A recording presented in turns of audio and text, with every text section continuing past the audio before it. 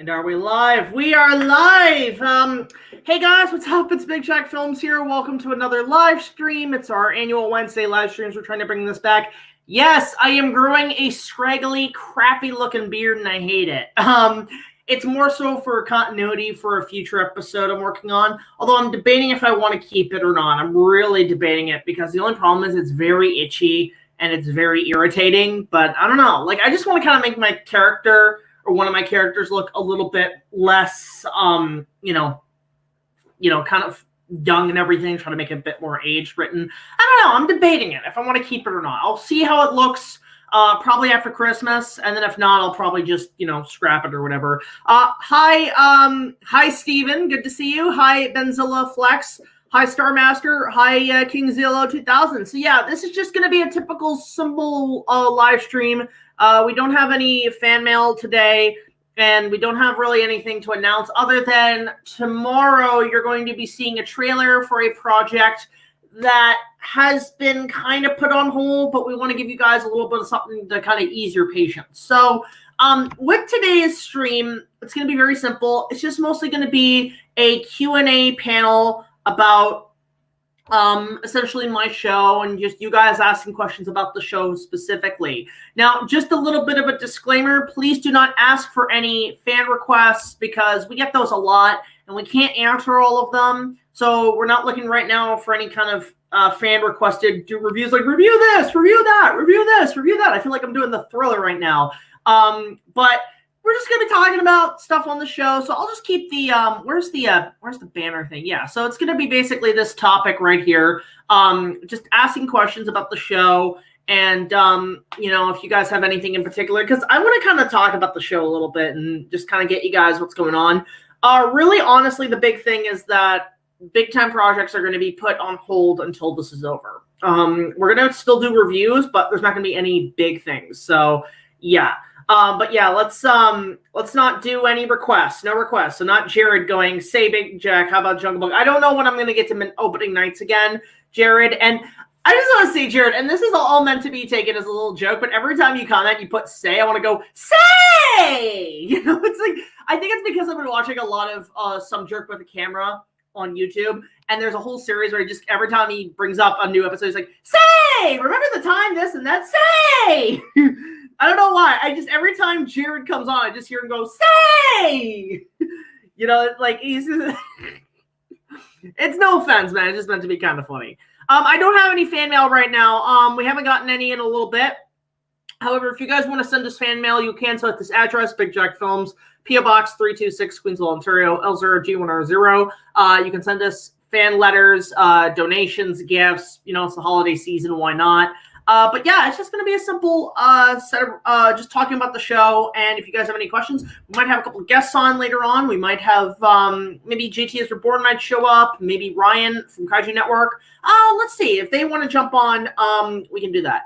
Benzilla Flix 896 has a question.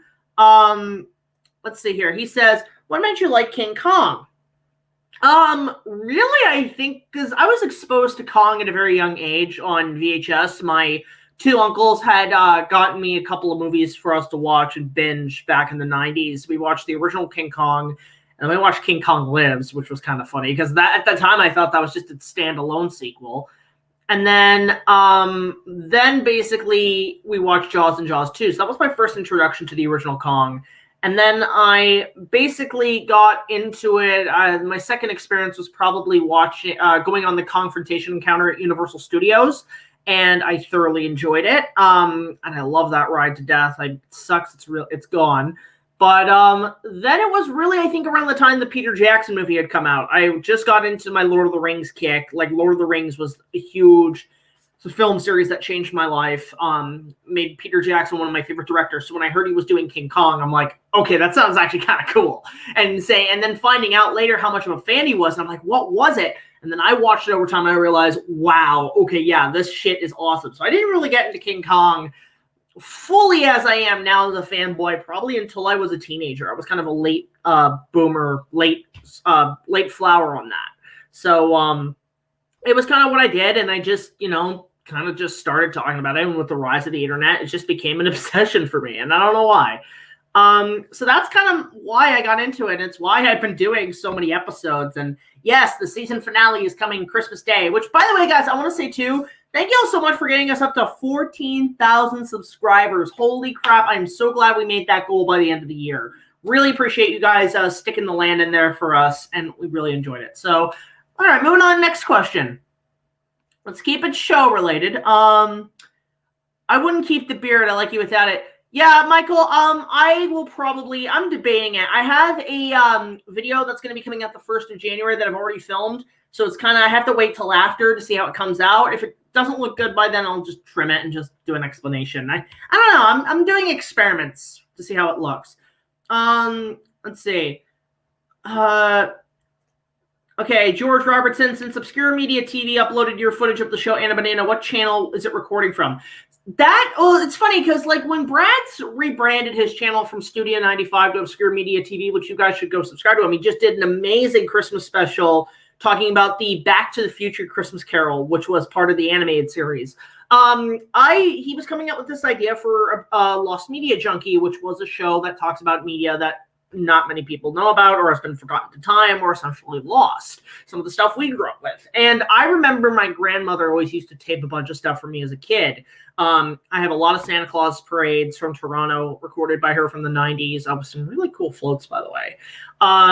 Then, obviously The Last Unicorn, Mumphy, and a couple other random cartoons were on these tapes, which I still have, by the way. And one of these tapes was a whole bunch of recordings from the Family Channel. Now, the Family Channel here in Canada was essentially our Disney Channel. In fact, I think it was actually eventually bought out by Disney. And they used to show a lot of Disney programs on the Family Channel. So, obviously, Wonderful World of Disney used to premiere reruns of that, Wonderful World of Color.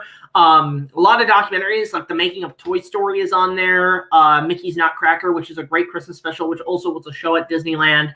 And then, obviously, there was some stuff like Anna Banana, which is completely random. And I was the only one who knew about this for years, and I could never find it. So I sent it to Brad, and I said, do something with this tape. I don't know what to do with it. So we had it rendered, and he just showed it. And I don't know if he's going to talk about it, but it'd be something cool to discuss on his end of things.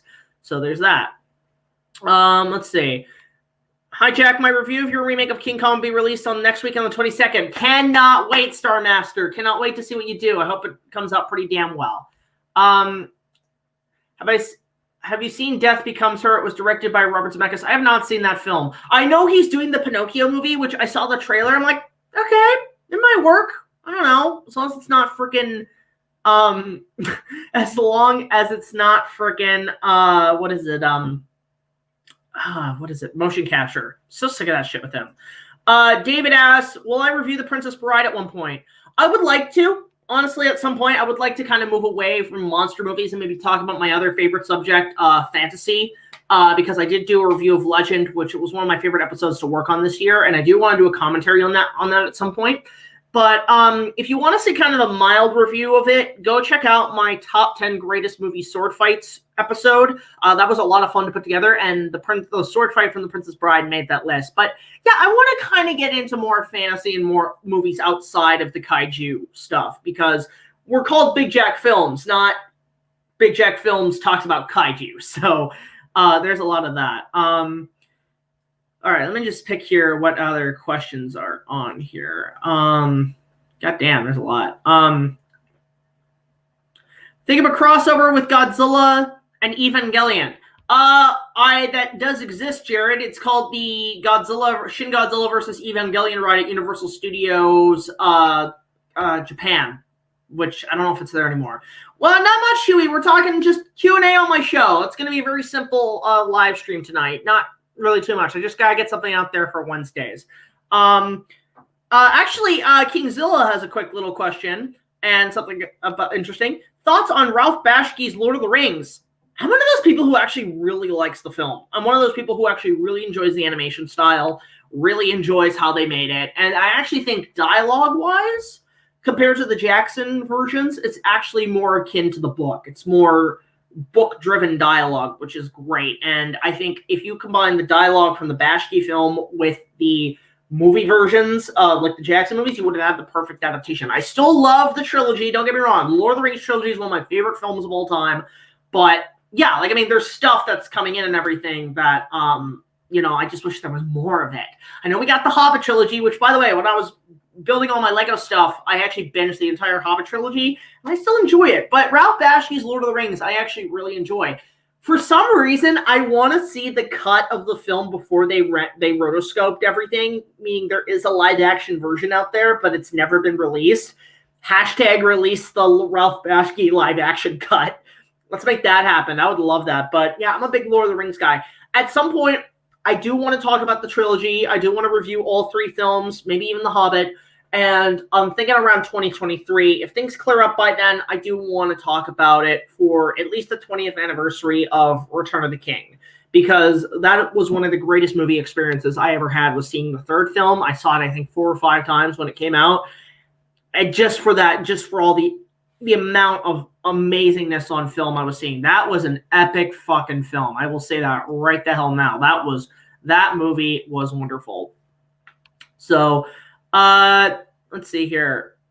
Yeah, Donnie, I did see the epic rap battles of history with Luke Skywalker and Harry Potter. I'm a really big fan of Forest Fire 101's Lego work. And, you know what? And here's what I've thought of as a plan. If things really continue where we can't socialize as much, which means a lot of my big ambitious projects might be put on hold even further, I may get back into Lego animation again. I haven't done that in like almost over a decade, and I do want to get back onto it because I have some ideas that I think would kind of be cool to transition, you know, some stuff from like maybe putting some reviews on the side and more so talking and just doing Legos again because I have the better technology for it. So there's that. Yeah, I know about the whole Disney announcement. That was crazy. That was fun. Yeah, that was pretty nuts. Hey, Kaiju Network, you want to jump on the stream? Could use somebody to talk to right now. That'd be kind of cool. What property do you think is underrated? In terms of franchises? Ooh, I haven't thought about that. I'd say the most underrated franchise, if I had to say, I don't know if you could count it as a franchise, but things like probably Waterworld, which I want to see another one. I want to see more of that world.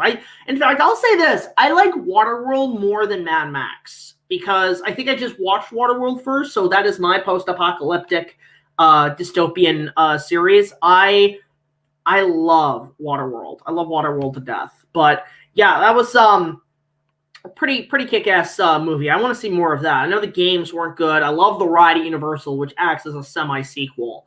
But yeah, it's kind of cool. I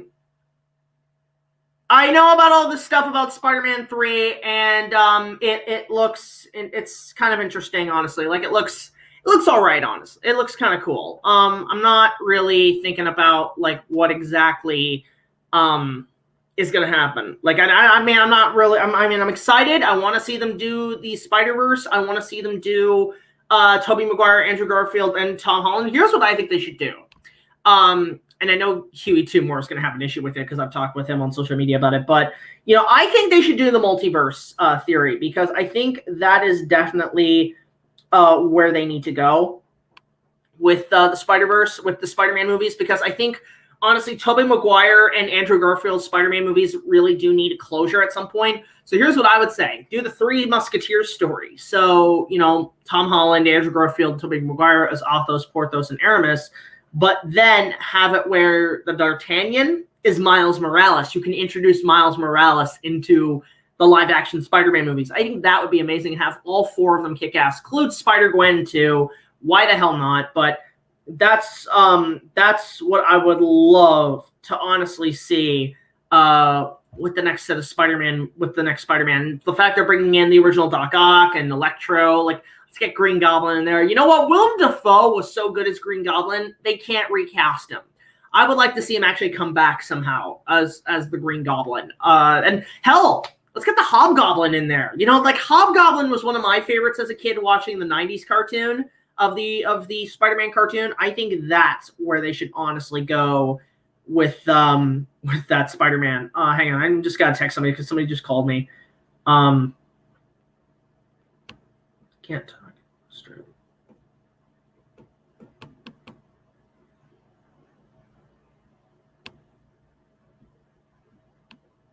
Anyway, so there's that. So yeah, guys, again, questions about the show. Let's not do any, like, I'm seeing a lot of requests. And like I said, no requests, please. No requests this time around. Let's keep that to a minimum. See, it's like, look at that. Do Toku Spider-Man. Do the Powerpuff Girls movie. Do Doctor Strangelove. Do Warriors. I'm not doing requests right now. Let's ask questions about the show. And yes, I need more protein, so I'm having a shake. Yeah, again, it's all requests. No requests, please. Come on, guys. That's hilarious. Now let's get, how do we get Kaiji Network on here? Does he want to jump on? Let's see. Private chat. How do I get him on? How do I get him on here? Do I guest screen? No. Okay, yeah, because I think Kaiji Network wants to jump on. Does he want to jump on? I'm not sure. If Kaiji Network comes on, we can actually get kicking here. Where the hell is he?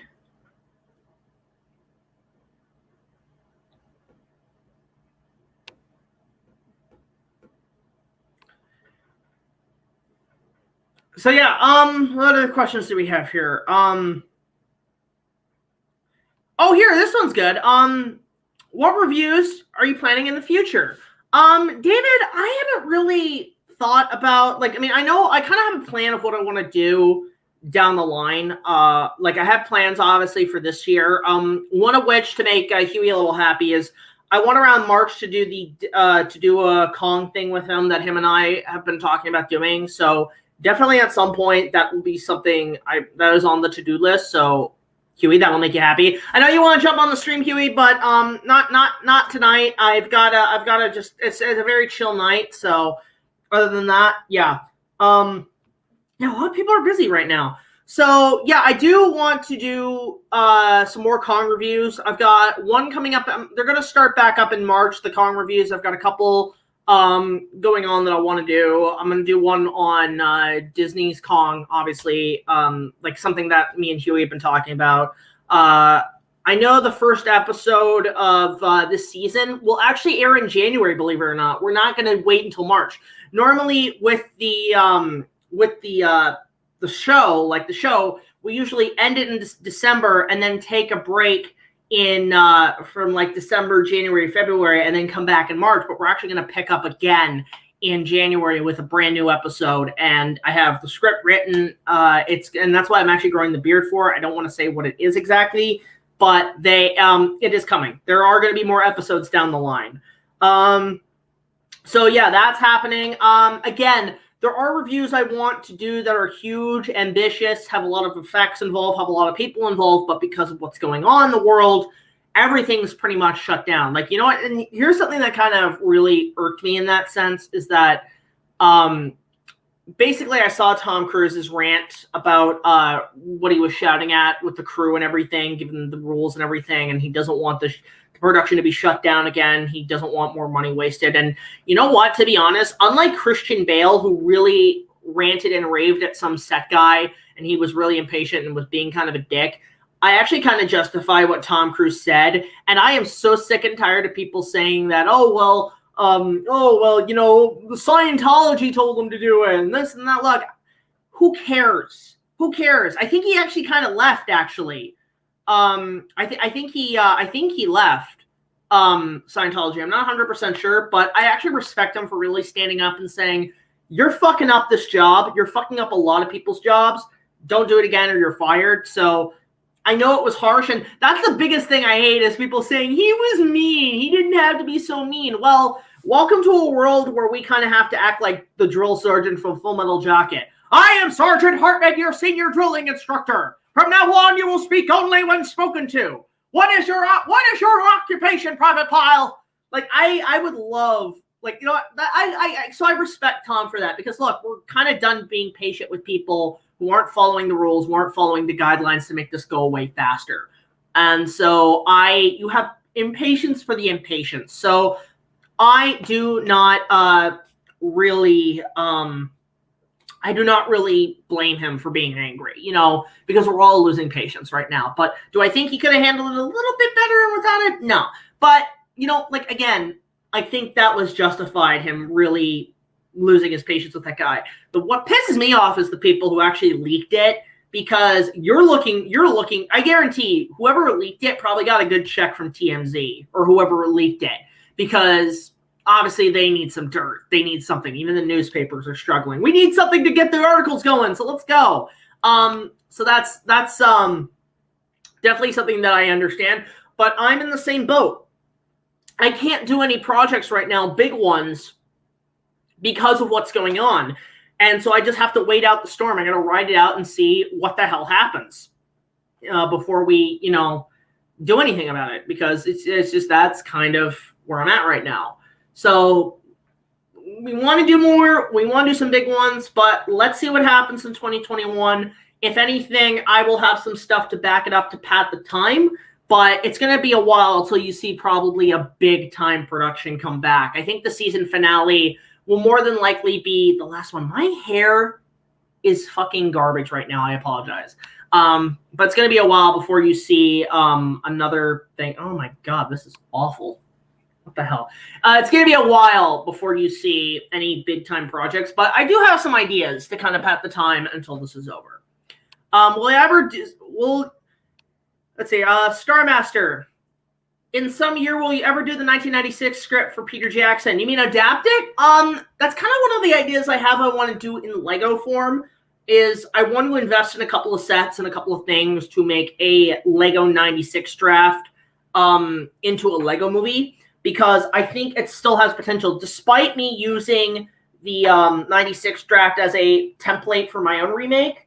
I didn't really feel like it really portrayed the 96 film exactly. And as much as I love the 96 draft, I want to just tell my own version. So I want to at some point. Hang on. We are totally losing a bunch of commenters. I'm making the 1996 comic draft into a real film. I will actually be looking forward to see what that comes out like, Colin. You're obviously going to make it stick to 1933. That is the big priority there.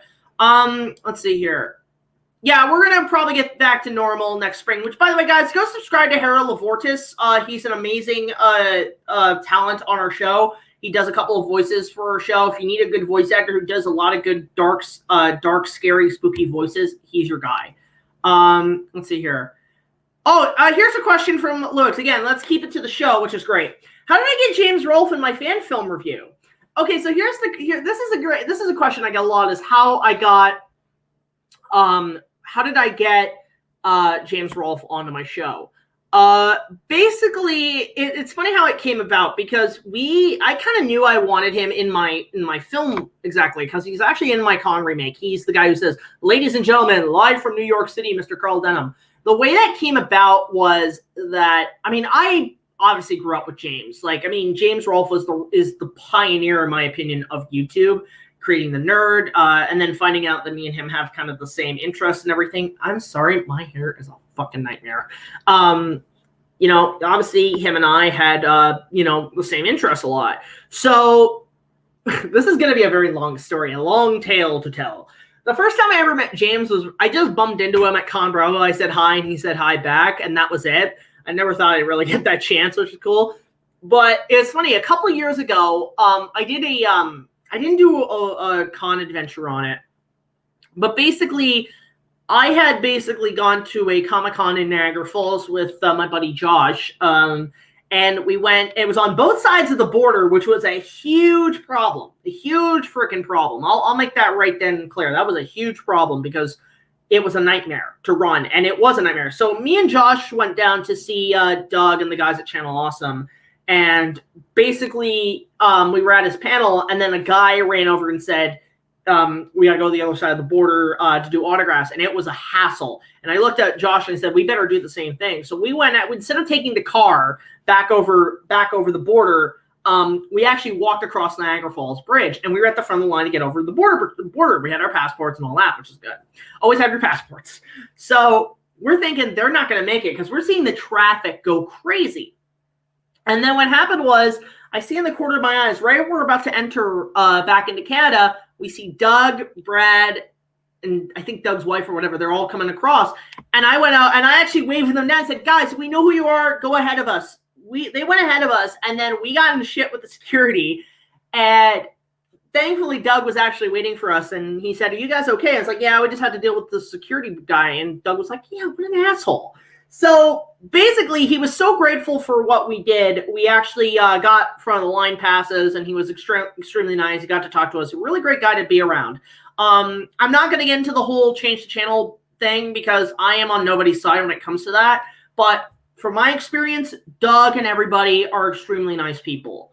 Very nice people in regards. Like Brad is great and everything. So then Josh and I were sitting at KFC after a long day, and we felt like, what the fuck were we doing? We risked our Canadian citizenship to get these guys over the border, and we quoted them up at Treasure Island where it was like, "We're heroes! We saved the critic and the schnub! Well, it was too late to save the con! No!" So that happened. We were just sitting down. We're kind of saying, okay, that was fun. Right when we're about to head back into the con, though, boom, we bump into James Rolfe and his wife. And James, what a nice guy. We got to talk to him. We just said hi, and he was really, really nice. And then we come back the next day, and we're hanging out with actually James at a video game competition. And him and I just start talking. I just thought, I'll start talking shit to shit. So we start talking, and we talk about Kong. We talk about our interests and everything. And I said, "Do you want to do a little audio cameo in my remake?" And he says, "You're doing a remake?" I'm like, yeah, it's just a little side thing. I got my camera. So I just say these lines very quickly. It'll be pretty soon. He's like, "Yeah, sure." So he does the line a few times, stick that in the cut. Great. Also, Doug and them also make audio cameos in the film as well. So that was all good. But then to get him in my reviews was another thing. So I think about maybe a year or two later, Josh and I go over to Buffalo to another con that James was at because we just thought we'd say hi. We hadn't seen him in a while. So it was right after the movie came out. And I gave James a copy of my film. You could see the interaction I had. And he knew who I was at that point because I think after our encounter, he actually went and watched my work, and he said, "I'm actually a fan of your work. I really like what you're doing." And that was great to get that recognition from him. And I told him, well, like something I like to do. We were actually having a Kong off, meaning we were trying to figure out who had the most knowledge about Kong, which was pretty fun, really great. And there's Josh just feeling like, these two dorks. So eventually what happened was that I said, I'm doing an episode on the video games, like on the games. And I asked him first, because this was actually before I wrote a script. And I told him, have you, thought about reviewing any of the games on AVGN? And he literally said, no, not enough shitty Kong games. And I told him, dude, you'd be surprised how many bad ones there are. So I just said, let's just do a bit where we talk about Kong on Atari. It's just Donkey Kong. So we filmed that. It was 3 takes. Every one of them, I lost my shit because when he gets into the character of the nerd, he's like, it's hard to keep you laugh hysterically. Like he stays in that character and it's just downright hilarious. So even in the take you see in the episode, it's actually, you can see me just struggling, like, don't laugh. So that happened. So that was great to get that. And then when it came time to the next season, I actually reached out to him because I actually had 2 different endings. I had one in case he didn't want to do it, and then I had one where he did want to do it. And we filmed both of them. And I reached out to him and said, hey, do you want to do this little cameo? And he said, yeah, you know what? So him and I have just been talking through emails, and he's a great guy. I hope he's doing really well because, just him and I just really get along well. And we do eventually want to do more down the line. So that's how, that's basically what happened. That's how the nerd saved Christmas. I don't know, but that's kind of doing pretty good. Decade Prime, how you doing on Happy Holidays? Thank you so much, Decade Prime. Good to see you. Really good to see you. Would you like to see all the Lost King Kong movies adapted into comic books?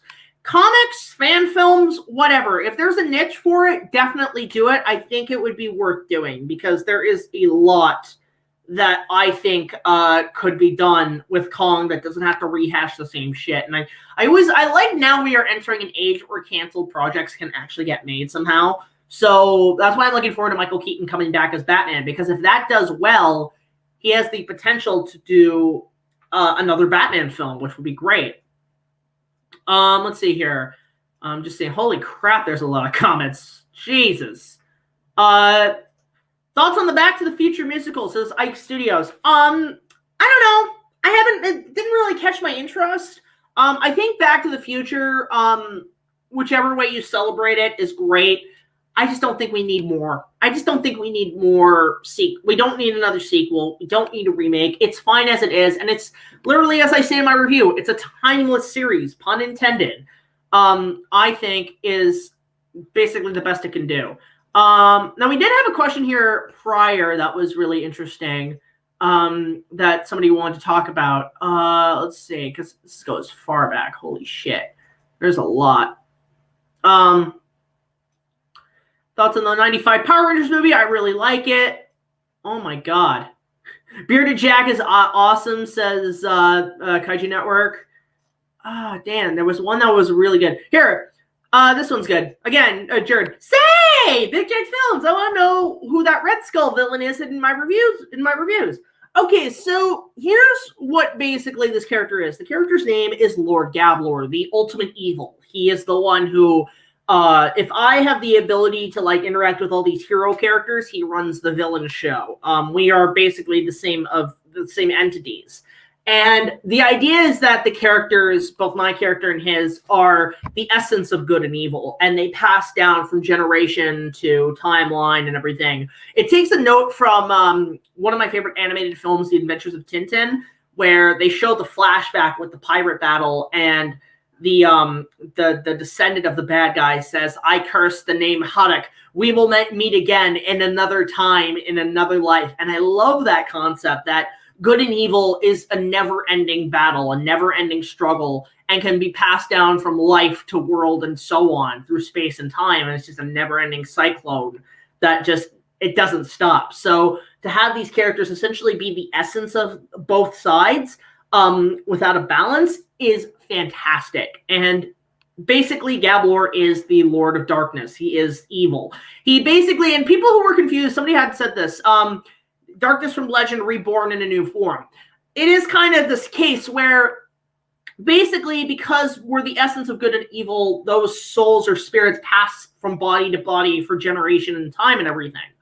So with Gablor in the Legend universe, he actually used Darkness's body when it was sucked into the regions of space and time to, you know, as a host. And I like, it's kind of like, in a way, John Carpenter's The Thing, where this creature uses a host body to sustain its life force, but it doesn't last for too long. He is ultimately looking for that definitive body. And the only way he can have that definitive body is through other means. So maybe the idea that he absorbs evil powers to obtain for his own. So we all have these different powers that pass on from person to person. So that's kind of basically, you know, the concept of these two characters, and something that we do want to expand on. However, COVID has made that impossible because there's just these huge events in the show that we do want to talk about, but just right now it's just physically impossible to do with people and everything.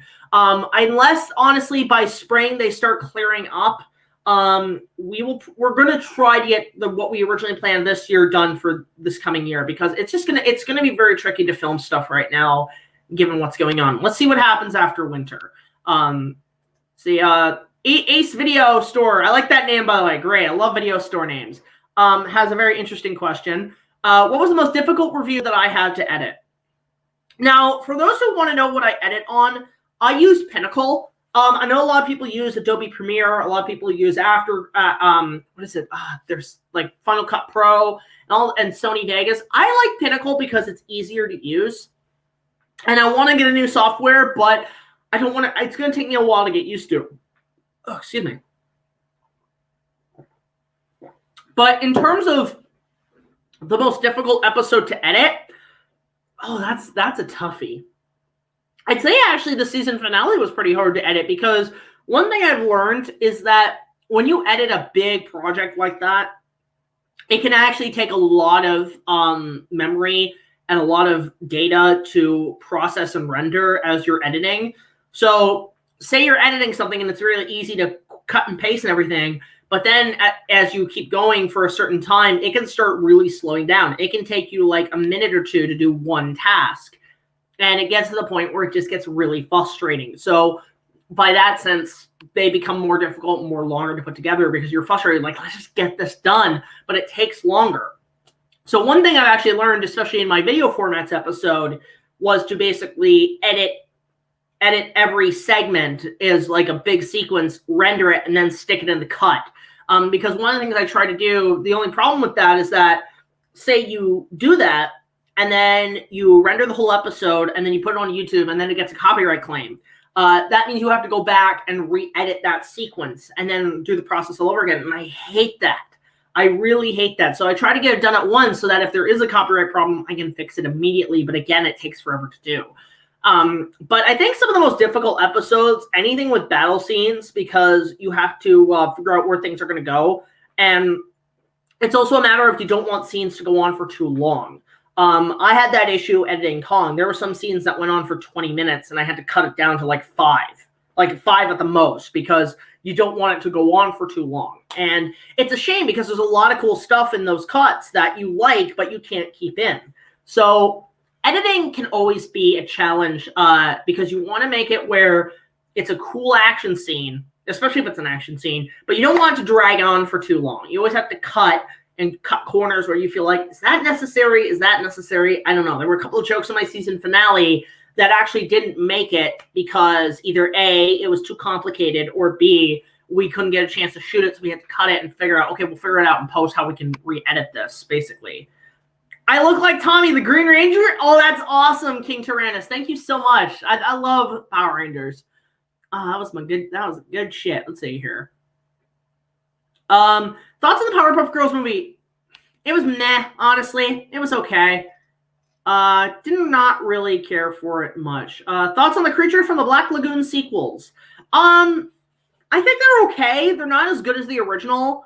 I prefer the first one. I do like the fact that Revenge of the Creature has Clint Eastwood, but part of me does want to see a remake. I would like to see like a John Carpenter's The Thing-esque remake of that film. I think it would do a lot better.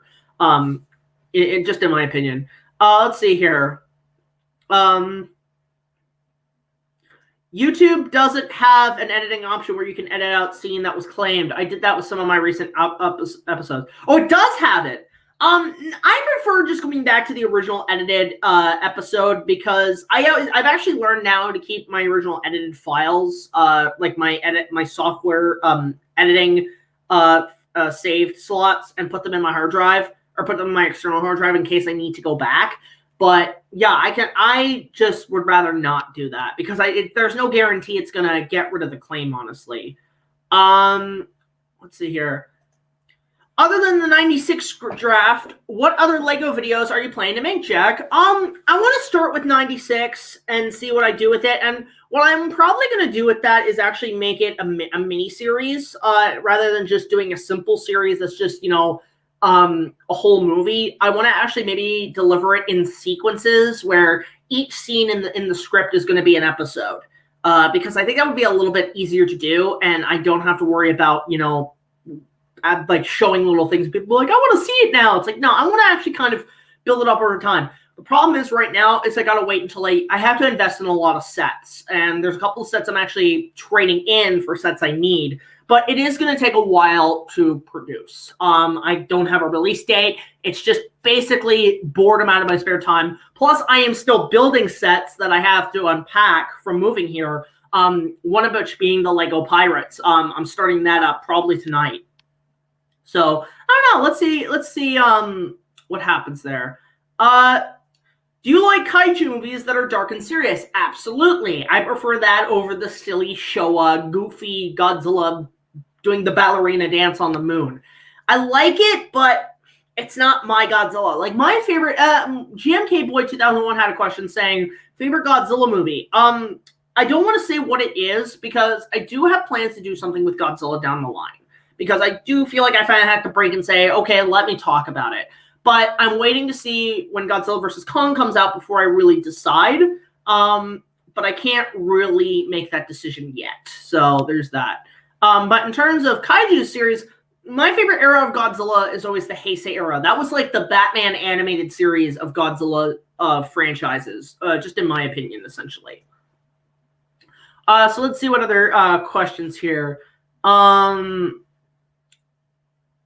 See. Oh, okay, this is a good question from Starmaster. How did I get the DeLorean in your top 10 Back to the Future moments? So here's the making of the episode. I also did a commentary on the episode if you guys want to go check that out. But basically, what happened was making the Back to the Future episode is I didn't want to talk about the trilogy, but I didn't want to spend 3 reviews talking about them in depth. So I figured, screw it. Why don't I just do my top 10 favorite moments from the trilogy and talking about it as a whole? And I wrote that script, believe it or not. I had written that script on a road trip to Florida. We had spent like 2 or 3 days on the road going from Canada to Florida. And I had spent it on my laptop in the back seat of the car, crammed in with all our shit, typing this episode. And I wrote it, and then I saved it onto my phone and I filmed. So once we got to Orlando, that was the first thing I filmed was all the segments that had to go in that episode. I made sure to write all that first. So I did that. And then over time, I figured out how I'm going to do it. And one of the things I did on the road was contact a few people who had DeLoreans and who were local. Who had now, when I did the episode, I wasn't guaranteed I was going to get the car. I was either looking for a replica of the time machine and or just a basic DeLorean. Like, I didn't even give a damn if it was the time machine. I just, if it's the DeLorean, it'll do fine. I was working either way.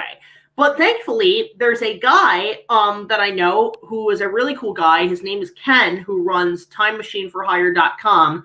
And he has a replica of the DeLorean time machine that he actually uses for charity events. And he uses it for events. And, you know, he charges people to take photos and stuff in the car.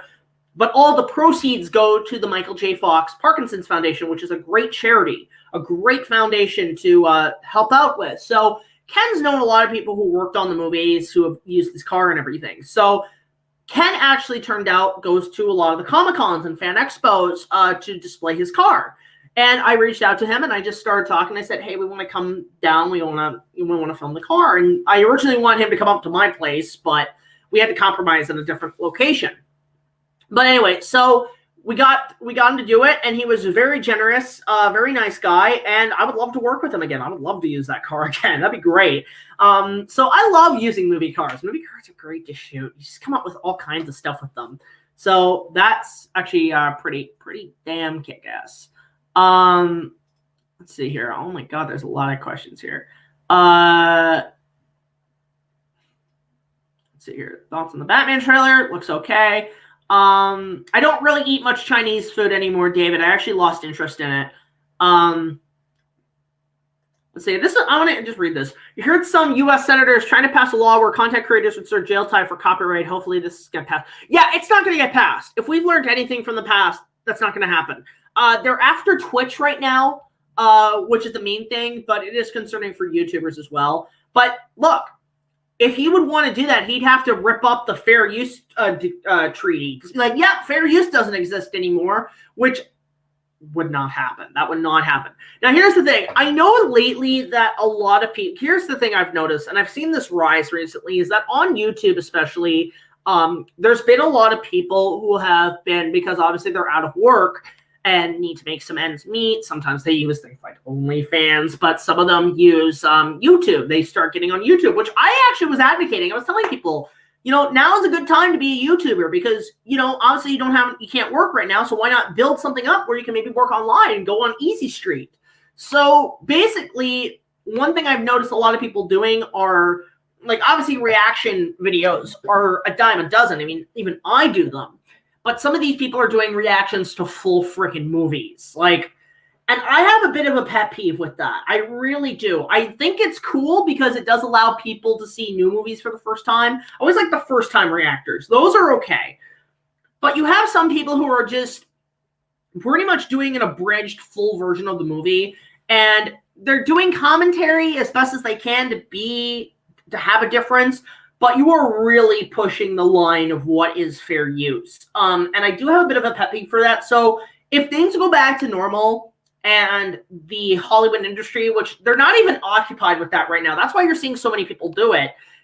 Because Hollywood isn't occupied with that right now. They're more concerned about their productions currently. They don't have time to fight over this.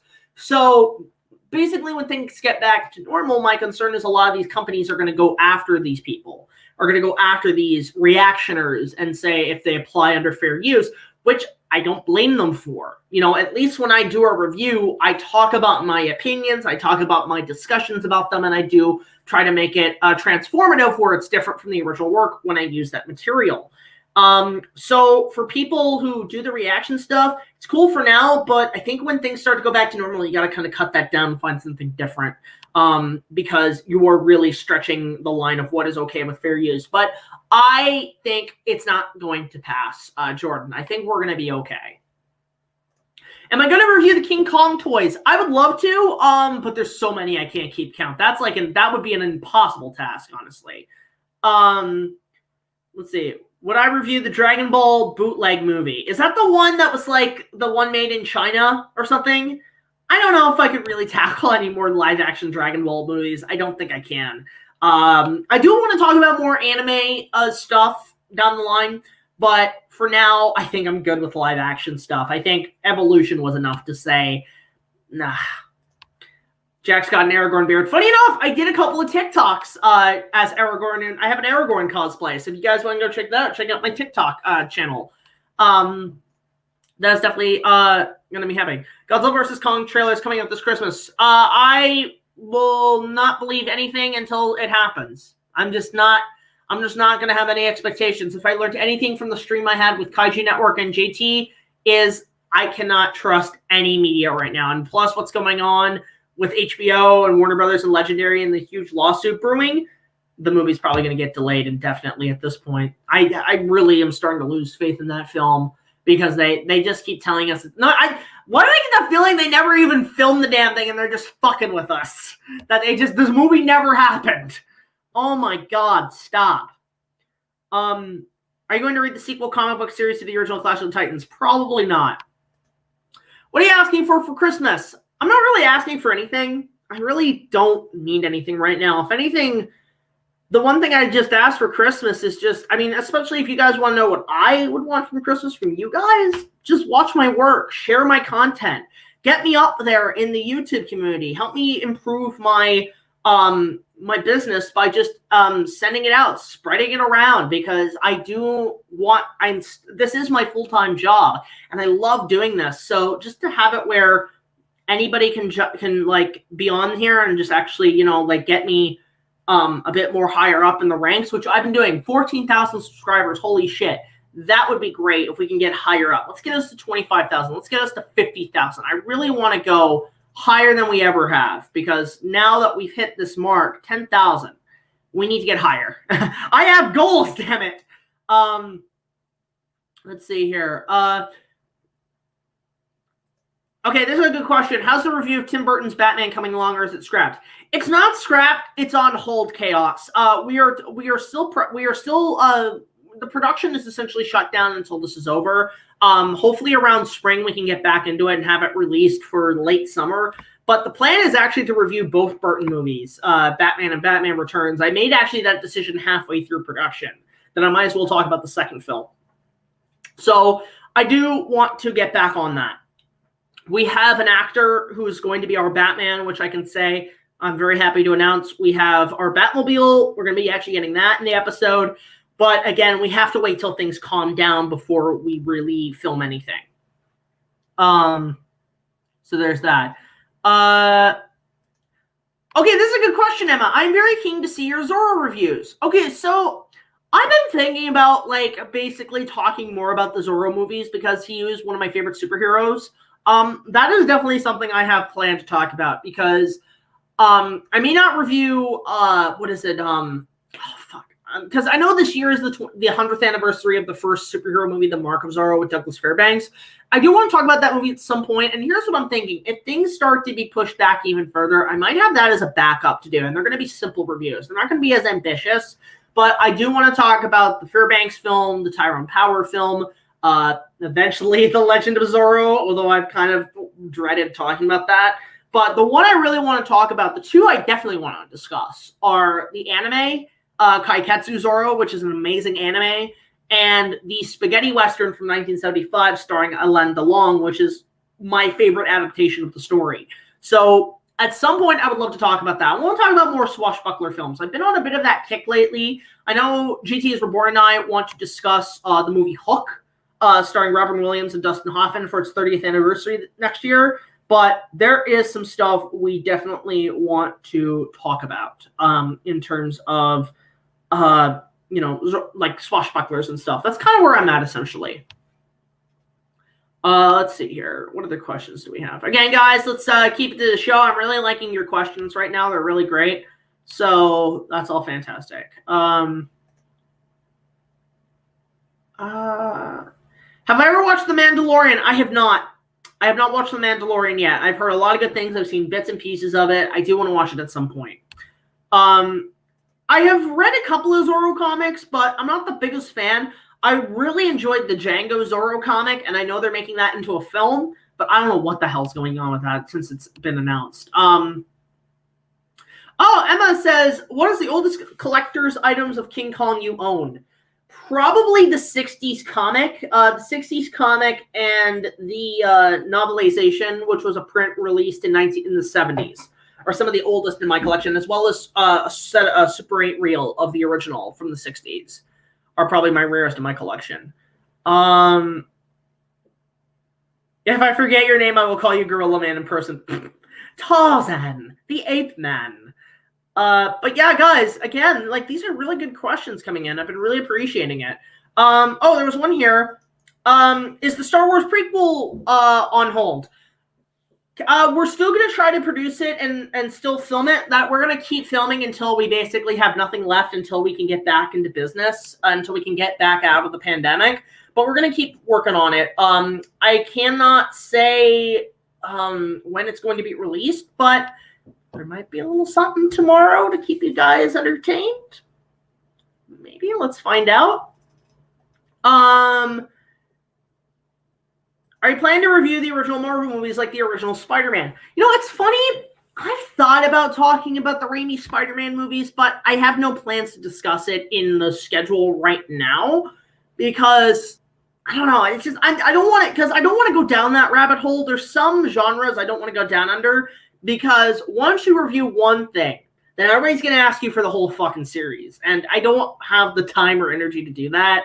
So, for example, if I say discuss the first Spider-Man, then the first comment, Spider-Man 2, Spider-Man 3, Amazing Spider, and it's just going on, MCU. It's like, oh my God, what have I done?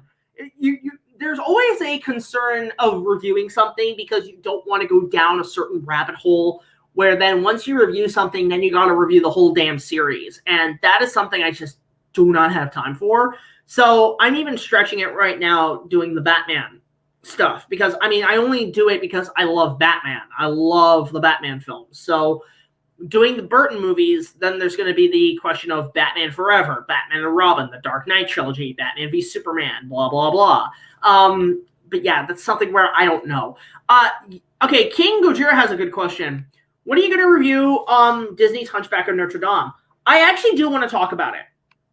And I'm thinking, like, if things don't clear up, that would be one of the backup episodes for next year. Because I think, honestly, 25th anniversary next year. I love Disney's Hunchback of Notre Dame. That's my favorite Disney film. But yeah, at some point, maybe. At some point, I would like to discuss that film. That is one of my favorites. Probably my favorite animated Disney film. But again, rabbit hole, then you're going to be asked to do the sequel. And I will be dreading that day. And I do, you know, part of me has plans to talk about the second one. But I'm really holding off for a very special event at some point, because I have some things to say about part 2, and it's not good. Let's see. Would I like to make War Eagles? Probably not me, but I would love to see somebody like Peter Jackson make it. A War Eagles movie would be amazing. I would love to discuss it. You know, but the thing is, a lot of people ask me to talk about War Eagles as part of the King Kong reviews, but I don't think it really qualifies under that category. I was really bending the line with something like Creation, and that was only because that was the prototype to Kong. War Eagles really had nothing to do with Kong. I do want to talk about more films outside of Kong and stop motion, so things like War Eagles I would like to talk about. I would love to talk about The Valley of Gwangi. especially the original version that Willis O'Brien had planned, and then talk about the Harryhausen film. I do want to talk about some other dinosaur movies out there. Like, man, I would love to. You know what? I would love to talk about Disney's dinosaur. That's one I want to do. I want to talk about, Land Before Time at some point. The first one. I wouldn't want to go into the sequels because the sequels would just, again, that's another rabbit hole franchise. That's what I'm going to label them. I'm going to label those rabbit hole requests. Meaning, if somebody requests me or asks me to talk about a certain movie that I know has a bajillion sequels, TV shows, and blah, blah, blah, that's what I call a rabbit hole request. Meaning, if I do that, then there's going to be more. And I don't know if I want to go down that rabbit hole, essentially. Let's see. But yeah, at some point, maybe War Eagles would be something to talk about. I mean, the NA has giant Lord of the Rings eagles versus Nazi airplanes in New York. Yes! How is this not a movie? I don't know. Like, get fucking Queen and Led Zeppelin to do the music. That would have been oh my god, that would have been a great movie to do in the 80s. In, like, the Flash Gordon era. Holy shit. Like, imagine the fucking, you have fucking Manhattan being attacked by Nazi airplanes, and then they bring in the fucking War Eagles. Get Brian Bless on one of them. Get one of them, so then he can recreate his famous line from Flash Gordon. Stand by, my hookman! Dive! I would love that. You know what? The closest thing we probably got to War Eagles as a visual interpretation was the Family Guy episode where Stewie and Brian go back to World War II, Poland and shit, and they have to escape, and they get to one of the airplanes, and then the fucking Hawkmen come in and attack like Flash Gordon, which comes out of nowhere. That's the closest you're probably ever going to see to a War Eagles movie. But, like, yeah, you know what? A War Eagles movie in the style of an 80s sci-fi movie, like Cue the Winged Serpent and Flash Gordon and shit, hell to the yes. That's a way you adapt it. That is a way you make War Eagles. I don't know, make it like a 1930s adventure serial mixed with the musical and colorful style of 80s sci-fi. There you frickin' go. Essentially, that would be amazing. I would love the hell out of that. Star Master, how did you become interested in Android 18? Okay, so this isn't. People ask this question a lot. Why did I bring her into the show? I just think she's the best character in the entire series of Dragon Ball. I grew up with this character as a kid. I felt she was I was obviously into Dragon Ball Z when obviously Goku and the whole Goku versus Frieza on Namek saga happened. That was epic beyond epic. But then when she showed up, then I was like, okay, I love this character. So whenever she showed up, I was like, yeah, best character in the whole show. It's just, that's what I liked, is her character. I did like the way she was as a person and everything, and her personality and all that shit. So to bring that into the show, because the thing is, when I did that in, I think around season 3, or season 2 actually, when I did my review of Orca and I ended it where I had to blow up the shark, that was just a joke. That was just a side gag. Never did I expect it reach the potential it had now. And because of that, a lot of people really, what I really liked about it is that was just a joke. And then as I kept using it, a lot of people started to realize that she was a popular character. So I was like, you know what? Yeah, let's go. And speaking of Dragon Ball, we have our first guest on board. Speaking of Dragon Ball, from one android to another, let's bring to the chat somebody we haven't seen in a while. Mr. JTIsReborn, how are you, Perfect Cell? Perfect. I hear you're talking Dragon Ball, so I figured I'd show up. Guys, this is JTIsReborn. He did the voice of Perfect Cell on my 100th episode. Go check out his channel. He's amazing. I just love that. I love how Perfect Cell is doing that meme. It's like, but if there's nobody around, there's also no strangers. Oh, man. So how you doing, man? I haven't seen you in a while. Well, I haven't seen you since our legendary CCXP stream where we just fucking destroyed them. We destroyed them, and I broke because you and Ryan lured me in with the promise of GVK dick. I did. Or to be fair, like that, we all got fucked over. Oh, we all got. You know what it is too, and I know why. You know, I think I know now, but we kind of know now why they didn't show anything, because I think they were gearing up for Legendary to talk. You've been hearing what's been happening, right? Legendary is pissed. Yeah, I'd be pissed too. Yeah, so they probably. So I guess Warner Brothers panicked. They were like, we look, if we show anything, we're gonna get sued. I think that was the issue, because I think they had to go. You know what? That's who's holding it. It's not Warner Brothers. It's Legendary. Mm-hmm. They're holding on to the trailer. They're saying, we are not giving this to you until you freaking, do something about this. Right, until they settle all this stupid legal bullshit. It's freaking ridiculous. Yeah, it's beyond ridiculous. Yeah, you know what? At this point, the movie is on hold indefinitely. That's my opinion. The movie is on hold indefinitely. Mm-hmm. Until this is over. Like, that's like, look, it was the pandemic, but now it's about this court case. And I wouldn't be surprised if Toho jumps in and says, no, you know what? We're buying the whole fucking movie off you. I wouldn't be surprised if Toho comes. No, Toho's not going to do that, because they have the whole thing, like, they get all the money in Japan, basically. So I wouldn't be surprised if they came in and said, we want our license back. Well, this is where the license is. I mean, it's not Legendary necessarily. It's this whole thing, because this movie would have been out had it not been for the pandemic. But they're trying to sue to where it's just straight to theaters, because they don't want exclusive HBO Max stuff. They don't get a cut of that, from what I gather. Exactly. That's the thing. It's like, here's the thing. At first, I was kind of interested in the whole HBO Max thing, but then I started to realize, wait a minute, there's some people who may not get paid because of this. So basically, because you're risking the fact that once it's a movie that's supposed to go to theaters is going direct streaming, here come the pirates. Oh, yeah, because they'll have a straight to 4K copy ready to go day one. Exactly, and nobody will fucking go. Yeah, so it's like, I can understand that. I can really understand that. So you know what? I would say, if anything, if they have to do a streaming thing, then, look, GVK is one of the, unlike Mulan, GVK is a movie I'm willing to pay the price that Mulan had. Oh, yeah. Because at least it's a movie that actually looks good and isn't a communist piece of shit. Mm-hmm.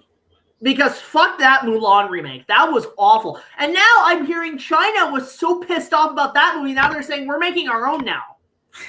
There literally is an article saying, we're making our own Mulan now.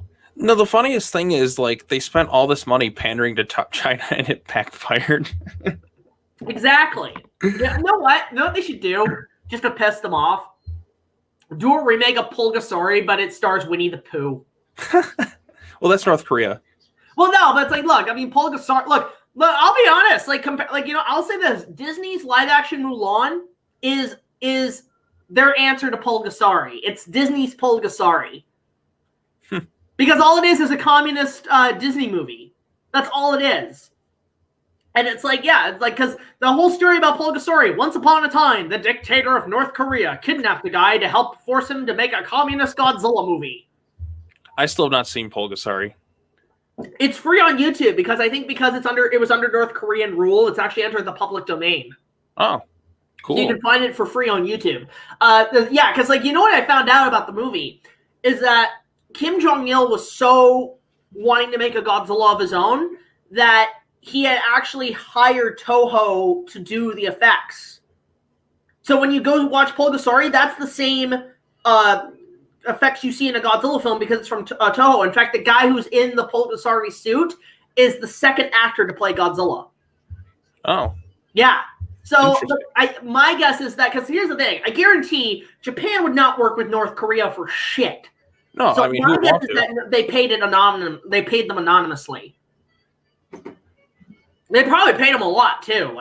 How much do you think? Because Toho, with their license and how they work, it's like, how much do you think they paid them to say, okay, we'll take the job? Who knows?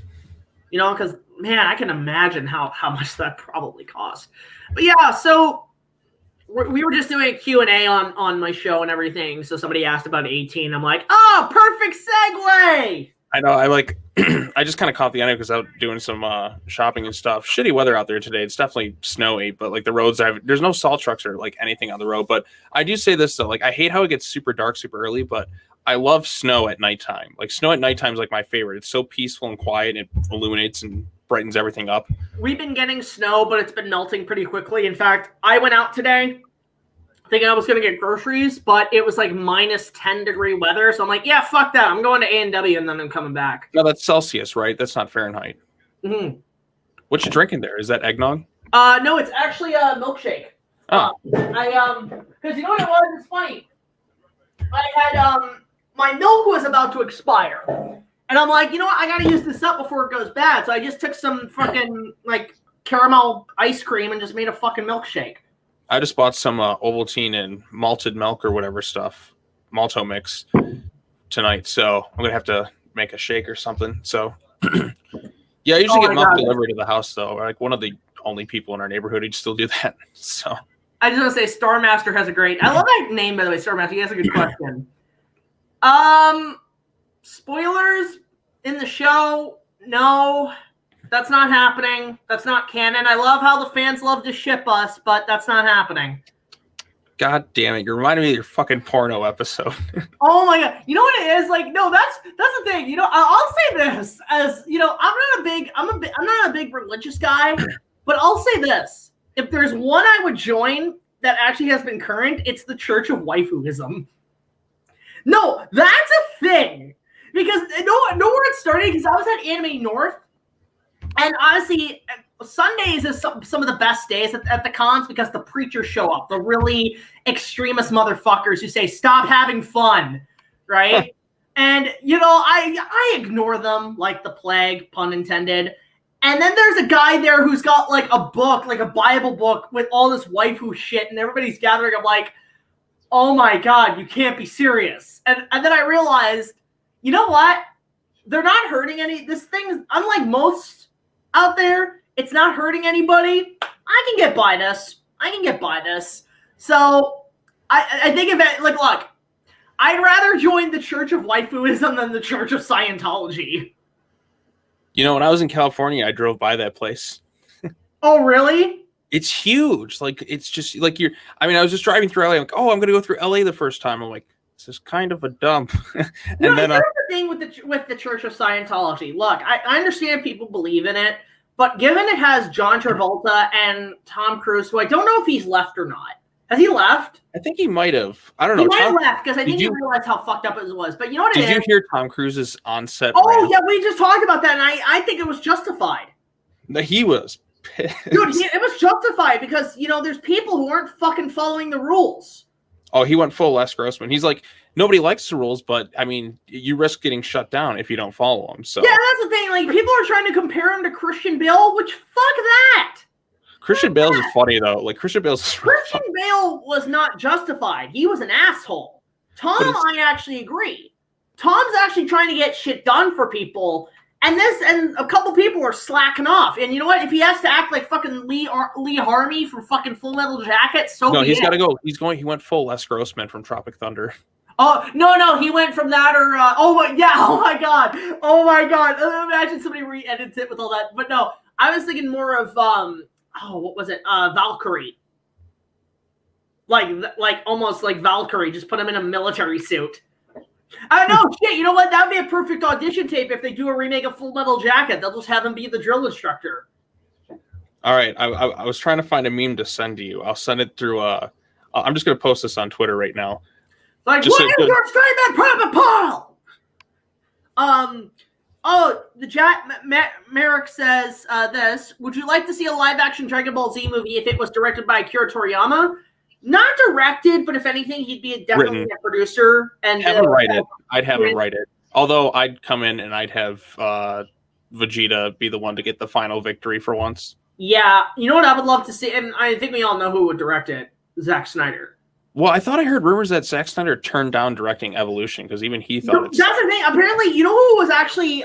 there were a couple directors offered for Evolution. It wasn't just Zack Snyder. George Lucas was offered. Now, can you imagine a George Lucas Dragon Ball movie? Piccolo shot first. All right, hang on. I'm going to do my screen share. Oh, my God. Oh, can you imagine that?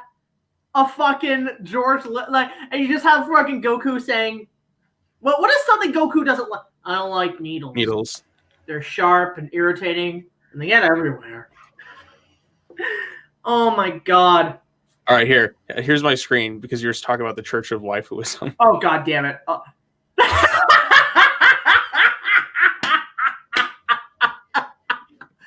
Oh my god, I love that meme so goddamn much. What is it about SpongeBob? Why is it like the most popular meme in the world right now? I don't get it. Because I don't know, like old SpongeBob has some. My favorite is that reaction video, Sponge Binge Me Millionth Dollar. No, I think for me it's like my favorite SpongeBob episode. If I had to pick one, like if I had to pick my top Band two, Geeks. That's my favorite. Band Geeks, where Squidward finally wins. That's #1 for me because it's the only time he's ever won. Victory and shit. Yep. Yeah, for me it's a couple. So things like Mermaid Man and Barnacle Boy 6, the motion picture, where they have to make a Mermaid Man and Barnacle Boy movie. Mm-hmm. I want to go back and watch all of SpongeBob because there was like I remember the episode where Squidward tries a Krabby Patty for the first time. Like there was it's like, but wait, Squidward, it'll go right to your thighs, my thighs, and then you'll blow up. I remember there was a scene when it first aired that they cut for further releases, and that's where Squidward's like, "What alarm do we have here?" And he gets fucking incinerated. No, if I had to pick my favorite episode, it's the episode. It's just a simple title. Arg. Oh, where they swear? No. Oh, that's one of my favorites. But no, it's the one where they're playing the Flying Dutchman board game, and then they actually that one's fucking great. They basically go out and LARP as pirates. Yep, that one's pretty funny. It does have one of my favorite in jokes though, where it's like where they crash on land, and it's like status report, Mr. Squarepants. The whole ship is underwater, Captain. I'm like, okay, that's funny. That is actually really fucking funny. But like, there's some good jokes that, like, as a kid, you kind of go. It's kind of like Animaniacs, where you don't understand the jokes as a kid, but now you go watch it again. I'm like, oh my god, this is fucking hilarious. Have you seen the new Animaniacs? I watched every episode. I thought it was fun. I've seen a bit of it. It actually is a pretty solid series. Right, it's pretty solid. Like I thought it was fun. Some things, I don't know, like not every joke lands, but there's definitely a lot that were. Like the Snowden episode, I thought was very funny, or when they confront Pennywise. Oh my god, yeah. No, I think for me, what I love is that it brought back the Animaniacs totally insane meme. That like now that's a thing to do. Yep, and then you had Pinky and the Brain, who I just missed a lot. Like I said, the Snowden episode had a very funny reveal. Are you pondering what I'm pondering, Pinky? I think so, Brain. I've met Rob Paulson. It's funny because, like, I remember growing up as a kid watching Animaniacs on KTE, which was the part of because Global here in Toronto had their own Saturday morning network where they showed Bobby's World, which I don't know if you remember. Do you remember Bobby's World? No, I'm not familiar with it. Oh, somebody posted a comment too, Grown Men Geeking about SpongeBob. You're damn right. I actually met Tom Kenny, and he called me a goofy goober. Oh my god, okay. In the SpongeBob voice. Okay, you know what? If it's not SpongeBob, Tom Kenny's best character is Patchy the Pirate. I love Patchy the Pirate. I love him as the mayor of Townsville. Oh my god, I forgot about that. Oh, girls, I can't. All right, you ready? You want to hear mine? All right, here's mine. Good day, girls. Oh my god, that's actually really good. Oh man, but yeah, it's like I remember. Oh, what was it? So yeah, Bobby's World was actually a cartoon series that actually was made by Howie Mandel. Okay, you remember Muppet Babies? Remember how he did the voice of like Skeeter and Scooter on that? Someone's with the voice that kind of sounds like this, Scooter. Skeeter. Oh wait, from Doug? No, from Muppet Babies. Oh, you're saying Skeet? I thought you said Skeeter. I'm like, isn't Skeeter a character? No. There's because okay, so Scooter in the Muppets, right? Who's like the yellow motherfucker, had a twin sister named Skeeter in Muppet Babies. Yes, I watched Muppet Babies, chat. I used to watch the shit out of that because you know what? Because I always loved it when they references to Star Wars. I watched Baby Looney Tunes. See, that was your Muppet Babies. See, Muppet Babies was already canceled by the time I started watching it, but they used to rerun it on Nick Jr. On Nickelodeon. And I remember, this is actually a funny story. This kind of ties back to my filmmaking days. I remember at the time, Phantom Menace was coming out. And they were airing Muppet Babies at the time on Nick Jr. And they aired my favorite episode, which I watched for the first time on Nick Jr., called Gonzo's Video Show. in that episode, the kids are given by a nanny who we never see. It's like fucking Miss Bellum. It's like, show yourself, right? In the episode, the nanny gives them a Super 8 camera. It's one of those Super 8 cameras where you pull the trigger and shit. And they just start making these little shitty films. And in the episode, they do a whole recreation of Star Wars Episode 4, but it's all with the Muppet Babies, and they even have it like little in jokes, like things like fucking Kermit when he's on Tatooine as Luke Skywalker. He's not drinking blue milk; he's eating a blue hot dog. Right? So there's all these in jokes, but the thing is with Muppet Babies at the time, they when they made that show in the 80s, because they were good friends, because the Henson Group was good friends with George Lucas. Lucas allowed them to use clips from his movies in the show, and I think that's one of the reasons why the show has never been released on DVD and Blu-ray, because there's a lot of clips in that show that the licensing would have a problem releasing them. So they would show clips from Star Wars, Indiana Jones, even Howard the Duck. They would show clips from and segue into the episodes. But with so that's why they were able to do Star Wars as one of the full episodes. They used to do constant episodes on Star Wars, which was great. So when that episode aired, that actually inspired me to make my first movie, which I borrowed my mom and dad's video camera, and we did episode 1 before the movie came out. Very nice. And it was all like, it was one of those standard home movies where it's like, put the camera on a tripod, just recreate the whole movie how you think it would be. It was just no script, nothing. Oh, God, you should see some of my cringy videos I made when I was little. You know what? At the time, I thought it was great. And then over the years, like I think when I went into my prequel hate phase, I said, my movie's better than The Phantom Menace, right? But then I went back and watched, I'm like, this is awful. This needs a lot of work. And yeah, we've all made content we're not proud of.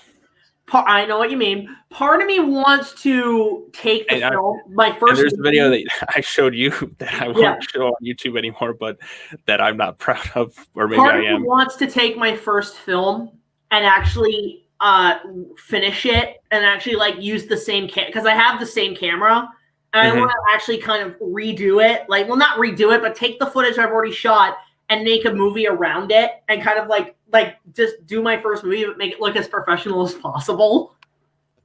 Okay, favorite Muppet. I'm trying to think Muppets versus. I get Muppets sometimes mixed up with Sesame Street, but for me, favorite Muppet's got to be Kermit. They're the same. Kermit, Miss Piggy. No, my favorite Muppet. Well, let's be honest. The whole world's favorite Muppet is whatever was hiding in David Bowie's pants in Labyrinth. It's the missing Muppet, Stiffy. Oh, so that's what Gonzo's nose looks like. Oh God. Let's see, I know what it is. If I had to choose my favorite Muppet, it's probably Gonzo. I was always when I was a kid watching the Muppet movies, I was a big fan of Gonzo and Rizzo. They were like freaking Muppet Treasure Island, man. They were that and Tim Curry. They were the best things in the movie. Yes, Tim Curry. Our love of Tim Curry will never. The love of the deliciousness of the curry. You know what my favorite Muppet is? Tim Curry. You know, if you actually watch the behind the scenes on Muppet Treasure Island, they actually did make him a Muppet.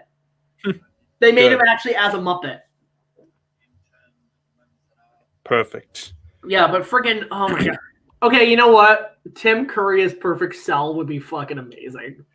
Well, Just Cell doing that, like doing the whole Prince Albert bit.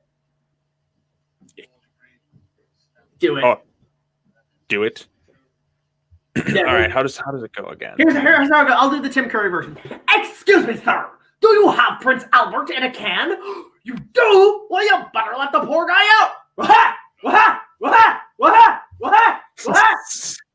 All right, Sal, go. Excuse me, miss. Do you have Prince Albert in a can? You do? Well, you better let the poor guy out. Wah-ha! Wah-ha! I can't do the laugh, but. Wah-ha! Wah-ha! Wah-ha! There you got it. Oh my God, we need to do that Dragon Ball dubs fucking it. You know, we're gonna have to dub over. Like we're gonna have to do dub episodes. Like I think honestly, you know what? Tim Curry doing Cell Cell dubbing all of Tim Curry's movies would be amazing. I'll have to do it. I'll have to. We're gonna have to do that. Like we'll do Muppet Treasure Island, It, Legend. Just get all the best. Or freaking Congo. Cell as Tim Curry in Congo. It's like I will pay to have Amy go home. Doing good. Doing good. Oh, do the whole diamonds are here line, please, a Cell. Oh my god. All right, no. Let's get it. I'm trying to keep a straight face. No, the diamonds are here.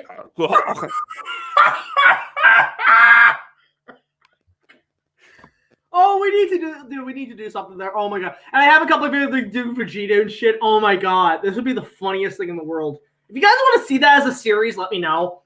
Yeah, we're gonna have to dub over everything as Perfect Cell. I love the video where somebody took Perfect Cell and mixed it with Plankton because they're pretty similar in voices. As a kid, I thought they were the same actor. Pipe down, crabs. I went to college. I went to college. No, you know what's funny? Freaking Goku or Cell telling Goku, like, you've won this time, Goku. Shia Kazim. Did somebody say Mr. Cell? What that in the background? Oh, well, I have a giant Godzilla stand here.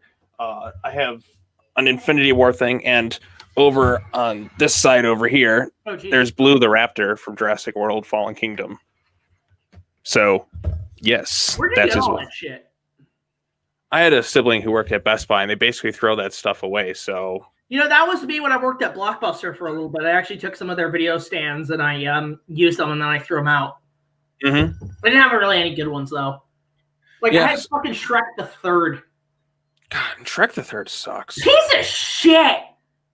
It's like that's where the series just kind of died. Because the first two were very well liked. Shrek the Third, I remember there was a lot of hype about it, and then like when it came out, nobody was just like, eh. The internet ruined Shrek for me entirely. Like Jim Carrey as the Joker. Kind of already is. Alrighty then. It's funny because the place we premiered Kong at the Gym Theater was actually where a lot of that area is where Jim Carrey actually grew up, and he actually would act. There's actually been stories. I have friends who have actually met him where he would show up at those theaters unannounced, and then just kind of have fun. Yeah, he would just show up for pure random. So can you imagine we're at the Kong premiere, and then all of a sudden fucking Jim Carrey's there? Like, what the fuck? Yeah, Jim Carrey doing here. I wouldn't put it past him. Didn't he like go out and live in the woods for like a year or something? Well, he's Canadian, you know. Yeah, he does a lot of stuff. Yes, maybe it was the I apologize for Dr. Robotnik. I enjoyed him as Robotnik. I thought it was kind of fun. I haven't seen the Sonic movie yet. Oh, you know what, Jack? I remember you tweeting something like a while ago saying the Sonic movie was going to completely fail. Oh, yeah, I was guaranteed it was going to suck. You know what? I think I can find it. I'm going to find the tweet right now. No, but you know what? I was wrong. I apologize because you know what the problem was is that Sonic has not been good since Sonic 3. In my opinion, it has not been good for almost 20 years. I found it right here. I found the clip. But let's all point and laugh at Jack when he was completely wrong about Sonic. I will admit my mistakes. I'm sorry. All right, let's see. Oh, how do I share with audio? Hang on. Does this work? Oh my god. It was back when I looked young. How do you share the audio? How do I share audio? Here, reset it and then like it'll say to add audio when you add the stream. Oh.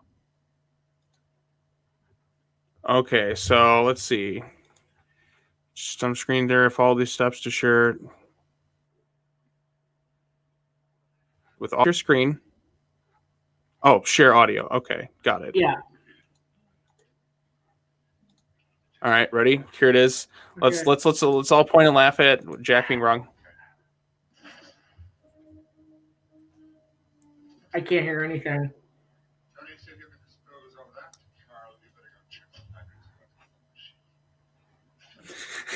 I can't hear anything. Is it not working? Now here, let me try mine. Send me that tweet. All right, hang on. Oh, how young and stupid I was. This was just last year. You know what one of my favorite quotes is when I make a mistake, is a quote that F. Murray Abraham said in the movie By the Sword, where it's like where he tells this girl, "I killed a man." Why? All right, I just shared it with you. I don't know why it's not sharing audio. No, anyway, yeah, I love it when F. Murray Abraham in the movie By the Sword, he tells this girl, "I killed a man." Why? I was young and stupid. Like that's my response to everything I've done back in my day. It's like I was young and stupid. Okay. Well, I mean, oh god, it's really. Let's play it because. All right, hang on, I gotta share my screen. Hold on one moment. All right, this will be fun. Oh my god. Again, I apologize, people. I thought I would not. I would not want an Ang Lee directed Dragon Ball movie. He'd make it too boring.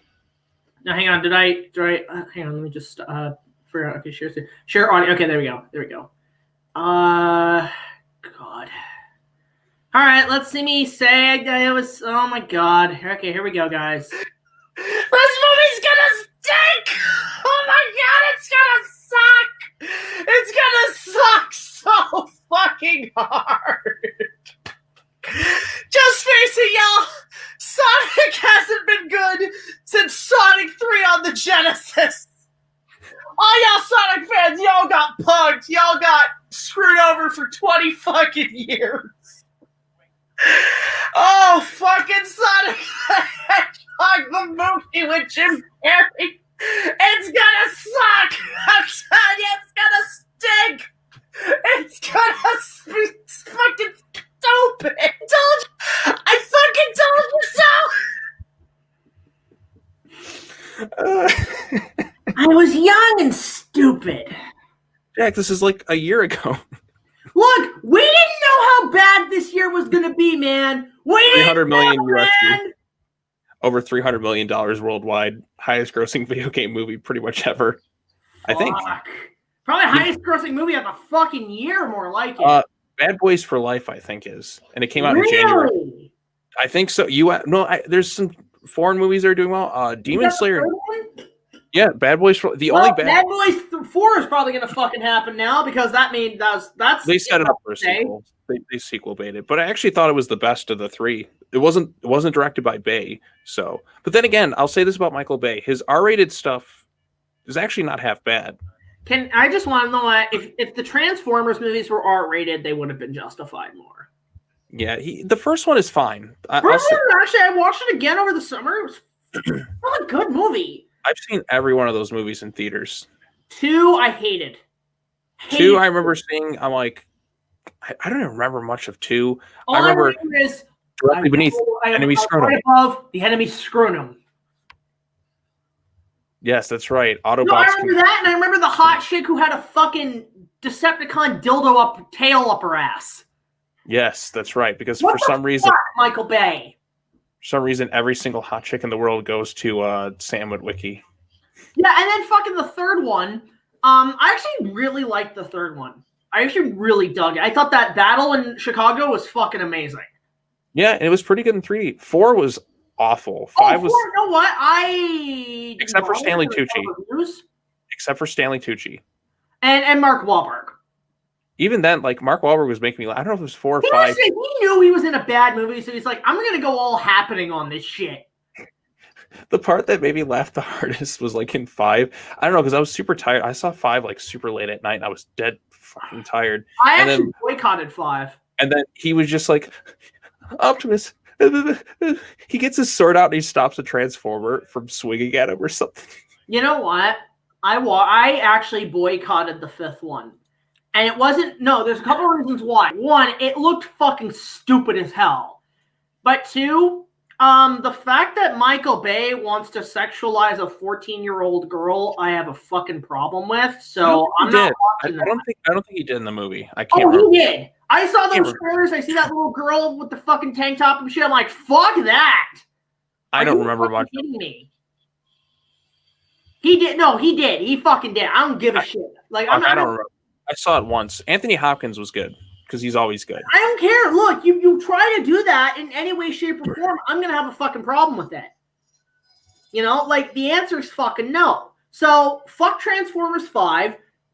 Fuck 2, 4, and 5. I didn't see Bumblebee. I heard that was good. I got an early screening of that one. That did well view-wise on my channel when I talked about it. But I liked it. I think it was pretty solid. Different director. Yeah, it was awful. It was a piece of shit. Like the fuck the later sequels. Oh, and way to fuck up Unicron. What the hell? I've waited the entire series for Unicron. To say that Unicron was Earth the whole time? Fuck you, movie.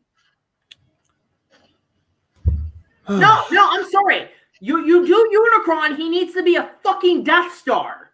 Mm-hmm. Who cares if Disney's gonna sue you? Make him a fucking Death Star.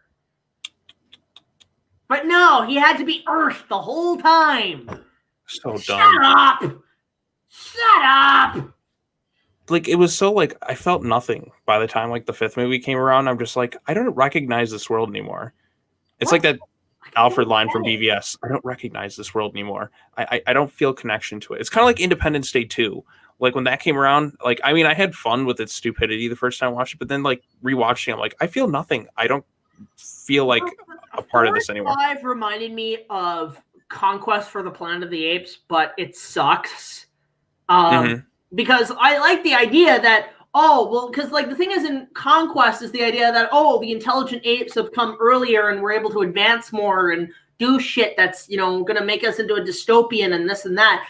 Whereas in Transformers, I do like what the idea they had that humans use Cybertron technology for the worst. Like, they actually abuse that technology. I like that concept, but it was used on a set of piece of shit movies. Like that's the one thing I can take away from 4 is the concept that they used Cybertron technology as like a weapon. That humans tried to weaponize it, and it's like you can't because it's got an AI of its own. Right. So I felt that was an interesting direction, but it was for a shit script. Because Michael Bay should not be writing those fucking movies. He doesn't write. Dude can't even, like, do you ever see that thing where his teleprompter broke and he just didn't know what to say about his own movie? He just said, fuck you, buy my teenage boys go to see it to buy the toys and masturbate. No, so basically what happened was somebody tried to ask him, like, okay, what was this movie basically about? And then his teleprompter broke and he had no idea. And he's like, I'm sorry. It's my farts. I made it into a movie. It's my farts. Mm-hmm. I'd say, Big Jack Films, me and my friend came up with the idea for a future Godzilla movie with the gothic tone called Godzilla versus Lunaris. Lunaris. I don't know how to pronounce it, but I don't know. I like a gothic tone for a Godzilla movie. That like Batman cool. Returns gothic? Fuck yeah. They're fucking Hunchback. Like, fucking have it where it's like all fucking religious gothic shit. Yes. I don't know. Have Godzilla attack 17th century France. Gothic tone. Okay, so we got that. What do we got here? Oh, did you hear about the live action Yu Yu Hakusho coming? Oh! No! Yes. No! You will enjoy it. Look, I watched Yu Yu Hakusho late at night on fucking Adult Swim back in the day. It was okay. I was more of a Tenchi Muyo guy. I love Yu Yu Hakusho. I like Yu Yu. I vaguely remember it. Yusuke Urameshi is basically anime Ash Williams with his personality. He's such an asshole, but I love him. I was more of a... Did you ever watch Tenchi Muyo? I remember it, but I don't really remember watching it. Tenchi was like a prototype Rosario vampire, where it's like this one guy who's got like 20,000 girlfriends, and they all like kick ass. Like, I think one of them had a lightsaber. I need to rewatch. There's a lot of shows, because I remember like it was that. I remember Tenchi Muyo airing late at night on Toonami, and Yu Yu Hakusho was another one. I just remember Spirit Gun, so I had to like, and I forgot what it was until kind of like more recently. Then I'm like, oh, Yu Yu Hakusho, and it's so weird that they announced the show, because just the other day, like an hour or two before like that announcement came, I found myself kind of watching like the very final scene of Yu Yu Hakusho, and then literally like an hour later, it's like Yu Yu Hakusho anime series. Like, what the fuck? It's so weird. Like, I have this habit where I kind of like watch something and then something kind of correlated to it gets announced like within a week, within a few days. It'll be completely something random, and then something related to it happens. And this happens to me all the time. It's almost like a weird psychic ability of sorts. I don't know. Yeah, that's me sometimes. It was like when you're interested in something and then something happens with it, you're like, oh shit. Like when I did my Inuyasha vlogs, I thought, okay, well, I'll celebrate the 20th anniversary because I don't know what's going to happen. And then they announce a new series. I'm like, oh, shit. Yeah. All right, somebody asked a question. Hey, Sean, are you a fan of Gendy Tarkovsky? Dexter's Lab, Powerpuff Girls, love the show. Of course, I just Samurai Jack. Yeah, Samurai Jack for me. It was Samurai Jack, Dexter's Lab, Powerpuff Girls, and Clone Wars. I mean, yeah. I mean, I love Dexter's Lab. Powerpuff Girls, obviously, with... Powerpuff Girls is great. I actually really dug that. Who was your favorite villain? It's a toss-up between him and Mojo Jojo. Hello. You know what it is? Mine was always Sedusa. Sedusa was freaky as shit. Sedusa was fucking great. Him is the creepiest fucking villain for a kid show. Yes. Okay, dude, had they made a live-action movie at that time, Tim Curry would have played him so fucking well. It's like combine Legend, like Darkness from Legend, and Rocky Horror Picture Show. Holy shit. That's pretty much what him is. Yeah. And then Mojo Jojo's funny as shit. Powerpuff Girls. But the thing is with Sedusa is like, I think that was kind of my first introduction to the Medusa Greek mythology. Because I did like the idea that like she's like a girl who disguises herself and then actually like she's kind of a succubus in a way. You know, like one of my favorite episodes was Mommy Dearest, which ha ha ha, I get it. It's a play on words on the movie it was Mommy Fearest. And then there was like the movie Mommy Dearest, which I can't remember if that was like some weird psychological movie or whatever. Yeah. Wasn't that the one with that chick who goes, "No more coat hangers"? Yes, I believe so. Yeah, so it was like a play on. No, it's that, no wire hangers ever. Yeah, like that was just fucking. That's what it kind of was. So I remember that episode, and like, yeah, I remember Sedusa just being pretty fucking kick-ass. And and I love the fucking. My favorite character in that whole series was the fucking narrator, La City of Townsville. Yep, that's Tom Kenny. Oh my god! Of course, it's Tom Kenny. Tom Kenny voiced that. He voiced the mayor, girls. Like favorite episodes for me of that show, that the Mommy Fearest episode. The one, okay, it's got the longest fucking title, just called the Powerpuff Girls Best Rainy Day Ever. That's the one where like literally it's raining so fucking hard that nobody does anything. So all they do is RP, like pretty much LARP their daily life at home. Yeah. It's like Powerpuff Girls Sweden. And half the jokes are like, how did you get away with this? Like the one joke I love is where fucking Blossom has to play Miss Vellum at one scene. And so she's like, just a second, Mayor. And then she has to stuff like literal bunnies in her chest. I love the Rowdy Rough Boys episodes. Oh, that one was good. The funniest one is when Mojo Jojo has to babysit them and they're watching that kids programming and he's just like, oh, what does a rhino do? Hop, hop, hop. Stop, stop, stop. No, there's also the one where Bubbles becomes Mojo Jojo. Oh, yes. And the whole time Mojo Jojo's in a fucking bathroom because he just got out of the shower and he's like, I'm wet, I'm naked, your sister's wearing my clothes. I love the episode where Mojo Jojo's just trying to, like, the villains are trying to mind their own business and they're just getting their asses beaten. What was the one where it's like those three crooks who like disguise themselves as Powerpuff Girl mascot costumes? Oh, fuck, I remember that. You know what? I'm going to binge Powerpuff Girls. It's going to be one of my next shows to watch. It was like, yeah, so it's like, that was a good one. The one with fucking the clown. Oh, yeah, I think where it like takes all the color out and then they play that really shitty hippie song. Shit, I'm trying to... A lot of these episodes, man, or where they became dogs. That when they aired, for fuck's sake. I remember they met Santa Claus at one point. He's like, "Cause I'm Santa Claus. Check it." No, there was one episode I remember where didn't like Blossom land into the fucking kindergarten fucking clothes shit, and she comes out dressed like Cartman. I think so. Yeah, there was one that was like a jab at fucking South Park. Because I'm trying to think. At the time also when the episode had when the show was, I guess, in ratings with South Park, I guess. Yeah, God, I just had a thought of something of Powerpuff Girls, but I can't remember what it was. Then they had two other series. They had the 2016 reboot, which I heard isn't very good. Oh, it's fucking terrible. And then they had Powerpuff Girls Z in Japan, which I watched that, which was Yeah, it was an anime. I think it was an anime first. Didn't the anime And come now first? we're gonna get the shitty live action in their 20s CW Oh, show. no, it's that and the okay, of all things to create a Frank Miller well of diarrhea out of. Like, I literally tweet about this. Like, what in Frank Miller's beef burrito diarrhea is this? Mm. Fucking Winx Club. You know, I just remembered. Remember when they crossed over with fucking Major Glory and Dexter's Lab? They did. I remember that. I didn't know if I was dreaming or not. No, because like Major Glory and the Justice Friends were like, they didn't want them to love Major Glory.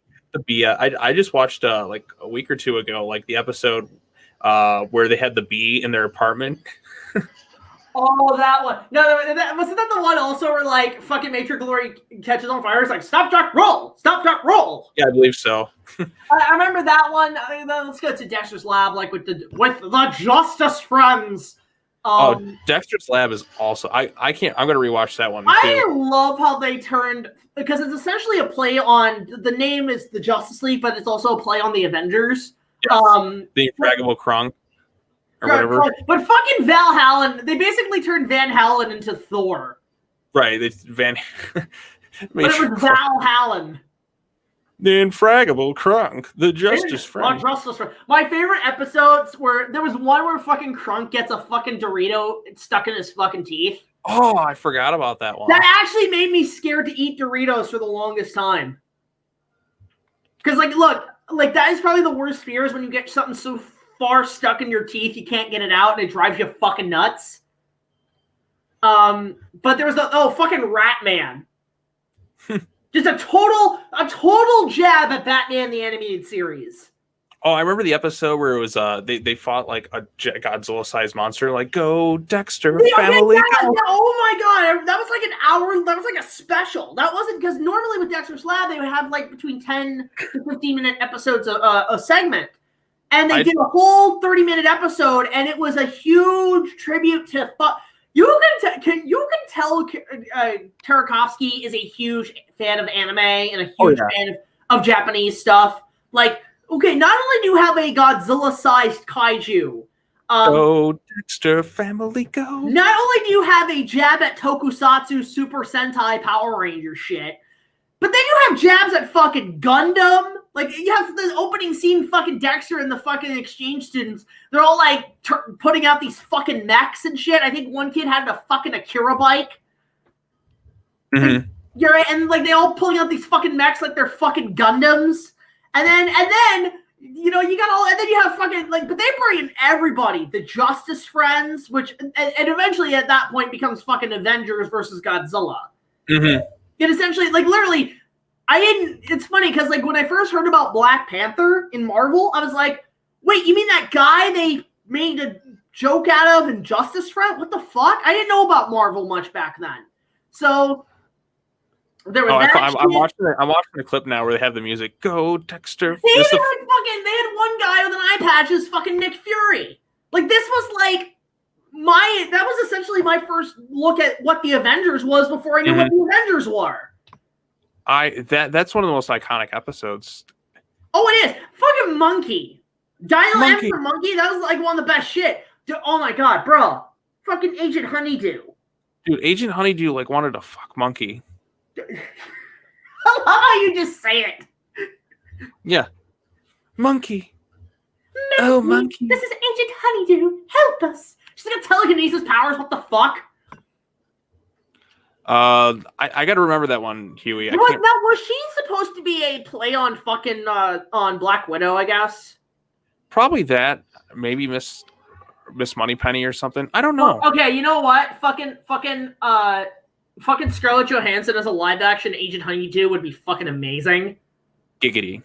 Giggity. Jackpot. And then you have Mandark, one of my favorite. Funny. I can do a pretty good Mandark. Oh my god. Do you really want to hear it? You mean the kid from the fucking Polar Express? Yeah. That's the thing. When I saw Polar Express, I heard that was like, Mandark? What the fuck? Mandark. Oh my god. Oh, okay. So if we want to talk Dexter's Lab, I love that episode. My favorite episode though is the Mach 5. It was a huge tribute to Speed Racer. Oh shit! I think I remember that one. Yeah, because here's the thing: it's like I kind of grew up with Speed Racer because when I moved to the United States and I was on Cartoon Network.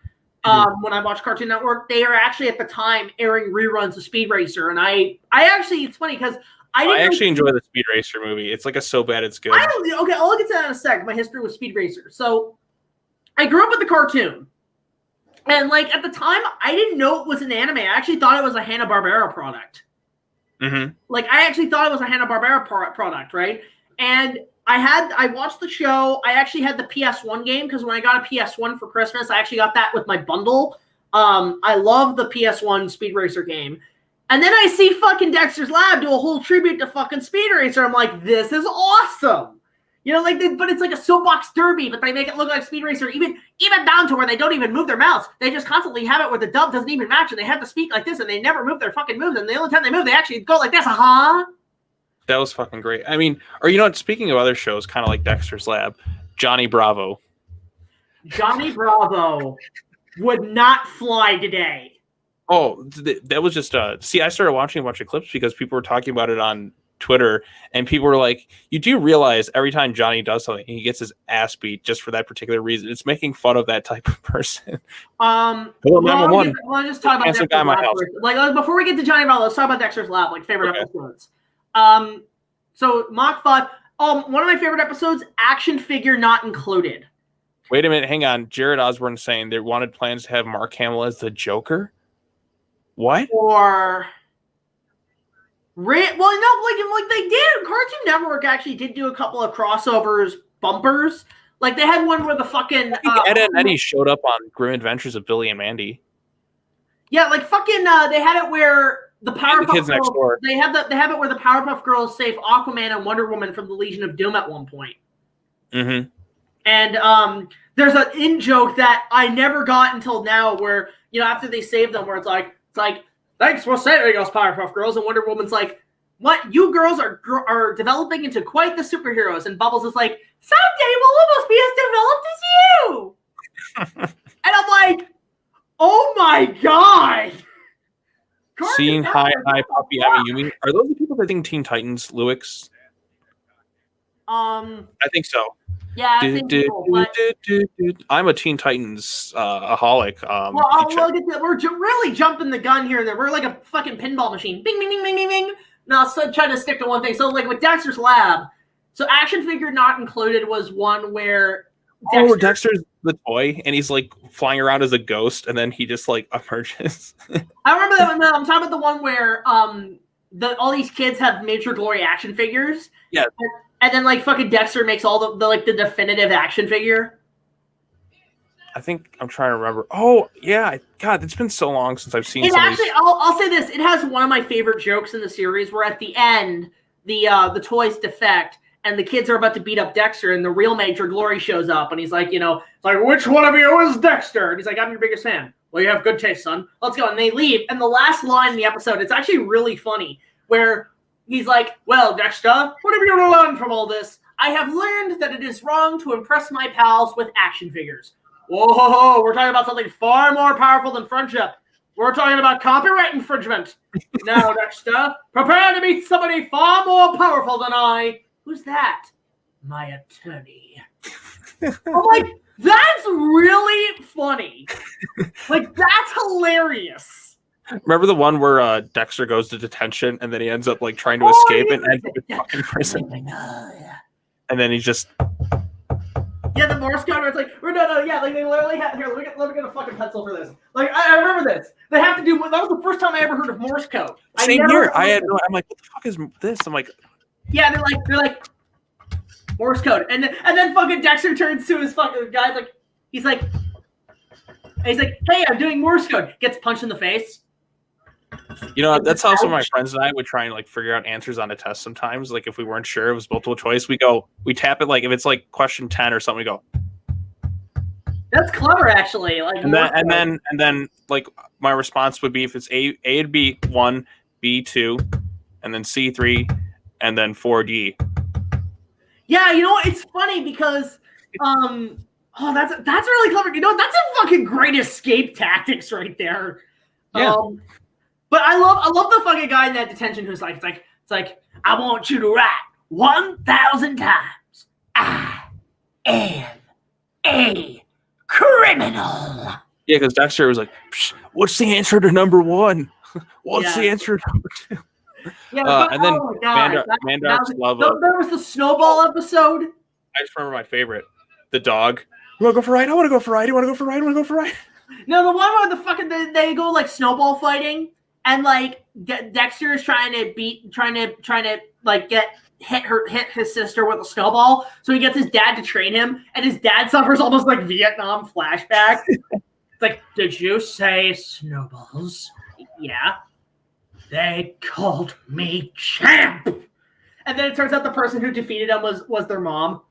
One of my favorite people episode moments is just, yes, Saturdays are a damn dance. And Dad's car. Or there's a lot of dirty jokes in this show. Oh my God. You go back. Saturday. You know what? I love the That's Daddy's special private bathroom time. I love the early seasons, but then there was a shift in animation. That's where I actually really thought it sucked. Yeah, me too. I didn't like the second because they showed a prequel with Mandark who kind of knew Dexter beforehand, which doesn't make sense. And his parents were like crazy hippies or whatever. Or if I remember. No, the one I think for me the ultimate finale to Dexter's Lab was Ego Trip. That was the movie. That was the movie where he goes to like the different timelines and he brings all the different versions of himself. And they all fight like the Mandarks of the different timelines. I'm trying to remember that. But basically, like there's the regular Dexter and Mandark, then there's the future Dexter and Mandark that are Dexter's an old man on a cane and Mandark's a brain in a jar. And then there's the fucking teenage ones where Dexter is like an employer of Mandark and Mandark's like a boss who slaps him around. And then there's like the post-apocalyptic one where Mandark looks like a fucking mother brain from Metroid, and Dexter looks like fucking Arnold Schwarzenegger. I remember one where Dexter's like, he thinks he's late for school, and then he has to slow down time, and then the very ending, Dee Dee's like, snow day, class is canceled. No. I love it, the one we were talking about where he's in detention, and they finally dig themselves out. He's like, free! And he looks like you broke into the state prison. Like, holy shit! Omelette du fromage. What was the one with the fucking chupacabra? Oh shit, I forgot. Where that old lady who's like, beware of the chupacabra, and they cut to the sheep going, meh. It's like, no, we just call him Charlie. Anyway, dude, there's so many episodes I'm forgetting about. Like, I need to go back and rewatch. I remember all these episodes. So Johnny Bravo, best episodes from that. Oh, I mean, I've already 911. Oh, operator, there's a handsome guy in my house. Wait a second, or it's just me. Oh, I've already talked about one episode, which is Ape is Enough, which is a huge King Kong knockoff, like a huge parody of King Kong. Like literally, they go to Skull Island. There's Lady Kong, and Johnny is so it's basically Queen Kong, but actually funny. And then like Kong fights a 2-headed rabbit kaiju. And then at the end, when they're like displaying Kong at the fucking burger thing, because Bob or Papa's Papa Burger, whatever the fuck his name is our Carl Denham, and fucking Carl's like, it's like, Pops, I think we gotta be careful with the ape, and Pops is like, I'm sorry, Carl, I can't see you. I have huge dollar signs in my eyes. I'm like, that's funny. There's that episode. Well, the best episode, hands down, is fucking Bravo Doobie Doo. Oh fuck! I remember that was at the end of one of my Scooby Doo VHS tapes. When he crossed over with Scooby Doo, like, because remember, he pissed them all off. No. What's great is that, like, back in the day, crossovers like that were really fucking rare. Like when I saw the Jetsons meet the Flintstones, I'm like, oh shit, right? But then to see Johnny Bravo and Scooby-Doo crossover, I was like, oh, shit. Like, this was before crossovers were, like, huge. Like, so they were a dime a dozen. So that whole fucking, to me, that is, like, not only one of the definitive Johnny Bravo cartoons, that's one of the definitive Scooby-Doo cartoons. Mm-hmm. Oh, yeah, Sony mentioned the Lost episode of Dexter's Lab where they're swearing up a storm. I watched it, like, I thought it was funny just seeing them like swear in those voices. It's like I always want to see the uncut version of SpongeBob, what they were actually saying. That oh my god, Mr. Krabs. 13 if you're a sailor. But I love Bravo Doo. There was one episode where there was like a water balloon, but it was basically like Vietnam. It was called Water like Blood Balloon. So it was like a play on fucking Platoon. Didn't Johnny date like a deer or something at one episode? I don't remember that one. Johnny, just the crazy stuff. There was one that was where he becomes a girl. I'm trying to remember a couple episodes that I watched. Oh, there was one where they did a whole spoof on fucking green eggs and ham. Where like the little girl would like try to get Johnny to eat something, and he's like, "I would like," and it was all done in rhyme. It was a big nod to Dr. Seuss. I can't remember. Again, I got to rewatch some of this stuff. It's been so long since I've seen it. But Johnny Bravo, man, that was some funny. Oh man, no, one of the best ones is where somebody killed Mama. Her. Do the monkey with me. Dude, speaking of Johnny Bravo, do you remember JBVO? JBVO. Is that like Johnny talking over cartoons or something? No, here's what it was. Okay, so JBVO was something that Cartoon Network tried to do. It failed miserably, I think, because of timing and how it all worked. But basically, you know how like when you listen to radio, and sometimes radio broadcasters, like people will call in and ask for like request songs to play on the radio. Mm-hmm. They tried that with JBVO, where Johnny was like a radio host who would get calls and letters in from fans of Cartoon Network who would ask them to request to play an episode of a show and like of a cartoon. But here was the thing. The rule was cartoons had to be between 5 to 10 minutes each to fit like the half-hour slot of. Now they actually did try to do it live. Like they actually were doing it live. So what they would do is they would have pre-animated segments with Johnny, and they would time it to when the voice actor would be broadcasting it live. So this was legit.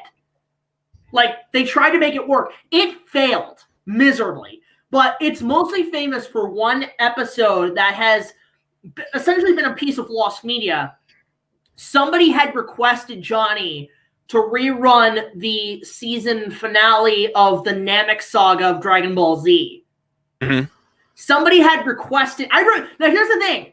I was there that night it aired. I saw this. Like I remember it clearly. Basically, the fan had requested they showed the last episode where Frieza is defeated. Now I remember even as a kid I missed that episode when it aired. I had to wait till I got the VHS. And Johnny had specifically said, we can't air it because it's a half hour and we're a half-hour program.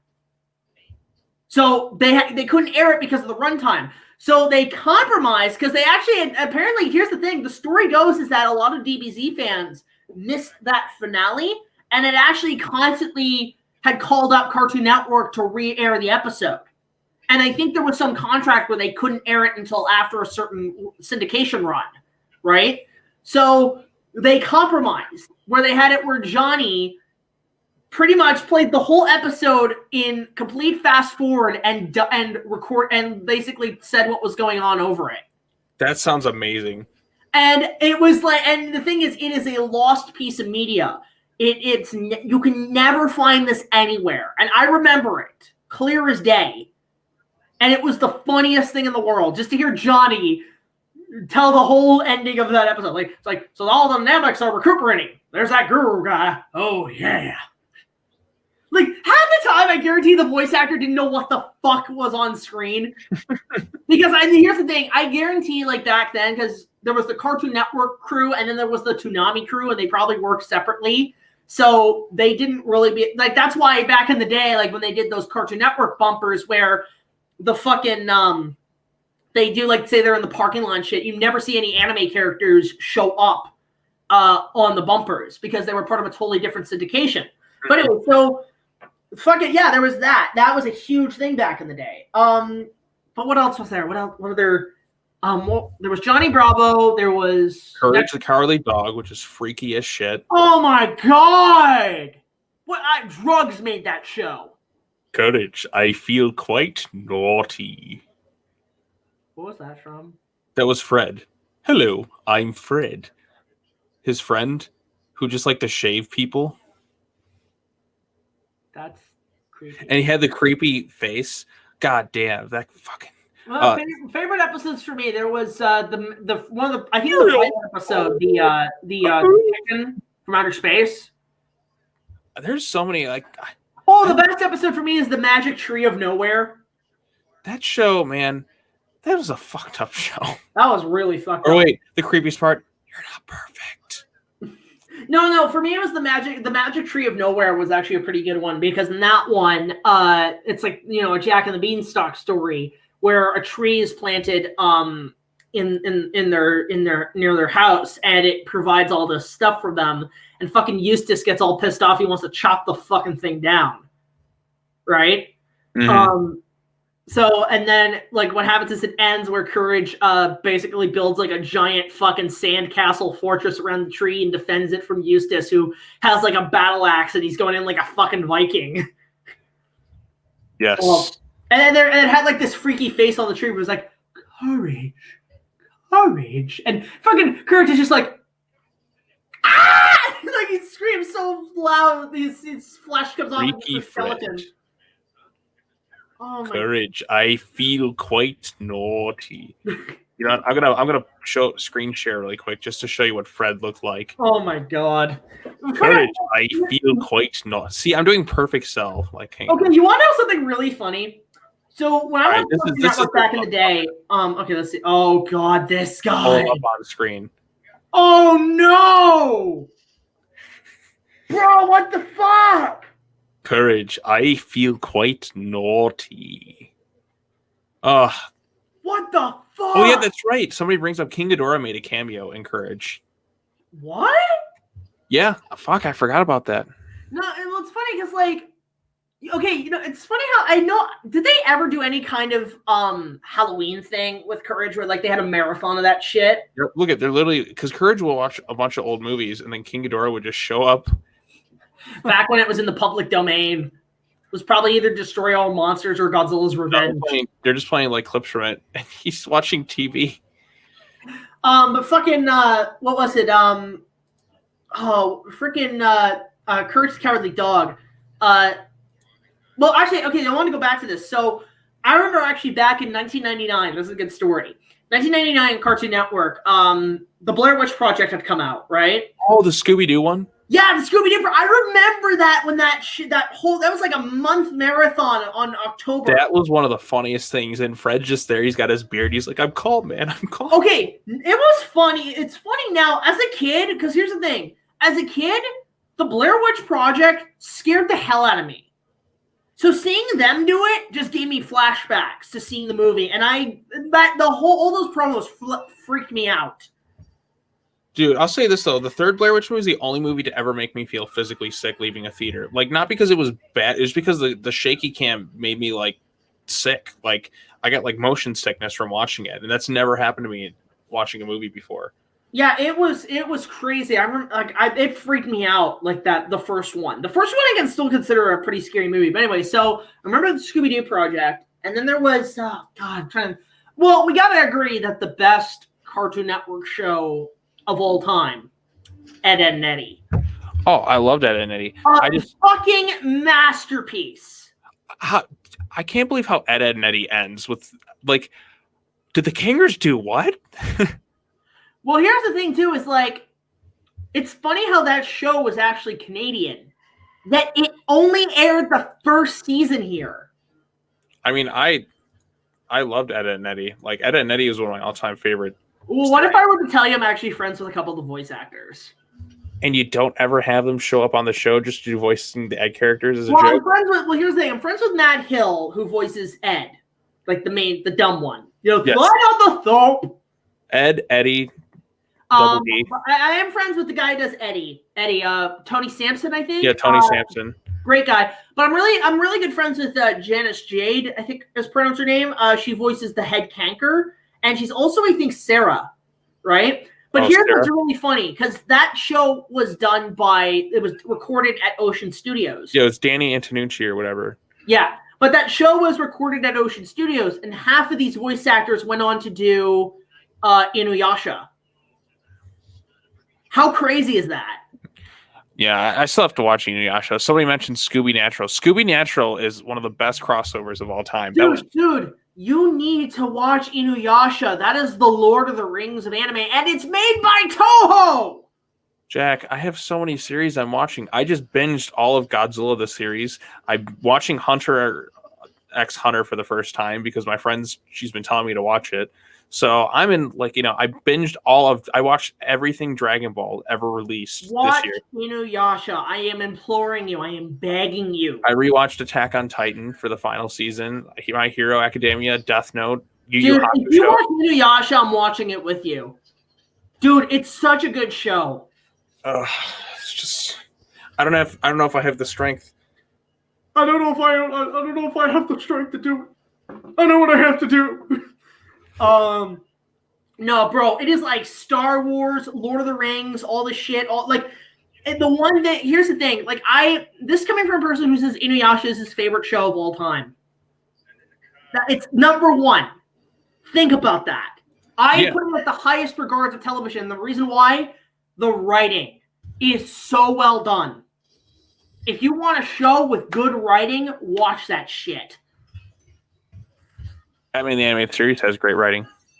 Well, Batman the Animated Series, yeah, it's a great show, but this is best, the fantasy writing in this show is on par with Lord of the Rings, with Tolkien. I put Rumiko Takahashi, the creator, her writing is on par with Tolkien.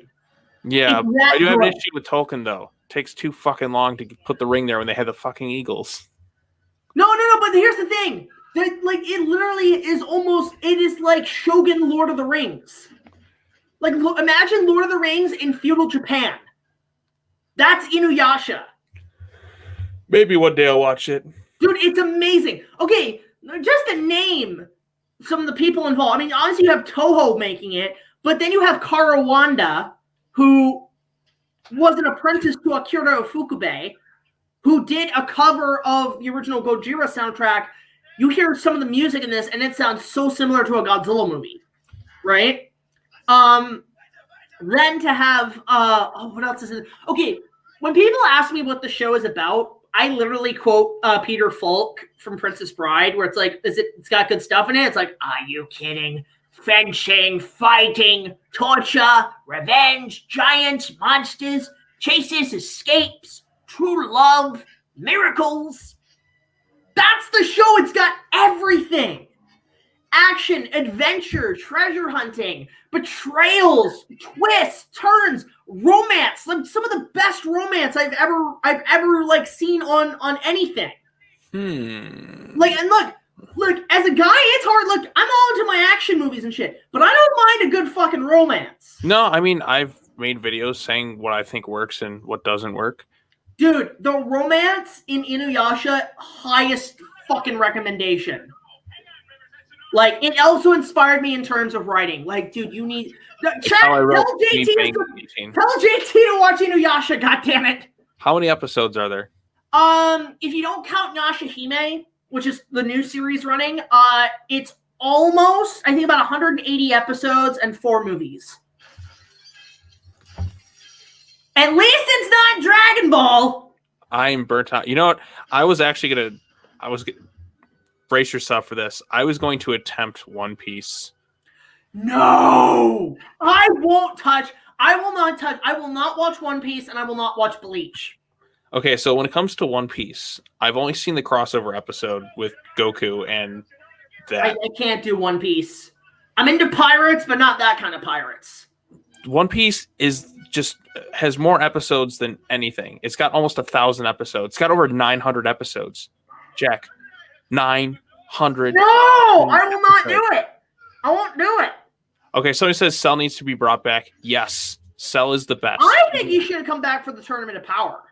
Yeah, I fucking love Cell. As you can tell, Cell is my favorite Dragon Ball. Yeah, the last time he came back, the GT Super 17 arc, which was the best arc of that whole fucking show. And GT, I watched it kind of all for the first time this year because I'd seen bits of it and never really sat and watched the whole thing. It's not that good. Like, there's some interesting ideas, but like action wise, it pales in comparison. It just feels kind of depressing. Like the fight sequences aren't as well animated. I liked kind of how it was like more of a dark apocalyptic style to it. Right. I just hated the regression with Goku again. Like, why does Goku need to be a kid? Because they wanted to capture the magic of the original Dragon Ball. Then have Goten and Trunks be a focal point. See, this is the thing. Like, the ending of Z is like kind of locks them all into kind of a corner. Now they're just kind of doing like this before stuff. I honestly feel like they should just retcon the ending to Z because they kind of already have with the movies and that, anyways. Like, yeah, like I mean, like where? How do you like? That's the thing too. Is like in DBZ, the animated series, like Frieza was watching the Majin Buu fight, and yet Resurrection F, Frieza has no idea Goku beat Majin Buu. Well, no, because like I think the whole thing is that it was. I don't think he watched. Well, he did, but the whole thing was like his dad had told him there are two people you need to stay away from: Beerus the Destroyer and Majin Buu.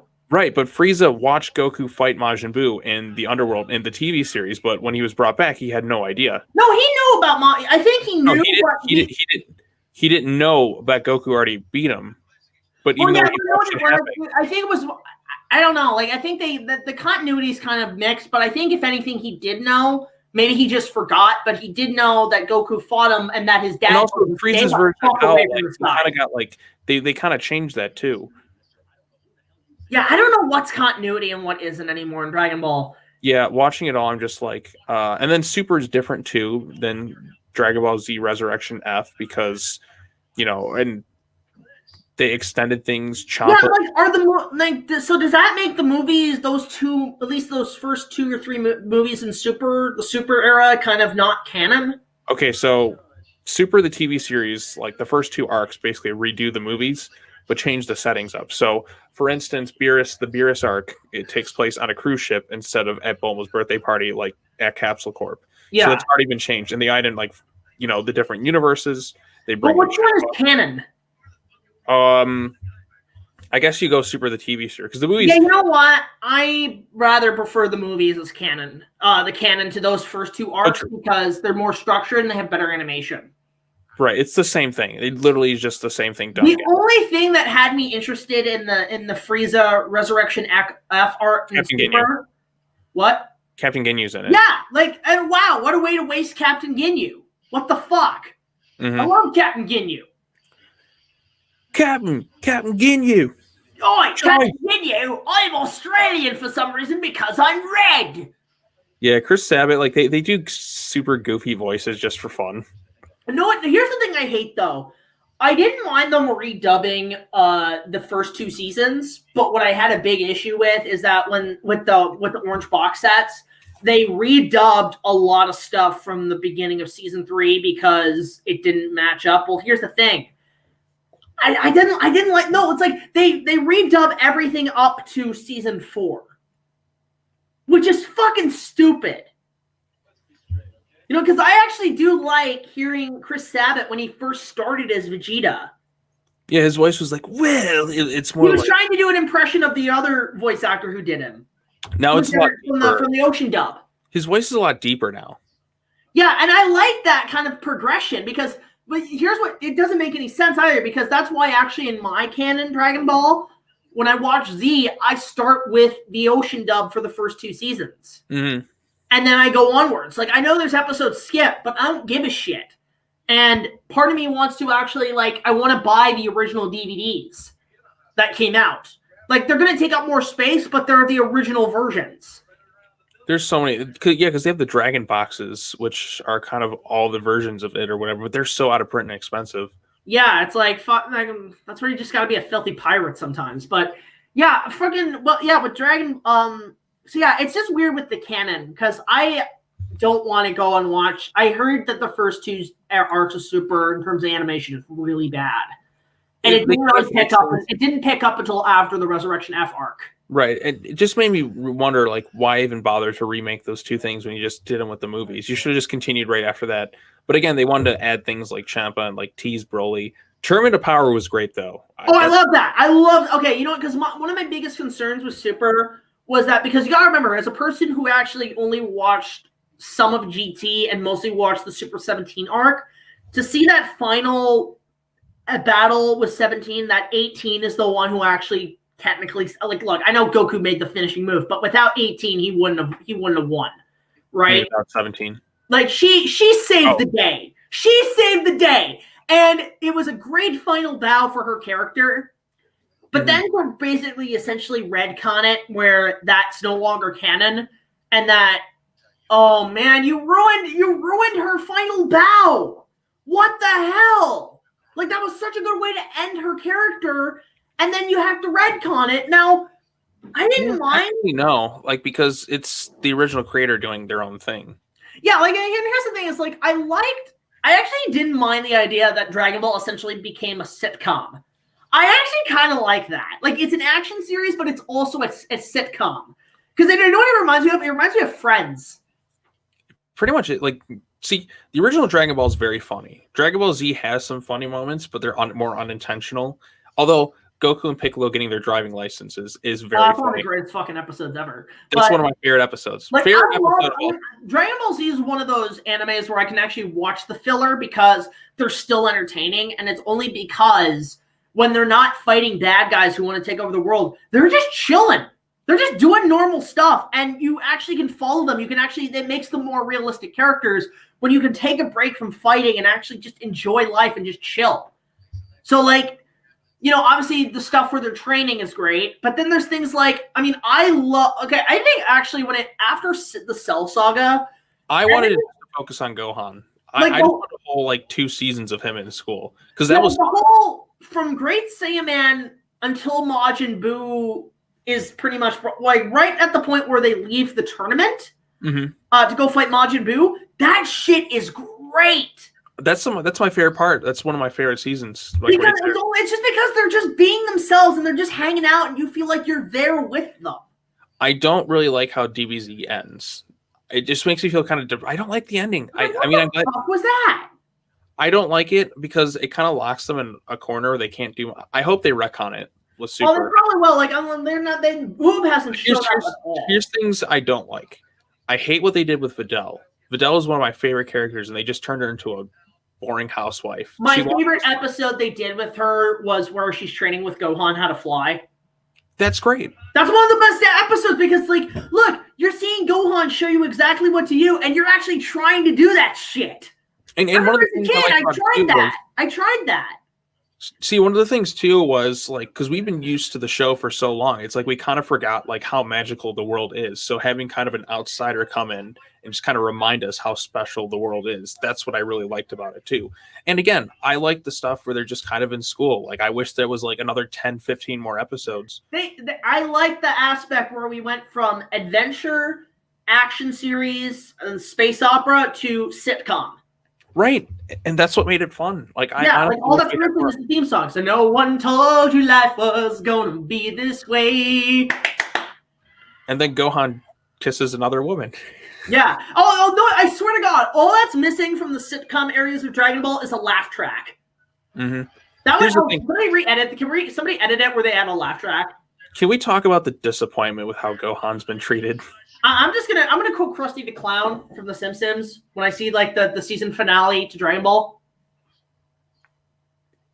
What the hell was that? That's one of my favorite reactions to something. It's like it's either it's Krusty just going, "What the hell was that?" or fucking Patchy going, someone's like, plus the character has some. Yeah, the filler has great character development. Like, filler is some of the most fun stuff. You know what? They should have just called it Dragon Ball Friends. Honestly, like, the filler got better, like, I felt like later on in Dragon Ball. Because, like, early Dragon Ball, like, the first 2 seasons, you know, it kind of drags a bit. I still like it. But, like, I mean, early Dragon Ball Z. Dragon Ball. How many episodes? Dragon Ball Z, there's 209. No, Dragon Ball, like, first series. 150 something, if I'm not mistaken. Because that's not bad because I've only seen a handful of episodes. And then you have the Dragon Ball movies, which get really weird. Like, Chaozu has like a weird doll wife. He's like an emperor of. What the hell happened to Chaozu? Chaozu. Where was he in Super? I think he shows up maybe for like the Bulma's birthday, maybe. Like, why are you not training to fight, dude? Because he's useless. Some characters like that start off as pretty decent warriors, and they That's the things I loved about Tournament. The thing I like most about Tournament of Power is it made characters who were previously not that useful seem useful again. Yeah. And again, I was having a blast. Master Roshi, they fixed him in Super. I loved Roshi. Roshi actually had character development. Like, Roshi was able to do shit where you're like, where the fuck was this in Z? He also kind of overcame his greatest weakness. Which was? How he acts around women. Right. No, I love when he fucking gets all buffed and he does fucking Kamehameha. Like, dude, you fig. Like, I'm wondering where, because I see him in the Tournament of Power. I'm like, where the fuck was this when Cell was taking over the planet? Mm-hmm. Where the fuck were you? Okay, so when Gohan was doing that final Kamehameha and all his friends had to help out, I think that would have helped out, man. You're the guy who mastered that. Okay, so let me look. Here's the episode listings. So the original DB has 153 episodes. Good Lord. So, and basically, like, as soon as the original Dragon Ball aired, a week later, Dragon Ball Z started airing. And basically, that had 291 episodes. I'm talking about in Japan. Yeah. Now, I wanted to point out too. I actually can, a lot of people say the first episode of Dragon Ball Z is that whole thing where Goku saves Gohan from the river and shit and all that and Raditz everything. No, for me, the first episode has always been Dead Zone. Yeah, and weird. It's like doesn't fit in continuity, but then I put it at the very beginning of Z. Like, that's the very actually like watch it. And it's just like, how did everyone forget who Gohan was? Continuity with DBZ in that, because the Garlic Junior saga is just a waste of time. But it's cool to see Gohan do some stuff. So anyways, DBZ ended at 291 episodes. Then basically a week later after that, GT starts, which had 64. And then you had Kai, which I don't really count. So Kai was just reruns. Like, where'd you go? What happened? Huh. I think you had to go take a break. But yeah, it's like that was kind of what it was essentially. All right, see you later, see you later, Michael. It's good to see ya. Perfect Cell versus Shadow Dragons. That one actually would have been kind of cool. I think Sean had to go out for a sec.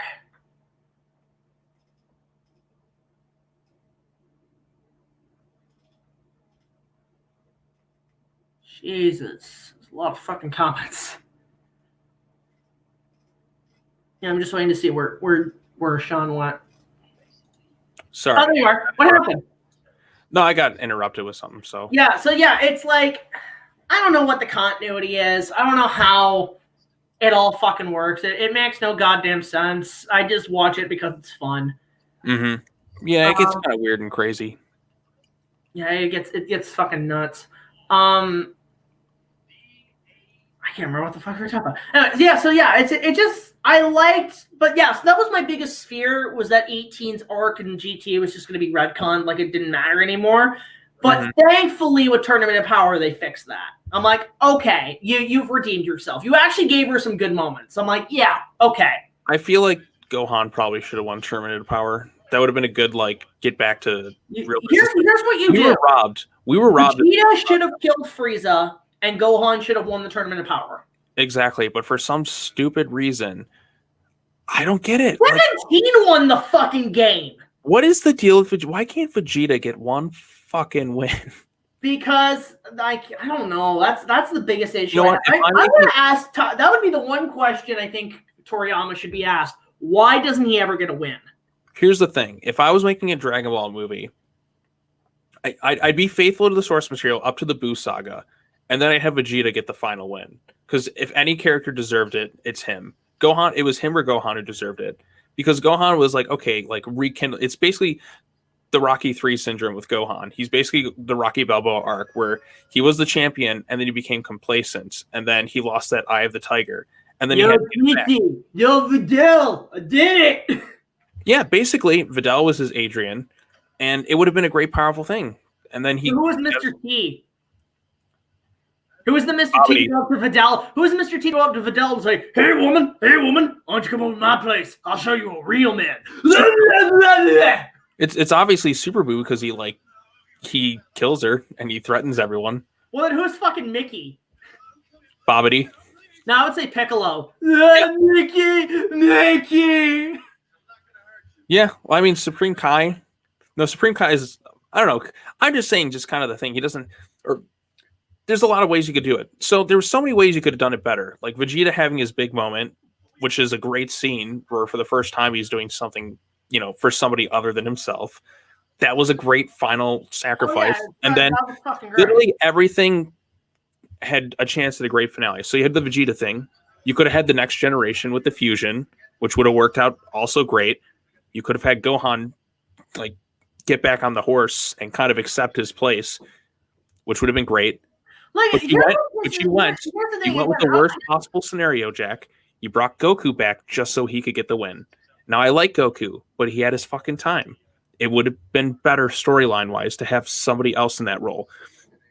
Yeah, it's like, you know what? It's the same thing with fucking 18. It's like, here's the thing the problem I have with 18 post, I'd say, tournament. Mm-hmm. Where you have two characters, her and 17. Right. They are technically probably some of the most powerful warriors on Earth. Because the difference between them and somebody like Goku, they don't run out of energy. Mm-hmm. Their energy is like a pretty much lifetime battery. Like, it never drains. It never goes out. And you have these characters who are just, they can do so many great things, but now they're pushed to the side. Like 18, I get 18's a mom. She has to take care of the kid. I get that. But then when things go, like, what happens when things go south? What if you're the last fighter? What do you have this huge amount of abilities and you don't even use it. Yeah. Who knows? Like, it's like, I want to see, like, how about this? I want to see a fan film. Let's see the tables reversed. Like, how, like, we see Future Trunks where it's like, it's Terminator where he's like Kyle Reese going through the rubble and he's got like fucking Skynet and shit. Let's see the opposite. Let's see 18 and 17 as the last survivors. Mm-hmm. Let's see how long they last, because and oh man, what a way to do 18 dirty when the Boo Saga turning her into fucking chocolate. And then that's where I actually lost interest. When they started turning everybody into chocolate, I got so lost. I love Super Boo, though. Super Boo's funny as shit. Like, how did they bring them back from being chocolate? For this dub, didn't they get the guy who voiced Yusuke as Super Boo, if I remember? I can't remember, but I have a question because you watched the show. How did they get everybody back who turned into chocolate? Oh, they wished him back because he ate them all. But, like, did they kill Boo first, or did they, like, I'm so fucking lost. Okay, so here's the deal. So everyone was turned into chocolate, was dead, and went to Otherworld. Every single person who was eaten went to Otherworld. The Earth blew up. All of them died, went to Otherworld. Then they went to the Namek, and so Namek, they changed the Dragon Balls to where they can make more than, like, one wish, where they can bring back more than one person at a time. Okay. So the Namekians upgraded their Dragon Balls, and so they brought back the Earth, and then everyone who was turned into chocolate came back to life. But what was really stupid was they didn't wish what would have been cool if they wished Gohan to the planet of the Kais so he could have fought Boo, because he was clearly stronger than Goku and Vegeta as mystic form. See, that's the thing. Like, he was on Earth, then it blew up. Like, that's where I was like, there's too much going on. No, see, what happened was they got everyone out of Super Boo because Super Boo had absorbed Gotenks, had absorbed Piccolo, had absorbed Gohan. Vegeta and Goku fused to become Vegito, and they went inside his body. And they did retcon this with the Patara rings to where they, like, after an hour or something, they go away or whatever it is. But anyway, so the Patara fusion went away. So then they pulled him out of there, and then they pulled out, like, the original Majin Buu kind of from within Super Buu. And then, like, even Super Buu was just like, don't touch that. And then so that reverted him back to his original form of Kid Buu. Then Kid Buu saw Goku and Vegeta and all of them, and he was going to blow up the Earth. So Goku was going to do instant transmission to get everybody out of there. And so he grabs Dende, he grabs Hercule, because Hercule's still around, and I think B the dog. I can't remember. But anyway, so, yeah, he grabs them, and he's flying. He's going to go pick up Goten, Trunks, Piccolo, and Gohan, because they're unconscious at this point. He's already blowing up the Earth in this process instead of fighting them. And then Supreme Kai shows up, grabs them, and teleports them to the world of Kais.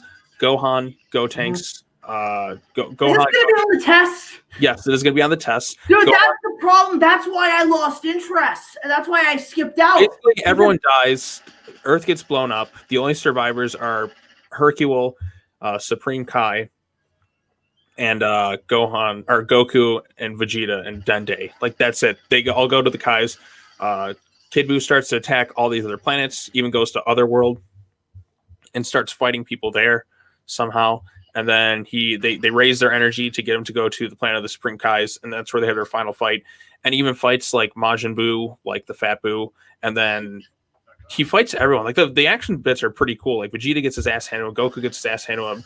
Majin Buu. That's the thing. Like, dude. I'm just gonna point out, it's the thing that happens in most third parts of a trilogy. Too much shit going on.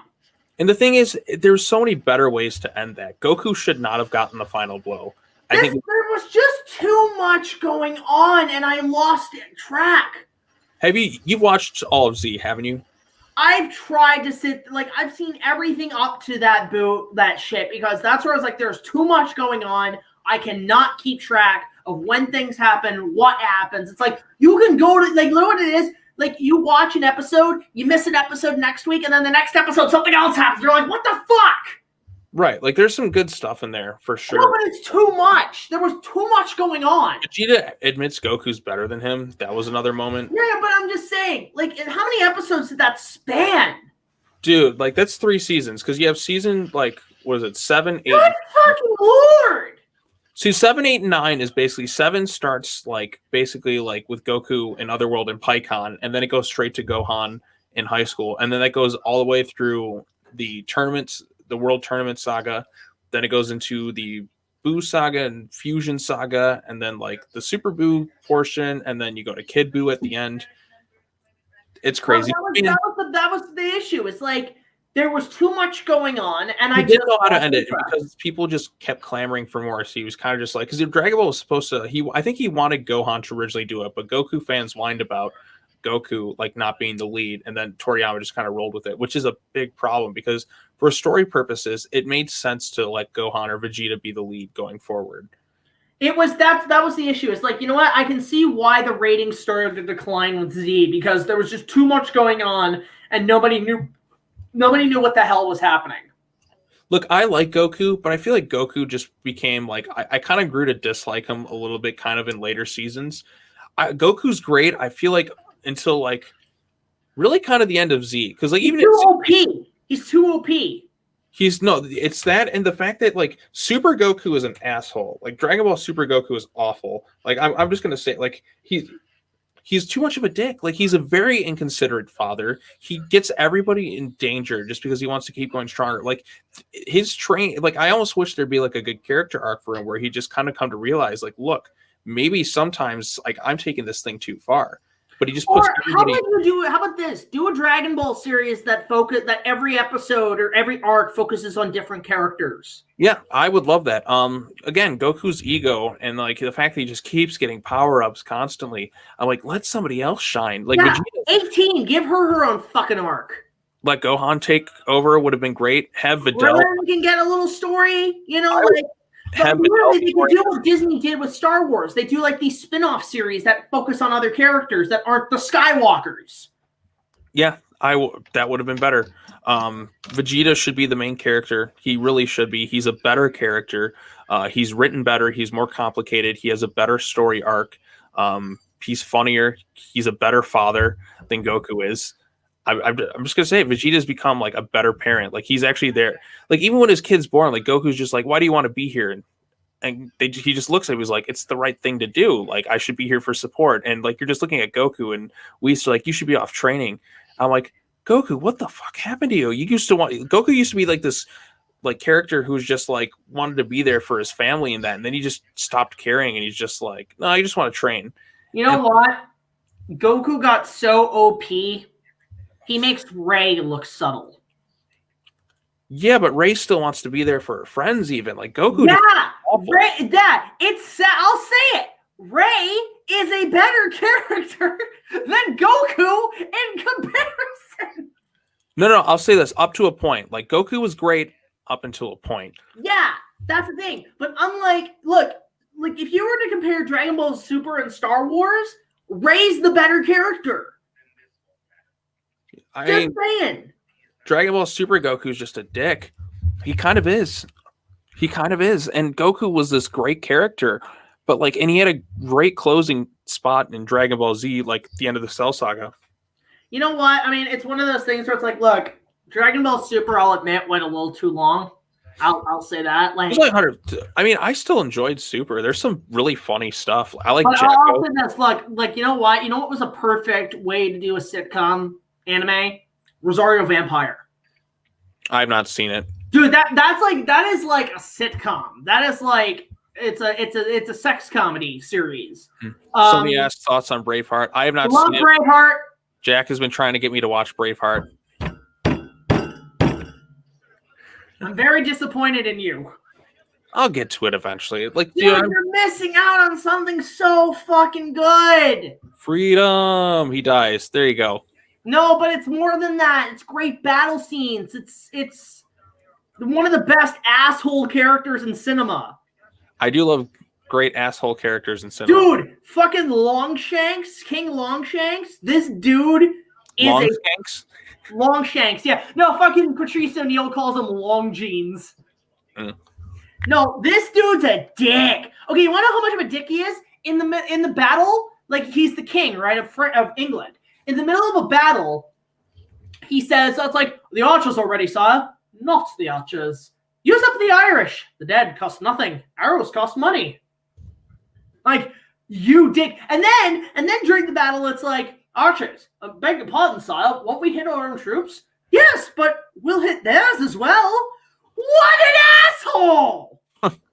He's a guy who thinks, well, you know, I don't want to use up the Irish because the dead cost nothing and arrows cost more money than fucking human lives. First of all, fuck you. Second of all, right when your troops are in a battle, then you say use the archers because, hey, we'll kill theirs too. Fuck them. We got reserves. Like, you asshole. Yeah, what a piece of shit. Oh, it gets better. There's some great things with fucking Longshanks. Like, you have a scene, like, his best scene is in the beginning of the movie because the whole thing is that England's trying to conquer Scotland. Like, they're trying to conquer it. And their idea, so basically, Longshanks is like, perhaps it is time to have a custom that has not been seen since our ancestors. Pre-Menocta. If a Scottish noble is to wed, our noblemen will have sexual rights to their wives on the night of their wedding. If we can't get them out, we'll breed them out. And you're like, oh, you dick. Fucking, like, I look at him, I'm like, careful, King Longshanks. Your Nazi is showing. All right, so he's asking Alexander Payne. I don't think I'm familiar with that. I haven't seen that, but yeah, fucking hell, like what a great villain, Longshanks. Like, oh my god. I'll watch Braveheart eventually. Dude, the bad guy is so good in that. He's such an asshole. I'll watch it the moment you do opening night on Robin Hood 2018.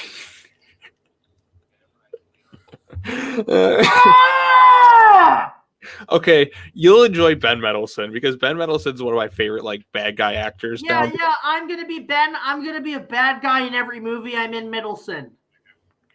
Pretty much at this point, I can't. Captain, I'm a bad guy, and you know what? To pick. He's at least fun. Like, he's my favorite part of Rogue One, aside from the Vader scene. There are two bits in that Robin Hood movie where I'm like, you know what? It might be worth watching. One is him. And two, the guy they got to do Robin Hood's trick archery was that guy who went viral on YouTube. Yeah, Robin Hood it's... Wait, have you not seen that video? No, I have not. Oh, hold up. I need to pull this thing up. But anyways, funny, fucking Robin Hood, man. There's one part where there's like a big wall of fire, so they put their shields on the ground and just push it out of the way. It's one of the funniest things. Just like, how do we get past the fire? It's basically they pulled a Bikini Bottom thing. It's like, we push it over there. Hey, I gotta find this guy. This guy is fucking crazy. Okay. Not in Captain Marvel. So anyways, Dragon Ball. Yeah, Goku was a much better character beforehand, but he's just kind of become not really that likable. Gohan, Vegeta are far more interesting characters. I'm just kind of tired of the Goku show. And again, this is somebody who grew up loving Goku, who's never my favorite. I always like Piccolo, Gohan, Vegeta. Vegeta's, of course, Perfect Cell. Frieza's actually gotten better, I feel like, with the newer stuff. I will say that. He's basically the Joker. I think you were comparing him to Barbossa of sorts. Sort of, yeah. Okay, yeah. So here, this guy, I'm going to share this on my screen. This guy's a fucking pro archer. Like, they got this guy, Lars Anderson. They saw, basically, when they were making this Robin Hood movie, they said, this guy did a viral thing on YouTube. Let's hire him to do the Robin Hood shit. Like, they basically hired a YouTube guy to do it. Like, look at this shit. This is crazy, right? You seen this? Oh, let me just, I can't really play. I don't want to play the audio, but look at this guy. Look at this guy go. This shit's crazy. Right? So he showed, like, this guy is, like, this guy. Look what he does. See the can? Watch this. Watch this. Watch this. What? The fuck? 2 arrows. He shoots 5. Like, this, like, they got this guy to do the Robin Hood shit. My name is Oliver Queen. For 5 years. Like, this guy like came out and did all this stuff, and he made this video. It went viral. Look at that. What is it, like 12 million views or 56 million views? And he beat all these guys' records. And Lionsgate told him, "We need you to help us with our Robin Hood movie." So I was like, okay, that alone might be worth watching the film. No, there's some impressive like archery work in the film. Because they got this guy. That's why they got this guy to do it. You know, and he was showing like that it's a lost art form because it's all about the sport. It's no longer about just shooting like 50 arrows at once. Mm-hmm. You know, this guy's literally shooting like 5 or 6 arrows a second. And then it brings up this shit because it's Hollywood crap. He pretty much said archery got boring. I always feel like I'm going to cut my hand when I try to do archery. So well, because of the feather hitting your the webbing. Yeah. Yeah, well, I've had that too, but it's not that bad. I've done archery. I love doing archery, but I gotta do some. I gotta do a video doing like showing me do that shit. I have a crossbow. I have bow and arrows, man. I have lots of. Well, I no one tops your sword collection. Guilty. Oh, you want to see my new piece? Oh, I'll show. You want to see my new piece? This is my new baby. Thoughts on Aviator? David, I have not seen the Aviator. Parkour. Shit. I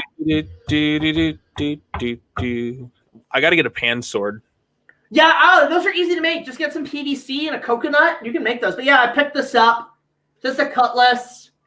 Picked it up. I'm gonna use. See, I'm thinking I gotta do something. Like at some point, Jack, your whole place is just gonna be all swords, like everywhere. Like it's not a child-friendly environment, despite all your like toys that you have and figures. Like you have a lot of deadly weapons. This ain't Neverland, motherfucker.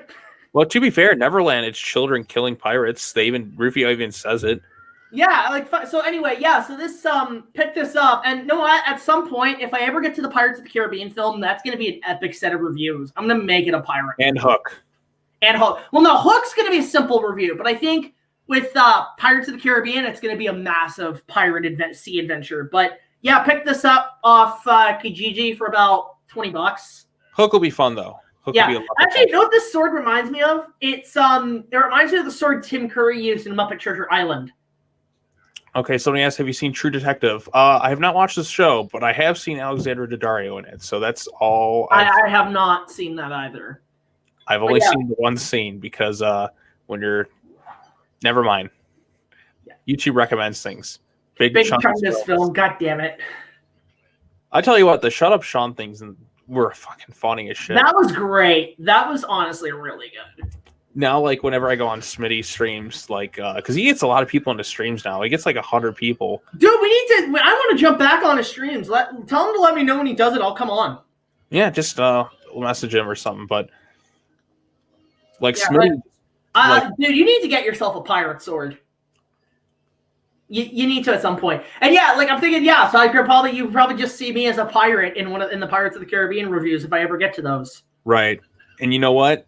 You got to have, okay, since I was selling your Dragon Ball one, bring me back since he's a CGI character, have, instead of Davy Jones, Captain Perfect Cell. Captain Perfect Cell. No, that'd be great. You owe me your soul. No, it'd be funny if it's like, but you're not a pirate Cell. You don't have a hat, and he just modifies his head to look like a pirate hat. There I go. But you know, like his first form, his head looks like a pirate hat. Mm-hmm. That's all he does. He just morphs his head to look like a pirate hat. Right. I'm just saying. Now, what would he wear as a pirate? Cell's already kind of a weird, like, just think of his armor as a pirate outfit. No, but like, what would he wear like pirate attire? I was thinking like a black leather like trench coat. Yeah, maybe he has like wings on the back of him, like mold into a coat. Yeah, that, and then like what, like I think of what kind of sword would he carry? I think something like this would be up his alley.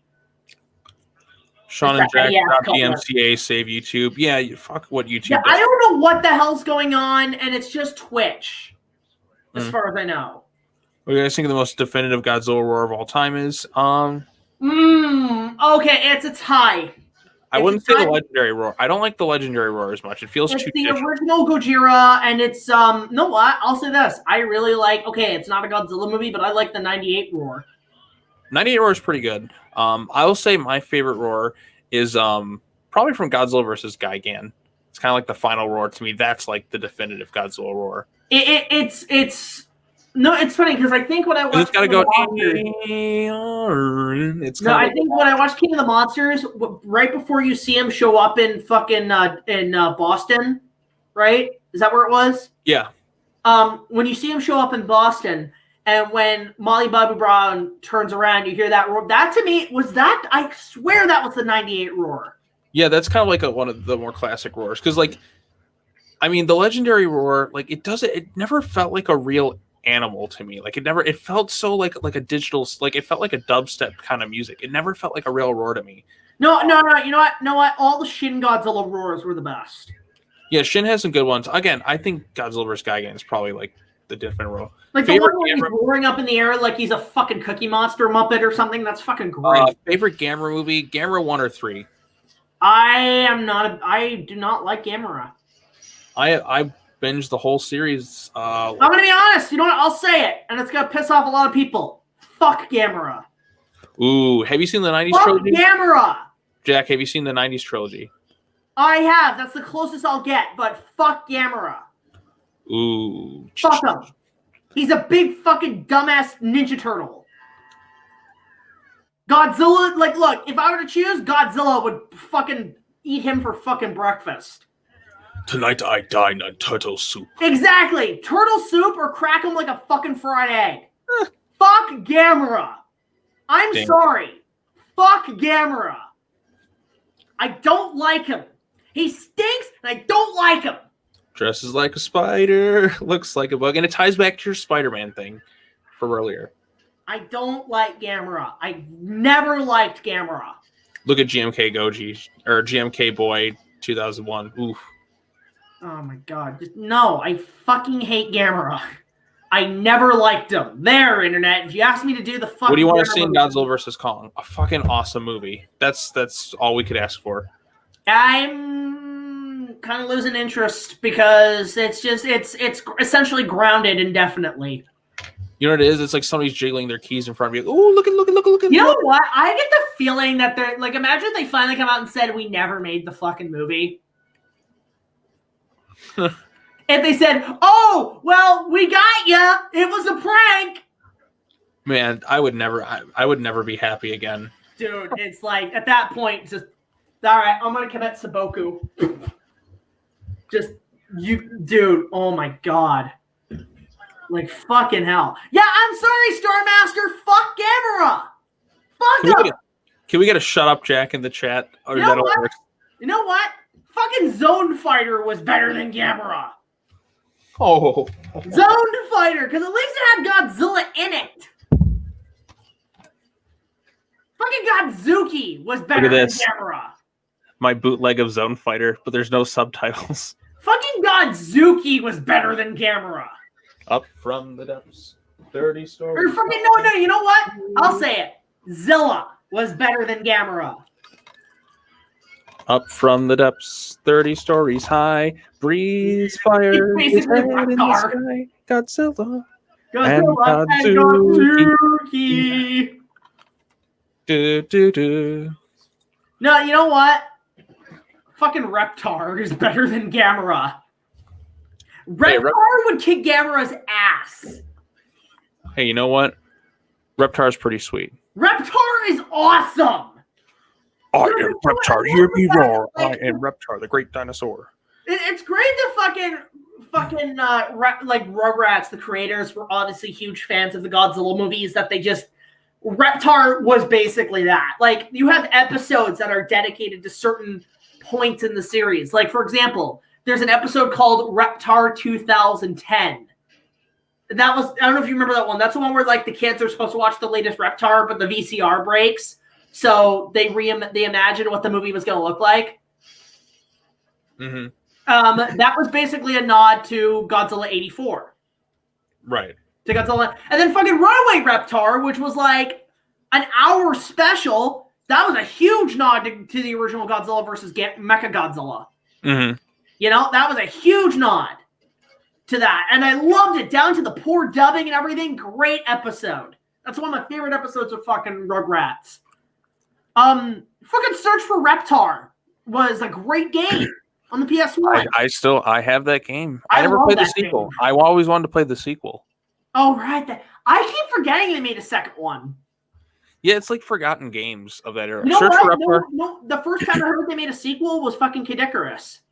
See, the thing with Search for Reptar was there was one level I never could figure out how to beat, and that was like the circus level. Like when you get to like the final part, I don't know. That's easy. No, I couldn't get past the fucking outer space. Well, I got like the only level I struggled with was the fucking one part. Everything else pretty simple. No, the fucking outer space one is where I got lost. Mm-hmm. No, it's great. What's great about the game is that there's always that one level in the game where you don't have to beat in order to beat the game, which is a plus. So for me, I always skip the outer space episode. I just could never figure it out. Right. But yeah, and it has great music too. I love the music in that game. No, my favorite is the one that's like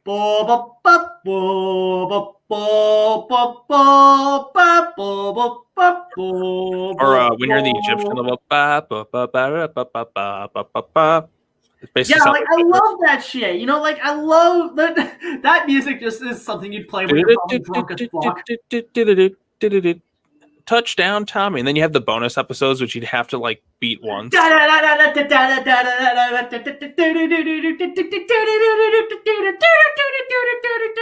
love that game so much. Probably a little too much. Mini golf. Oh, instead of ice cream, how about a nice plastic spider? Nah, I didn't think so. Yeah. Want some ice cream? Psych. Oh, that fucking putt-putt level. Oh, Angelica ate all the ice cream and then she pukes all over Stu. Yeah.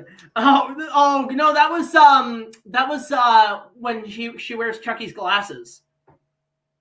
Yeah, exactly. Yeah. Hey Jack, I'm really sorry I couldn't make it tonight. It's been hectic. No worry, Kaiju Network. You know what? Can we get you on? I'll jump on one of your streams one time because I'm bored. I got nothing to do. So I don't know. Someday I'll do that. But yeah, we're just talking about fucking Rugrats now and fucking Reptar. Oh, one of the best episodes is fucking Toy Palace. Because in that one, fucking Reptar fights Thor and it's King Kong versus Godzilla. It's fucking great. Let's see. If Reptar talk, do you imagine Brad Garrett's voice coming out of his mouth? Which one is Brad Garrett? I can't remember who that is. He was on Everybody Loves Raymond. He was like, Raymond, the brother. And fucking Reptar on Ice. Mm-hmm. Oh, God, remember that one? The episode? Yeah. Huh. No, fucking in that one, it's funny because in that one, fucking Grandpa is just not buying all this bullshit, but then when all the fucking violence and carnage happens, he's loving every second of it. I don't remember that. Like, it's been a long time. So. Dude, Rugrats is great. I have the first 2 seasons. I love that show to death. Oh, the funniest part is where Sue's fucking making chocolate pudding. It's like 4 a.m. and he's like, I have no control over my life. No, that's the one where Angelica breaks her leg and fakes it. Yep. Fucking Stu, man. No, remember the one where it's fucking it was like the dream episode where it's like Stu, I didn't know you were here today. I'm not Stu. Fuck. No, there was remember I showed you that clip where it was like the one episode where the kid's just like, there's cake and ice cream under my head. Then he just gets horrifically murdered. No, that's the thing, because like fucking, I swear to God, okay, the 3rd season of the show, got dark as shit. Yeah, like a lot of kids shows got really fucked up. No, the third season, it was like some of the scariest fucking shit I've ever seen in my life. Like the imagery, fucking Mr. Friend, which is obviously a huge nod to Chucky. Holy shit. Oh shit, I remember that because wasn't that one of the levels in the game too? Yeah, oh my god. Fucking no, they called him Mr. Fiend. But he's actually I am Mr. Friend in bad. That's right. Because I remember it because if you play the game, you go down to the basement and then you have Mr. Fiend's his things go after you and you have to try and stop him. Yeah, and then in the episode in the show, the ending becomes fucking Dawn of the Dead. Or no, it is. It becomes fucking Brain Dead.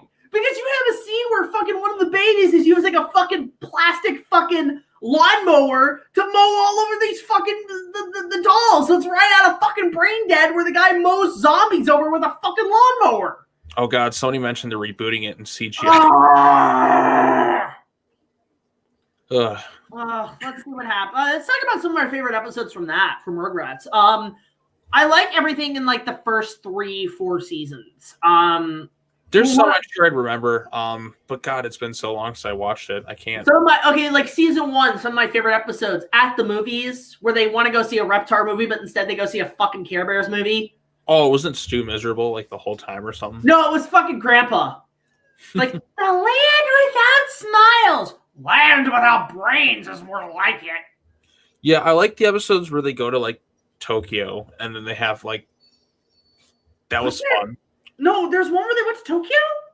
Wasn't it? They had it was the Reptar one, or it was the giant. Yeah, that's totally Reptar. That's the one where they spoof Godzilla versus Mechagodzilla. Yeah, that's the one. Yeah, I love that one. But I'm talking about other. Okay, season 1, it's things like the trial episode is great. Mm-hmm. Because in that one, that's the one where fucking Tommy's lamp fucking gets smashed, and then it almost becomes a murder trial, who killed him. Right. Remember the film noir episode? It was just a play on Casablanca, right? Yeah, it was something like that. Tommy was a private detective or something. Oh, Angelica is there. There was there were a lot of nods to the westerns, the spaghetti westerns. There was one where it's there's a playground and there's the junk food kid. Mm-hmm.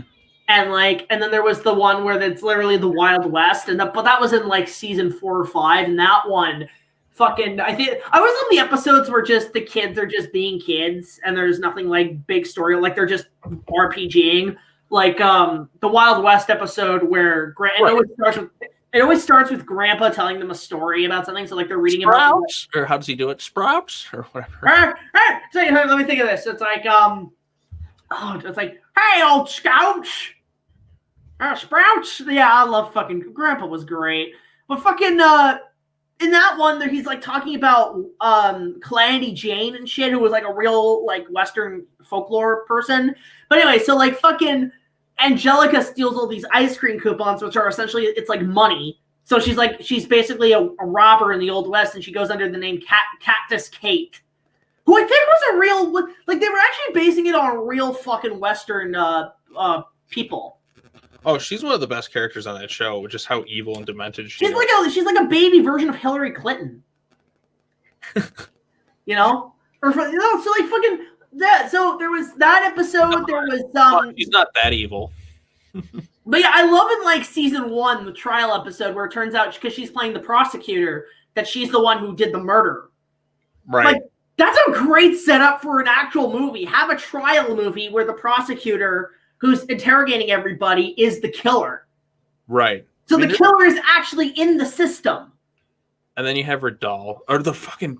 No. When her mom says she's having a kid. And my God, that one scared the shit out of me.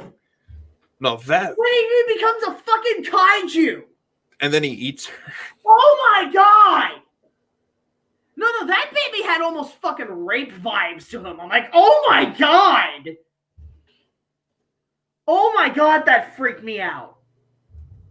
But there was that. There was remember the one where it's Grandpa's teeth? Oh yeah, I remember that. And the fucking goose gets his teeth. You're oh my God. I think I remember that one mostly because there was a level in the video game. Because the video game was basically just levels. Hell, Michael, stop! Oh man, there's a good. I always like the ones where fucking Tommy is riding Spike like a fucking like his valiant steed. Oh yeah, that's right. Like he was like the horse, right? I love Circus Angelicus, which is they turned into the game, but it was actually an episode. Right, that was fun.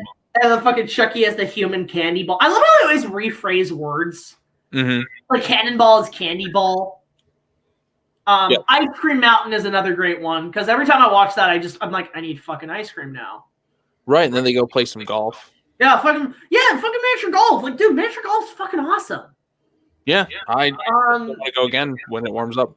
Oh, there was an actual episode called Home Movies where they're like trying to run film and Stu keeps fucking it up. So the kids don't know what home movies are. So they take like that that paper, that like that printing business paper you get that's all folded up and it looks like film. It has that film look, and they actually make that into film. I'm like, that's clever. That's funny. One of my favorite episodes, again from season 3, the dark sheep of the series. The Inside Story. And in that one, Chucky swallows a watermelon seed and they're afraid it's going to grow in his stomach. Like, that was freaky. Yeah, it was like the chest burster in Alien. You know, can I say something? Upon rewatching a lot of it, All Grown Up is not that bad. It didn't make sense. I remember the special was a big deal when it was came. Oh, God, I remember the special. Yeah, like the special, like everyone was freaking out about it. But like, I mean, they had some interesting drama that went on in the series. Tommy was like this crazy filmmaker. Dill was just weird. Dill was doing fucking drugs, man. Oh, for sure. Like he clearly was on some sort of shrooms, acid. Yeah, absolutely. He was just do all these. Actually, the fact that they were sick of being always paired, I like that aspect. I felt they really developed Angelica as a character. I'm like, wow, she's no longer this fucking whiny little bitch. She's just a master manipulator.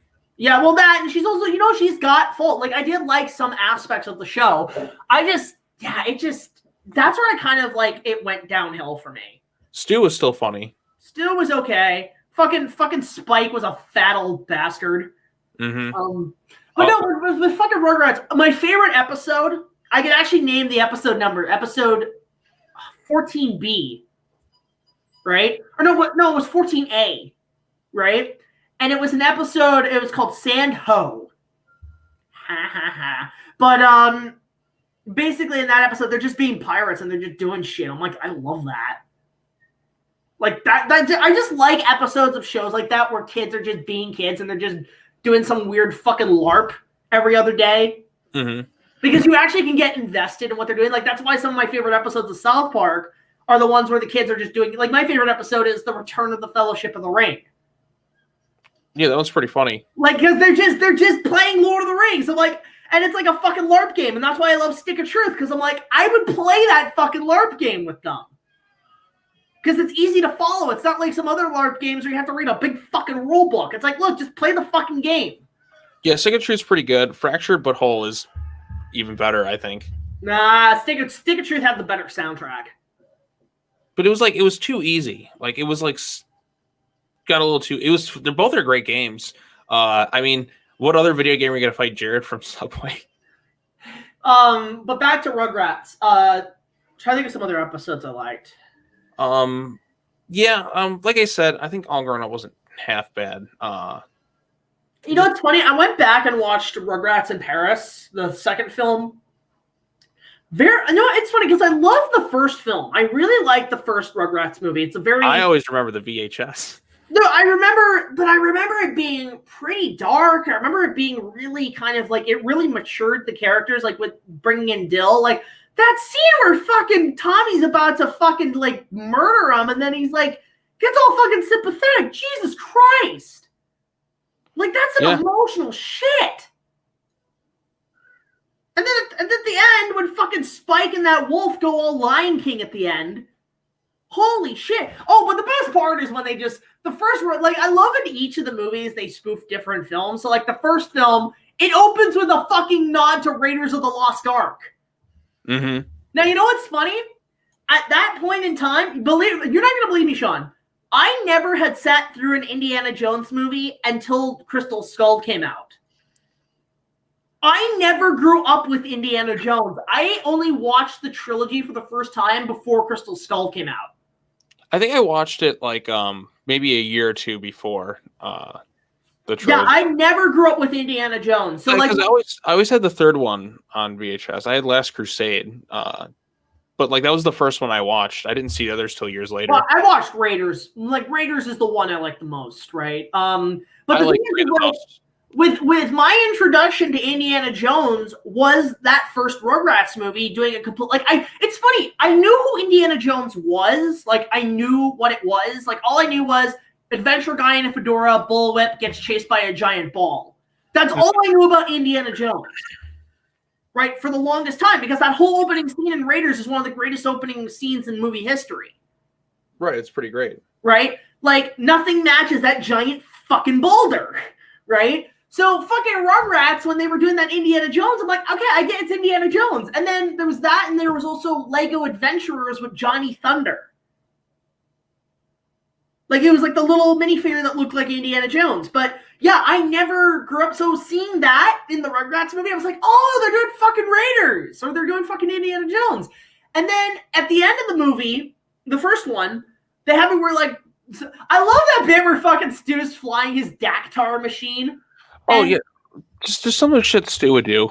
Remember I love when it's like a nod to the beginning of the movie where he's like, Dade, I found them! They're over by the ranger station! I'm going in!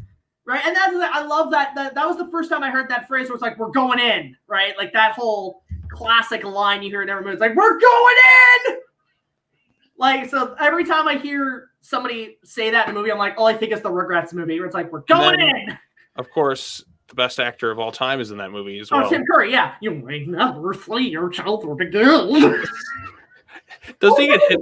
Does this copter crash or something? No, okay, not only Tim Curry's in that movie, you know who else is in that movie? Tony Jay. Oh. He's Dr. Lipschitz. Oh, yeah, fucking Lipschitz. What all deep shit? He's like doing some really bad German accent. But yeah, at the end, when he crashes in and he comes out as the lizard or the wizard, ha ha ha. So they're doing Wizard of Oz, but they're fucking playing the theme to 2001. A lot of movies use the theme from 2001. Well, I guess it's because it's classical music. It's under public domain. Right. I mean, that's Ric Flair's entrance music. Yeah, like that's the thing. Like the thing is, it's classical music under public domain, but most people don't think of that. They just think it's the fucking theme to 2001. Right. But then you go into the second movie, and they're instantly spoofing The Godfather. Like, it's funny because when I saw Rugrats in Paris in theaters, I didn't know what they were spoofing, right? And I asked my mom about, like, what was that beginning? Like, oh, they're spoofing The Godfather. I'm like, what's The Godfather? And she actually, after we watched Rugrats in Paris, we watched the whole trilogy. Oh, you poor thing. And I was like a kid. I was like 10 years old. Watching The Godfather. Like, my mom showed me a lot of, like... And we finished it last week because of how long they are. It took us... Oh, God, that's the thing, yeah, because it's like... I think we watched one movie every week of The Godfather trilogy, and, like, no, because, like, I didn't get... Even, like, you know what? I watched it, and I was actually kind of looking forward to it, because I always like doing cartoons, parody movies, and then I watched it, I'm like, I don't get it. Okay, like... later on, I get the references. Like, the one scene I love when they're spoofing The Godfather in... Rugrats in Paris is where Phil and Laura are like, Bob, Father, we founded this in our crib, and it's a wooden horse head. I'm like, that's so fucked. That's such a fucked reference. Like, literally to do the scene in The Godfather where the guy wakes up with the fucking bloody horse head in his bed. Mm-hmm. Holy shit, Rugrats. And I love how, like, before that joke, they had, like, Angelica's parents were like, I can't believe Angelica saw that movie last night. It's like, look, she saw a scene or two. It couldn't have made an impression. And then it shows the fucking horse head. You're like, oh my God! Yeah, her parents are kind of not the best. Oh my God, they got fucking business stuck up their ass. What the fuck? No, but I love it. It's like, we found this in our crib. It's the horse head. And it's like, well, that's what you get when you put your boogers in Cynthia. Oh, so that's where I left them. Mm-hmm. Like, okay, the gross humor is the part where I can't get past. That's fucking disgusting. Yeah, there's a lot of gross humor. Yeah, but freaking yes, is that and but then in the sequel, they not only do The Godfather, but then they do things like fucking obviously they do more Godzilla stuff. I love the concept of that Reptar musical because I'm like, I want to see this with Godzilla. Yeah. Godzilla the musical. Then they do the third movie, which I don't think I've seen the whole thing all the way through. I'll get to that in a sec. The thing is with the second movie too, it was kind of weird too because they go to Paris, yet the whole time it's very Japanese centered. Yeah, that's kind of odd. What? How? France and Japan, they're not the same? What? Like I get so like at some point you see characters like speaking in French, and then they're speaking in Japanese. You're like, what? What? Although to be fair, I'll give Chaz, Chucky's dad, credit that he ended up marrying a Japanese lady. Yeah. Nice taste, Chaz. Nice taste. Yeah, good for Chaz. Yeah, good on him. You know who? Look, you lucky. I'm like Chaz, you lucky ginger motherfucker. They should change his name from Chaz to Chad. Chad! Chucky Chan! Which they made a song about! Oh, that was the first time I ever heard Jackie Chan was in that fucking movie because they say Chucky Chan. I'm like, Jackie Chan. Okay. Yeah, first time I heard Jackie Chan was Rush Hour. Oh my god, Rush Hour. The first DVD I ever watched. It was that in the Recess movie I ever heard. First time I ever heard Jackie Chan. First DVD I ever watched. The Recess movie? No, Rush Hour. All right, but yeah, Rugrats in Paris. So they do all, and also I love the fact that Reptar is bad guy in that. Like they're fighting in Paris, but it's like a giant fucking snail. I'm like, when the fuck did Godzilla ever fight a snail?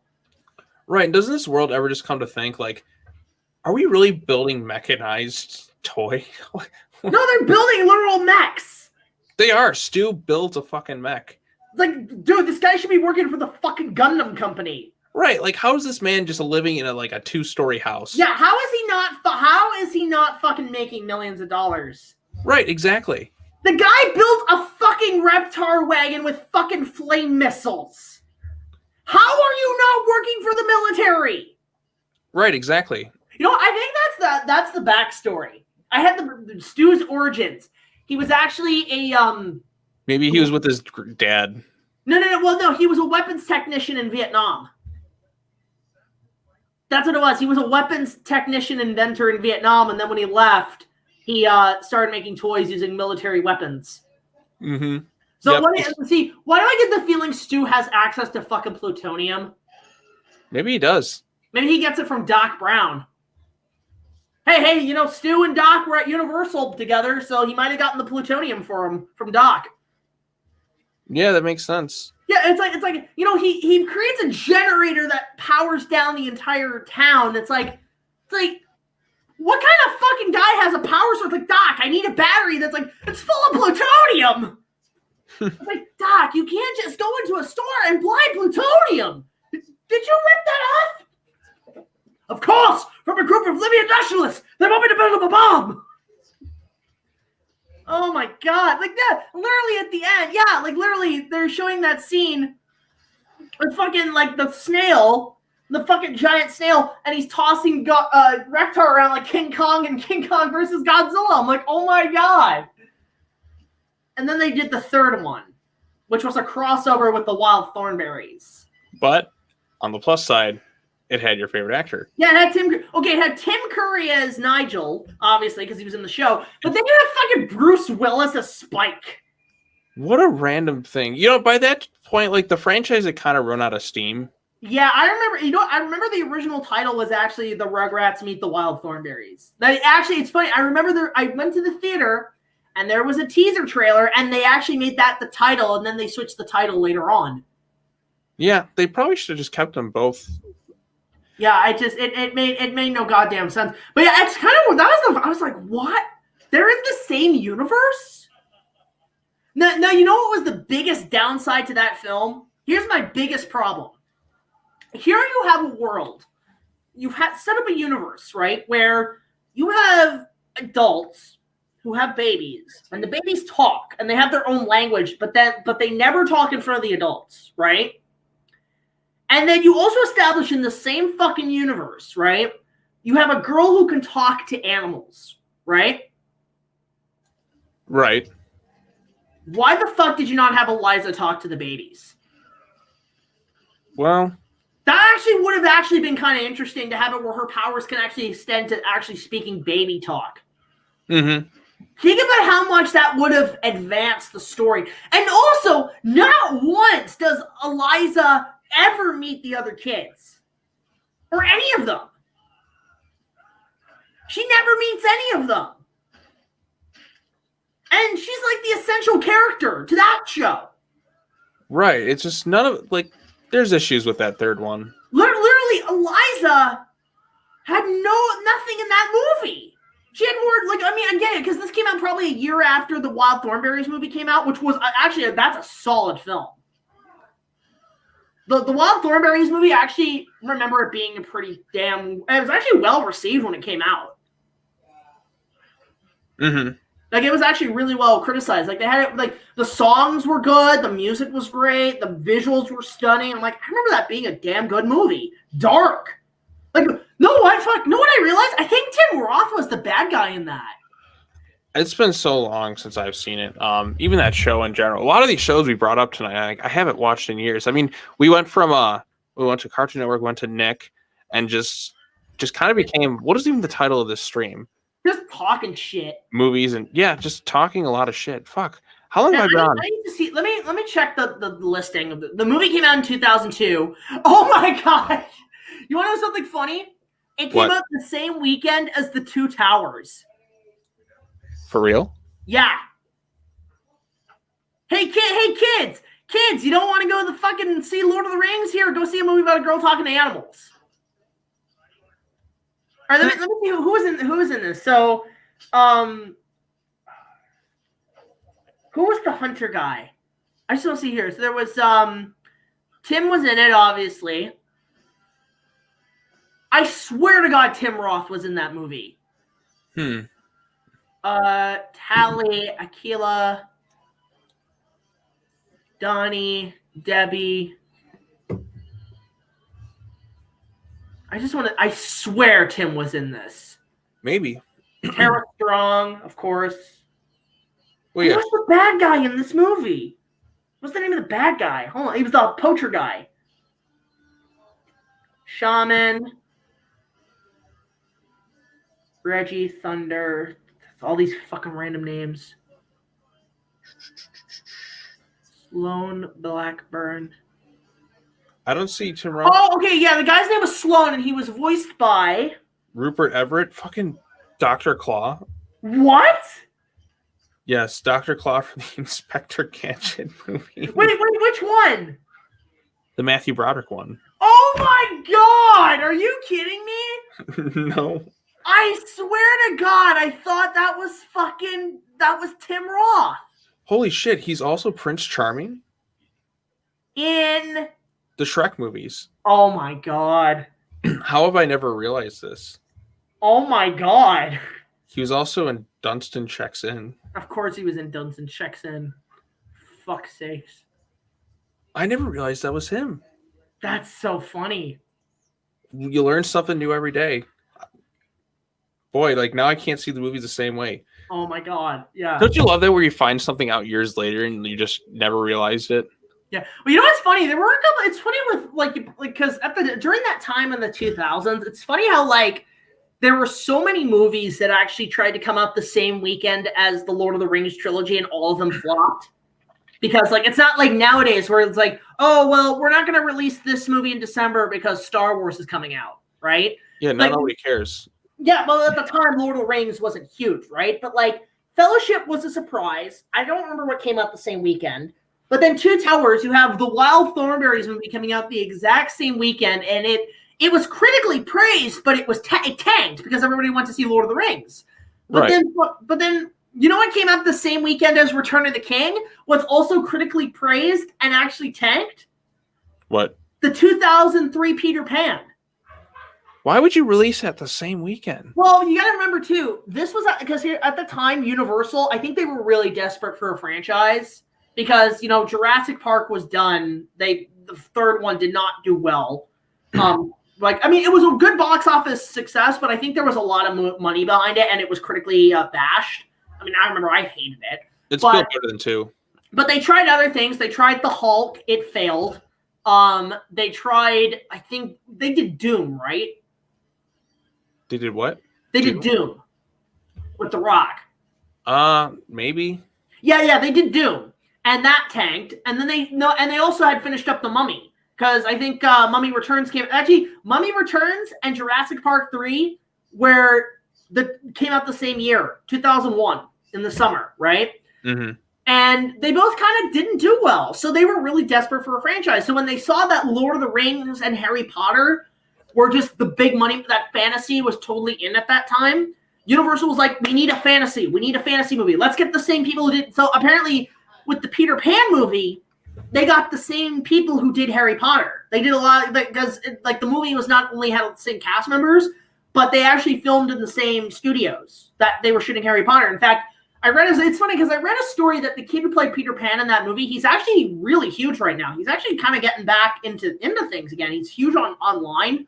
He's kind of like Macaulay Culkin, where he's like kind of a YouTuber now. Mm-hmm. And he's a nice guy, apparently, the kid who played Peter Pan. And when he got the role, they flew him over to meet Jason Isaacs, who at the time, Jason Isaacs, the reason they shot it in London was because Jason Isaacs was working on Harry Potter at the same time.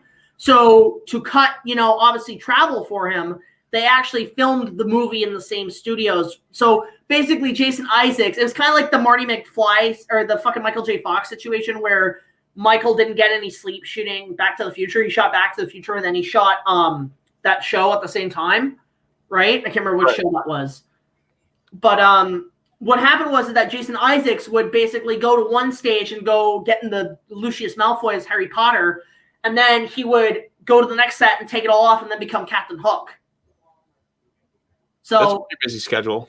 Oh, it was a huge schedule. This was, I think, at the time they were filming Prisoner of Azkaban. At the time they were shooting Peter Pan, because Peter Pan came out in 2003 and Prisoner of Azkaban came out in 2004. So those movies were filming at the same time. So the kid actually got to visit the Harry Potter set and meet all the actors and everything. So have you seen the 2003 Peter Pan? Years ago, maybe once on TV. I watched it again. It's still a pretty damn good movie. I still think you're not going to top Hook in terms of those. I mean, yeah, but you know what it is? Here's what I actually would go as far to say. That Peter Pan movie is almost a prequel to Hook. Yeah, that's what I was kind of like when I saw it. I thought that's kind of what it was. It's a prequel. Go watch it again. A couple of things to mention. Okay, the sword fighting in that is great in that Peter Pan. The wire work is great. They combined wire work with sword fighting. And it actually came out really damn solid. The effects, it's early 2000 CGI. There's a couple of moments where it doesn't look good. But, still pretty solid for the time. That crocodile still looks pretty fucking good. The production design's pretty solid. And also, you know what? The music is great. You know who did the music? James Newton Howard. Oh, so you're pretty much going to get something good. Oh, yeah. The music was great. This was around, he was pretty much on the top of his game at the time. He was doing a lot of stuff. And actually, you know what's funny? There's a track you should look up called Flying. It'll sound really familiar because they used that track in a couple of Disney park commercials. Oh. It's funny how Disney for a time had actually reached out to other sources that weren't their company to have promo music for stuff. So for Disney parks, they had used that theme to Peter Pan, and then in some of their DVDs, they'd used the theme to Robin Hood, Prince of Thieves. Right. Isn't that funny? Nowadays, you wouldn't do that anymore. You couldn't do that. Exactly. So it's but it's funny how they reached out to Warner Brothers and Universal for that shit. But yeah, man, that Peter Pan movie is still pretty fucking solid. But that came out the same weekend as Return of the King. I'm looking at it right now. It came out a week after. Oh my god. Yeah, and it didn't even tank because people were still going to see Lord of the fucking Rings. It opened opposite Cheaper by the Dozen. Oh, So well, you know what? I guarantee the box office was probably Lord of the Rings at that weekend. That was the second weekend of Return of the King. Mhm. Lord of the Rings was number 1. Peter Pan number 2. Cheaper by the Dozen number 3. wrong. What? Cheaper was made more at the box office. That's why they had a sequel. Oh my God, are you kidding me? No, I'm not. Well, okay. Well, I want to check box. Okay, give me the date. What was that date? Hang on. I just looked it up. You can go by Wikipedia and kind of see. And I'm just looking December. Box Office Mojo used to be good, but it's. What was the day Return of the King came or Peter Pan came out? Hang on. Wait. Shit. Hang on. Hey, you know what? I'll look it up. December 25th, 2003? Yeah, it was Christmas Day. Yeah. December 25th, 2003, box office. Domestic box office for December 25th, 2003, Box Office Mojo. Number 1, Lord of the Rings, Cheaper by the Dozen. Paycheck was number 3. Cold Mountain. Cold Mountain's a good movie. You ever seen Cold Mountain? No. Nicole Kidman, Jude Law, good movie. Good Western. Cool, but that was Oscar bait. And then Peter Pan was number 5. Ouch. And number 6 was Something's Gotta Give with Tom Cruise. Last Samurai came in at 8th place. Oh, that's a great... There were some good movies in the winter of 2003, but they were all overshadowed by Lord of the Rings. Oof. Like, I remember back when that movie came out, like, it was hard to get a fucking seat for that thing. Yeah, it kind of was. Yeah, like, I remember for, like, maybe 2 or 3 weeks, there was, like, no seats. Like, there were a couple times I had to, like, I remember I sat through that film probably 4 times when it came out. And every time, like, there was a couple times I had to sit in the front row. And it was like, oh my God. But even then, the front row was still fun to watch. Like, that was honestly, that was one of the best years of movies. Yeah, there's a lot of good stuff at the time. Here, I'm going to look this up. Let's look up here. Movies that came out in 2003. I'm curious to see, like, what were the top movies. So Peter Pan, The Hunted, Kangaroo Jack, Love Actually, National Lampoon's Christmas Vacation 2, Master and Commander, right, that was a good one. Big Fish, 13, don't remember that movie. Timeline, The Rundown. Rundown's pretty good. Laura Croft's Tomb Raider, The Cradle of Life. Yeah, by that point, the steam went out of the franchise, so. House of a Thousand Corpses, The Rundown, The Core, Holes. Oh, okay, The Core is one of the dumbest fucking movies. They literally stopped the Earth's core from rotating. Holes with Shia LaBeouf. That's a good movie. That is. League of Extraordinary Gentlemen. That's the movie that ended his acting career. Paycheck, Last Samurai. Speaking of Paycheck, that's why he took the role. Underworld came out that year. Here, you know, I'm gonna share my screen with this. This is actually kind of fun to go through, like, the box office, like, the movies of that year. Let's see. Hulk, Identity, The Cat in the Hat. Oh, the greatest movie of all time. Runaway Jury, Pirates of the Caribbean. Yep, that was a big time in the summer that year. Looney Tunes Back in Action. Mm-hmm. Wrong Turn. I kind of remember that movie. They made like 5 or 6 of them, I think. In Hell with Jean-Claude Van Damme.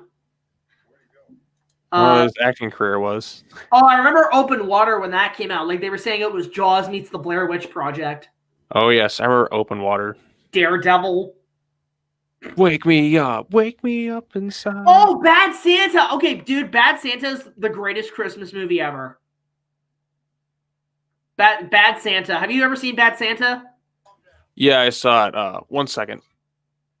No worries. Let's see, Mystic River. Oh, Italian Job. That's really funny. There's a lot of movies came out that year.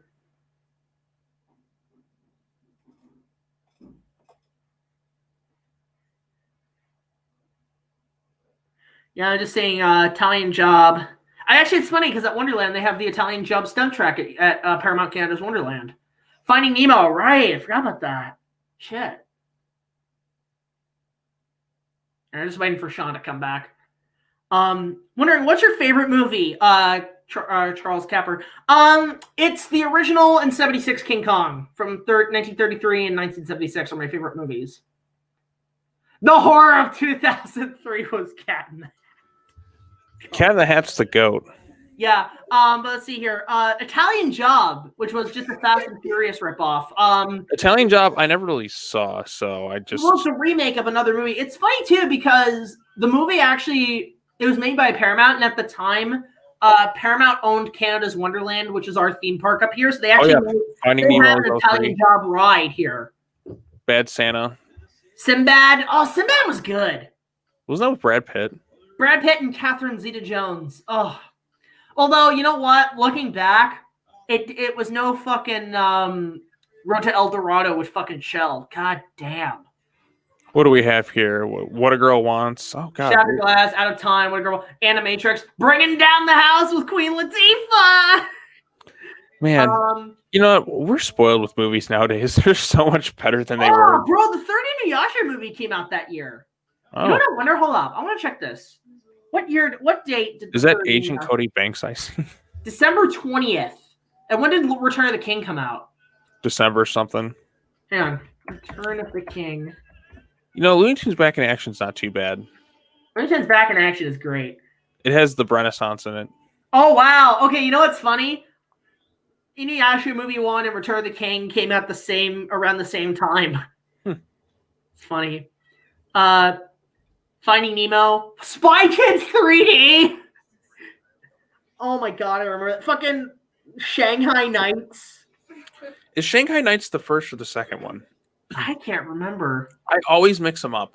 Oh, the Lizzie McGuire movie came out that time. You know, it's weird. Speaking of that, I was just reading about how they're not going to do the revival series. Oh, no. Christmas Vacation 2, Eddie's Island Adventure. Jungle Book 2. Jungle Book 2 came out that... Okay, you know what's funny? I saw that in theaters. Jungle Book 2. Have you seen Jungle Book 2? Yeah, and it wasn't very good. I liked it. I remember I actually got a bit... Remember back when movie theaters had those big fucking plastic tubs for popcorn? Someone's mentioning we're still on the air. Yeah, I know. This is like your longest stream. Is this like your longest stream? Probably. I don't give a fuck. We're having fun talking about shit. Yeah, we're just talking shit. Yeah. Let's see here. But yeah, Jungle Book 2. I remember I remember when I saw it, they had these. Remember when movie theaters used to have those big tubs of popcorn, like those big plastic containers of bins of popcorn? Mm-hmm. Yeah, like I had a ton of those. Lord of the Rings, like I think those lasted till like probably 2008. Yeah, no, theaters just, well, I mean, bags. Yeah. Open Water, Land Before Time 10 came out that year. Fuck. Oh, that's the one with Kiefer Sutherland. X2 came out that year. You know what? Like I saw the first X-Men movie in theaters. Second one, I don't really remember any of them. I haven't that one's not too bad. Brother Bear 2 sucks. Oh, Piglet's Big Movie. Oh, fuck. I forgot about that one. Yeah, I was there. Charlotte's Web 2 came out that year. Ooh. Ugh, God. Dumb and Dumberer. When Harry Met Lloyd, that came out. You know what? I'll say this, though. That has one of the funniest scenes with Bob Saget. Oh, Chris Rock, Head of the State, came out. Geely. That came out the same year as Daredevil. Wait, hang on. Geely with Ben Affleck and fucking Jennifer Lopez. Geely rhymes with really or whatever. Legally Blonde 2. God, there were some bad movies that year. Like there were some damn good ones, but holy shit. Boy, Ben Affleck has dated like a lot of people. Okay, Head of State's pretty great. That ain't right. Yo, what's up? My name's Osama bin Laden, and I voted for Brian Lewis. Oh my God. Cheaper by the Dozen, obviously. God, there was some.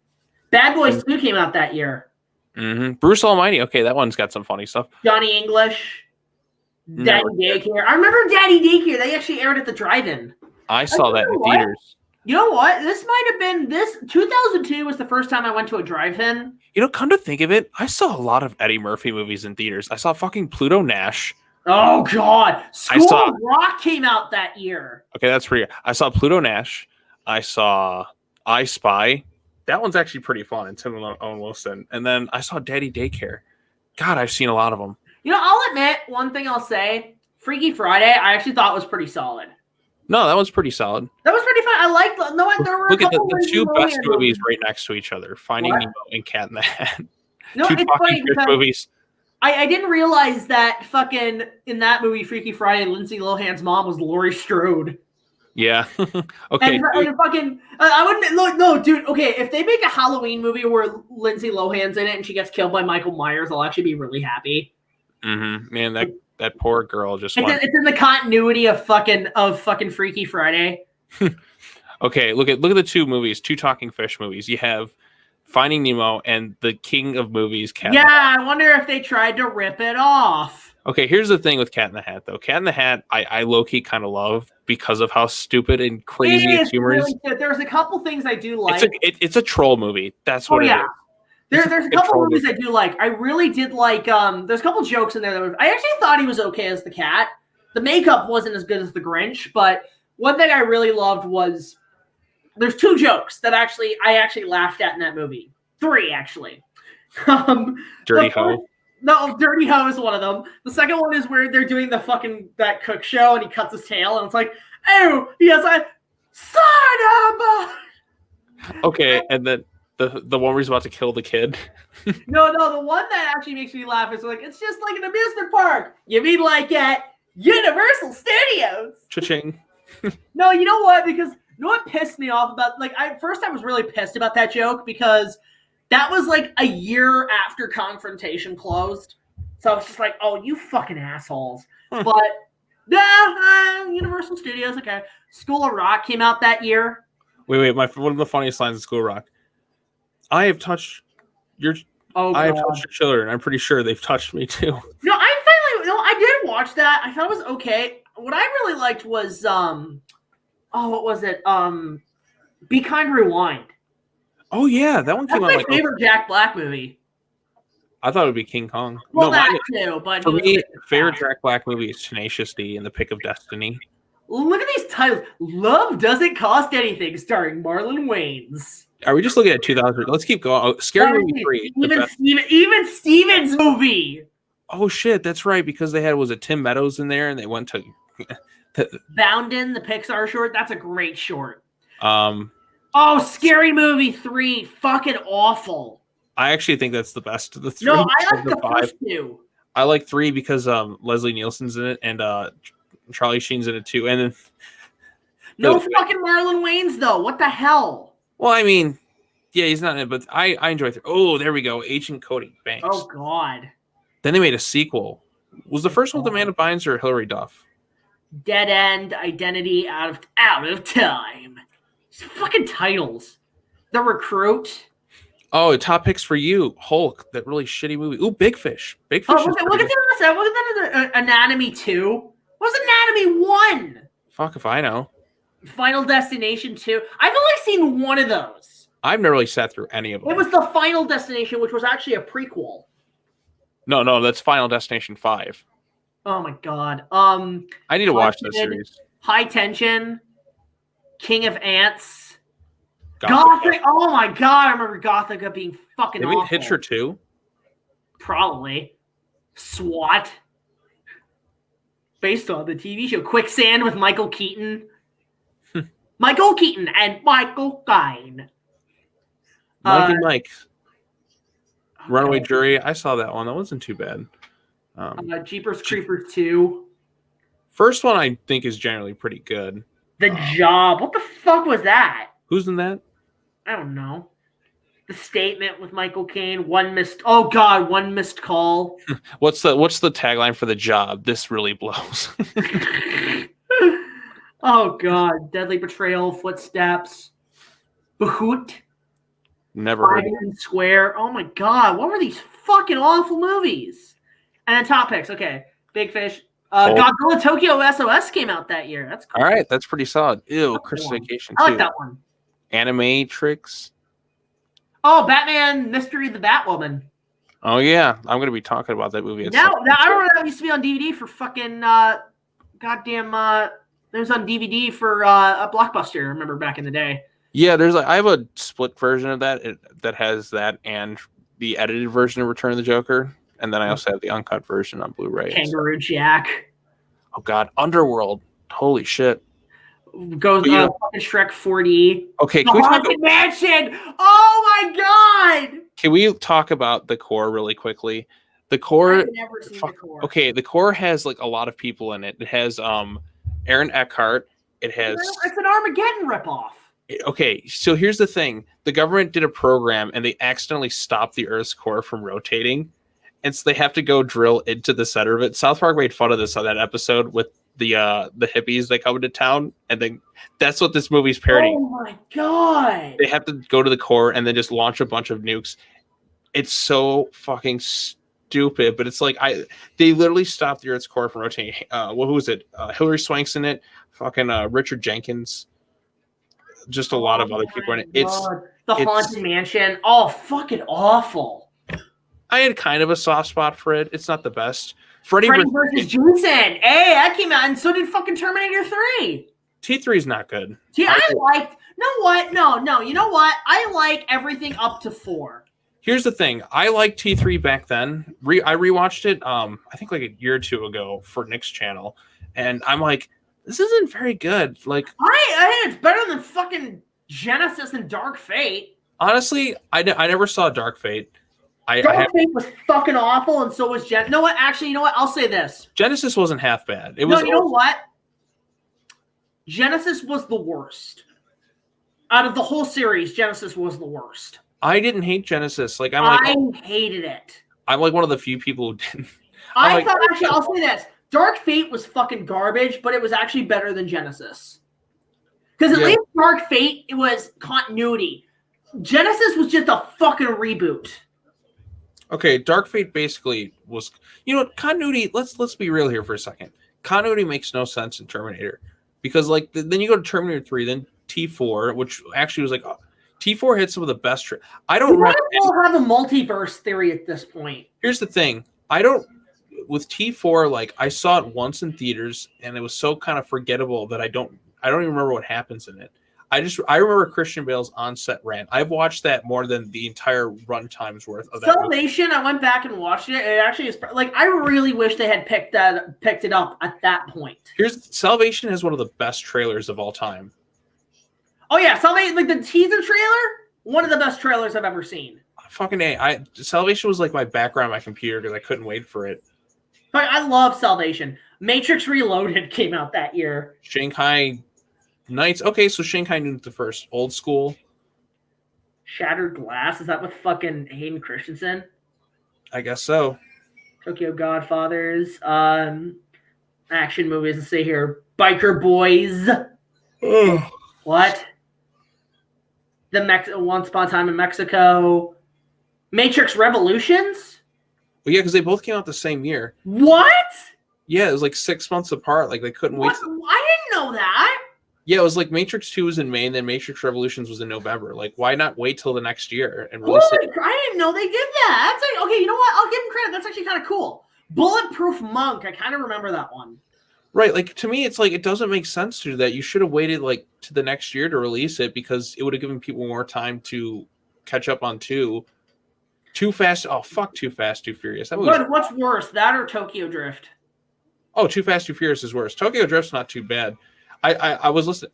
Oh God, Charlie's Angels Full Throttle. I have a story to tell you about that. Fun story about Charlie's Angels. You know what? I hated that movie. First one's pretty fun. That one's. I have a story about Charlie's Angels Full Throttle. The new one. Well, you saw the new one. I posted a video on your channel because I saw that and the Hulk the same weekend at the drive-in, and I fell asleep through both of them. Oh my God, I'm so sorry. Because my drive-in usually did double or triple features. That's like the worst double feature because they're both so fucking boring. Yeah, I fell asleep through both of them. And you know what? at least they're. I'll say this though, I'd still rather watch those two movies than the newest one. Kill Bill, I'll be honest, that's a series of Tarantino movies I still need to watch, but I want to watch it with a group. Okay, here's the thing. I own it. I only watched like Volume 1. I never watched Volume 2. House of the Dead. Oh, with Uwe Boll. We're basically just like, oh shit, look at this. So there are a lot of movies that came out. Dark Waters. Wonder what? Oh, let me guess. It's a Jaws ripoff. Shark movie. Dragon Fighter. What the fuck is that? You guys remember that SpongeBob episode with Cucumber? I don't remember. Jared. Alien Hunter. The fucking Asylum movie. Alien versus Shock. Hunter. What the hell is this? All right. Oh, Secondhand Lions. Fuck, I forgot about that movie. Secondhand Lion. Oh, haven't seen that. With Haley Joel Osment and was it Robert Duvall, Michael Caine. All right, I think I'm done. Romance movies came out. Wait, hold up. American Wedding. Something's got to be good. I was looking at Intolerable Cruelty because here's the thing. There's a movie that came out like maybe about 15 years ago that I just discovered with Catherine Zeta-Jones that actually, I'm going to be honest, actually looks like a good movie. It's a romantic comedy, but it's about Catherine Zeta-Jones. She just moved to New York with her kids. She just divorced her husband, and she wants to date somebody new. Okay, typical date romance movie. But in the movie, she dates a younger guy, like a college kid. And I'm like, I kind of want to watch that. That actually sounds kind of cute. Just the fact that Catherine Zeta-Jones dates a younger guy. I'm like, you know what? That sounds cute. Honey, oh God, One Last Dance. Why does that look like with Patrick Swayze? Why is that a Dirty Dancing knockoff? Well, he did Dirty Dancing too. Oh, wait. Havana Nights. Big Fish, aka Tim Burton's last. Translation. I feel like Big Fish was Tim Burton's last really good movie. Corpse Bride was pretty good. Well, he didn't direct that one. Yeah, he did. Oh, he did? Actually, okay, that one wasn't too bad. Basic. Yeah. Remember the movie Crossroads? Can we just take a minute and Lilo and Stitch? That came out then too? Oh my God. No, that was Stitch the movie. Oh, who cares? It was done. It was over by that point. Stitch came out in 2001. Wait, is that Eddie's $1 Million Cook-Off? Yep.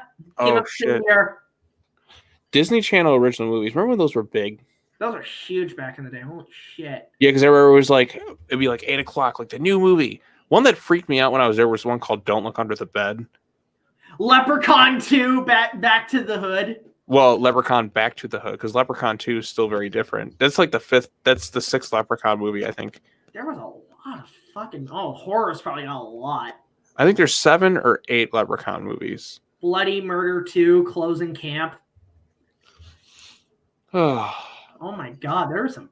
Okay, yeah, we had. Oh my God, Disney, George of the Jungle 2. You know what? I'll say this: the very first joke in that movie is actually really funny. I haven't seen it. Okay, so the very first joke is the narrator's like, and here we're back with George. And then he turns around and he's like, wait a minute, you're not George. He's just like, the guy playing George is like, studio too cheap to pay Brendan Fraser. So me, the new George. Okay, you know what? I might actually give it a watch. If that's the first joke, I might watch it. Because that's actually, I was thinking, oh God, they're just going to say, fuck the continuity. And like, you know what? No. The ending makes me, maybe, there's some, it's definitely like, dumber, but there's still some like jokes that are funny. That joke's funny. Thomas Hayden Church comes back. Gadget 2. Oh, it's even worse. It's more okay. So I'll say this about George too. There's genuinely like Thomas Hayden Church comes back as Lyle. Of course, because he had nothing better to do. He was waiting for Spider-Man 3. Okay, the narrator physically appears and is like God and literally kidnaps him out of the movie. It's like.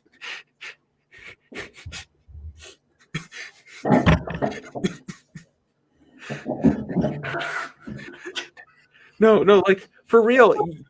You've played Super Smash Brothers. You know Master Hand. That's literally what happens.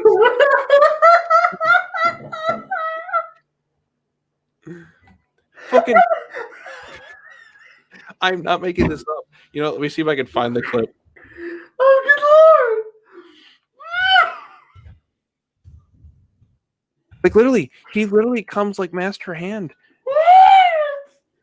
I gotta find the clip because What? I'm dead serious. Literally, he fucking just literally he's God and just comes in and like just takes him out of the movie. Oh my god! Because Lyle just starts arguing with the narrator and like the narrator. What the fuck? See if I can find the clip. Are you kidding me? I'm not. Okay, I need to. What? I missed out on this movie. I need to watch this now. That sounds fucking hilarious. I'm not gonna lie, that actually sounds really funny. I was thinking this was gonna. You know what? I can't find it in English, but I'm gonna share my screen for a second. Oh my god, I need to watch that now. That sounds fucking hilarious. Okay, I can't find it in English. All right, let me show you really quickly. Oh my god. Okay. Literally, he's just like he gets so tired of the narrator because the narrator's saying stuff. Well, the effects on the apes aren't too bad. So this is Lyle basically arguing with the narrator. Lyle. And Lyle. Man. But like, wait, he's yelling at the narrator. He had enough because. Is that the same actress who played Ursula? No, it's not. Like literally, like two people are back: Lyle and John Cleese.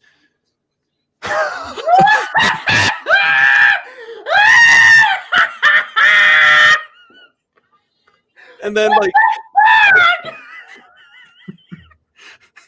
and then like there's like, anybody else have any more questions? What? What the fuck? What?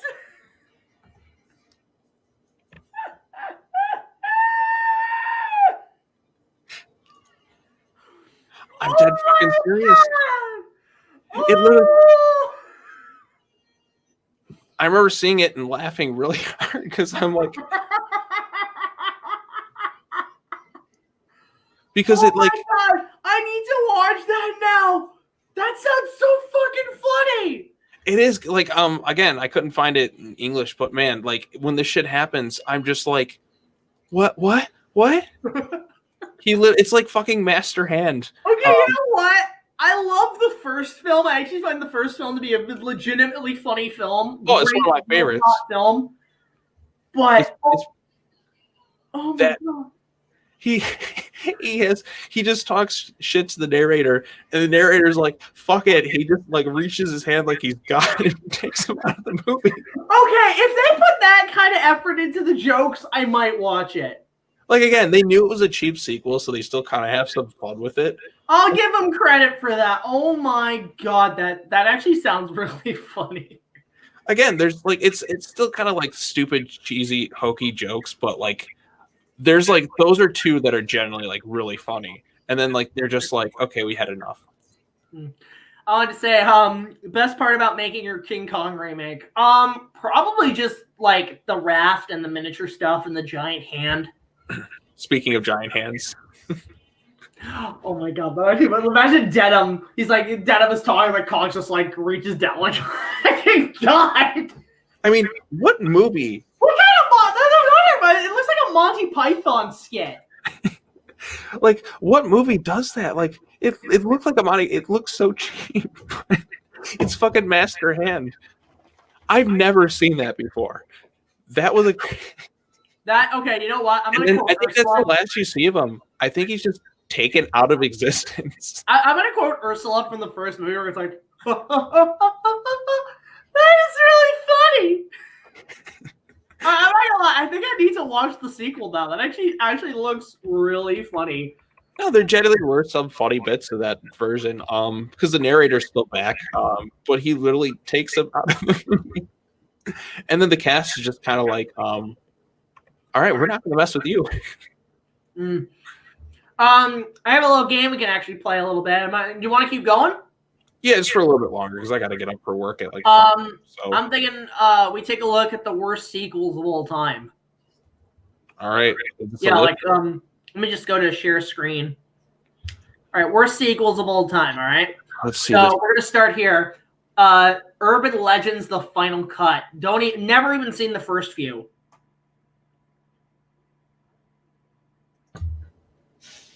Never seen Urban Legends. Wait, I think he had to cut out for a sec. 1 second.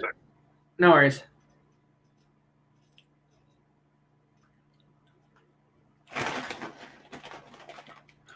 All right, let's make this quick. All right, worst sequels of all time. Urban Legends final cut.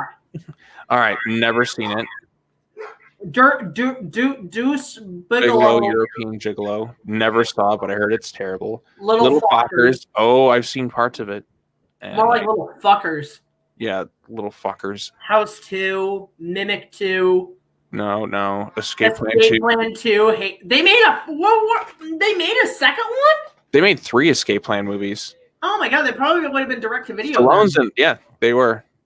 Of course. Jason Takes Manhattan is. I love that. There's some funny. Jason Takes Manhattan.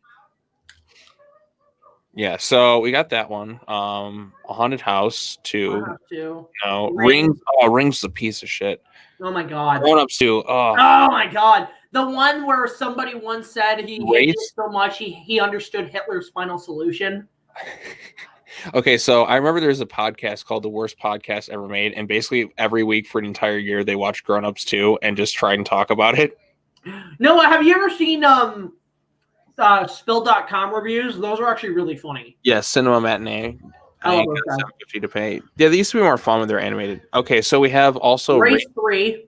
Never fucking heard of it. Teen Wolf 2 is bad. It's awful. Okay, Problem Child 1 was actually genuinely really funny. Like a dark sense of humor. Revenge of the Nerds 2, Nerds in Paradise. I saw Revenge of the Nerds when I was like 5 years old, and I probably shouldn't have. Oh, they were in fucking Fort Lauderdale? I used to go there all the time. The next Karate Kid. Next Karate Kid is actually it's not that bad. Right, I'll agree with that one. It's not the that villain bad. Is over the top as fuck. Michael Ironside's in it. Yeah, because he's like a military guy. He's thinking about the war. What war? Van Wilder 2, The Rise of Time. Okay, you know what? Which one was have you seen the Van Wilder movies? Yeah, the first one where the guy shits. Which one's the one where he sword fights with that chick? I don't remember. There was 3 of them. Second one? I want to say it was the second one. There was 3 of them. Because I like that sword fight. That was actually pretty solid. I know what you did. I still know what you did. And I remember Scary Movie made fun of it. The fucking Jamaican guy. Student of the Year 2. Jack Black. Student of the Year 1. Death Wish 3. One of the Death Wish movies has one of the funniest final death scenes. I need to watch those. What? I need to watch the Death Wish movies. I haven't seen them all. I saw the remake with Bruce Willis, which actually remake was a piece of shit from what I heard. No, it really wasn't too bad. It was just kind of the original. No, the original is the best, dude. The original has Charles Bronson. It has Jeff Goldblum as one of the bad guys. Right. And he says one of the greatest lines of all time when he's beating up this chick. Goddamn rich cunt! I kill rich cunts. Okay, let's keep going. Yeah, Jeff Goldblum actually said that. Bad News Bears Go to Japan. Never seen it. Directed by James Cameron. Piranha 2. Oh my god. Okay, Troll 2 is great. Oh yeah, it's one of the best. No, freaking Critics Consultants. Oh my god. No, I like Piranha 3D to Piranhas. I don't like the Piranha movies. I heard that was awful. Son of the Mask. Oh my god. Nightmares. Basic Instinct. I haven't even seen the first one. I've seen stuff. Highlander 3. Oh, that is one I need to watch. Highlander. Major League 2. There's 3 Major League movies. Oh my god. Universal Soldier: The Return. The Paul Blart. Yeah. That I heard that was bad. Oh, you know what? Okay, I think which one would I think I saw the first or second Big Mama's House in theaters, and it was actually so bad I actually got a fever. Yeah, this one. I saw this in the theater. I was so bad. I actually felt sick, and I felt sick, and I had to actually. It turned out I had a fever. This is just so bad. Oh boo! Medea Halloween. Atlas Shrugged Part 2. There's like a 3-part thing. Caddyshack 2 is. Oh god! Scary Movie. Oh, that's a piece of shit. Okay, Speed 2 Cruise Control. I think Roger Ebert's the one positive review for that movie. Yeah, and fucking Keanu Reeves wasn't even in it. Because he didn't want to, because he thought it was bad. Willem Dafoe is hilarious, though. The whole 10 yards. Whole 9 yards is good. Whole 10 yards is bad. RoboCop. I haven't seen I'll be honest, I've never seen RoboCop. I know of RoboCop. I like the look. I just haven't seen them fully. You know what? I kind of like this movie. Okay, Jack. The moment you watch RoboCop is when I'll watch Braveheart. That's the deal. All right. I kind of like more. I kind of like this one. I thought it was stupid, but it was fun. Yeah, that's kind of where I'm at with that one. It's funny bad. Daddy Day Camp. Oh God, the sequel without Eddie Murphy. Without anyone, really. Yeah, you know what it is about the first one? Directed by Fred Savage. What? What? What? What? What? What? Fred Savage could direct? Apparently not. Good God. What? Why is he directing Daddy Day Camp? Hold on, I need to see if this is the legit guy. Oh my God! Did he really direct? That's the only film he directed. Oh my God. Oh my God, I need to watch it now to see if it's bad. Oh, what a piece of shit. Atlas Shrugged, whatever. Gallows 2. Act 2. Ringu 2. Really? The Japanese version? Leprechaun 2. There's your Leprechaun 2. Return to the Living Dead 2. Police Academy 4. I own all the Police Academy movies. Highlander 2. Aw, let's get Sean Connery. Return to the Blue Lagoon. Mila Jovovich. Oh, come on! I like Jaws the Revenge. Oh, come on. Jaws the Revenge is legitimately funny as fuck. Oh, I love it. Fucking the guy who was supposed to direct The Legend of King Kong was directed it. Did you know that? You know, I actually started writing a review for Jaws the Revenge on the side. You have to bring up that Joseph Sargent also almost directed a Kong remake. Okay. Because he was supposed to do The Legend of King Kong. Fucking A. Like, the shark follows them to the Bahamas because it's... Oh, yeah, I heard that was awful. Yeah, it's pretty bad. Like, the Baby Genius... How is that the fucking same guy who made A Christmas Story? What? Bob Clark made A Christmas Story. He made Black Christmas. He made Porky's 1 and 2. Really? I never saw these movies, but... And he made Super Babies.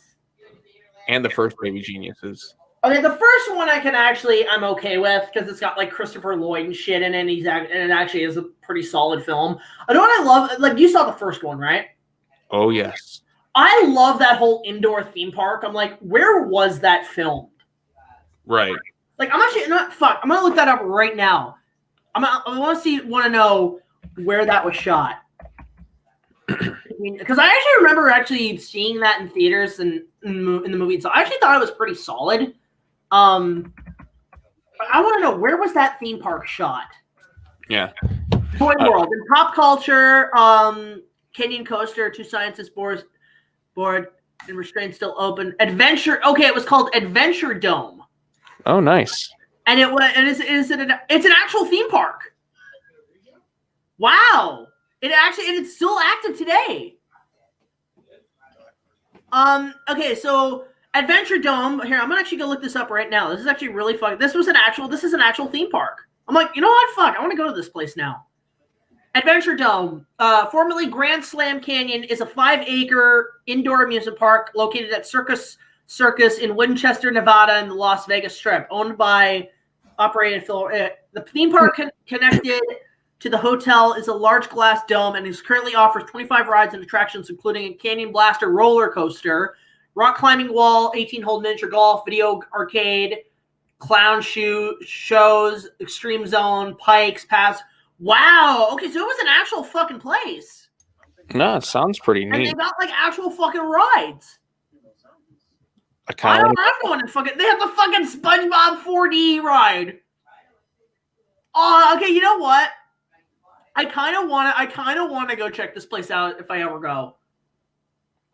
Cool. If I ever go to Vegas, I'm checking this place out. Because I remember in the movie, it had like fucking dinosaurs and shit, like animatronics and stuff. Mm-hmm. That's really fucking cool.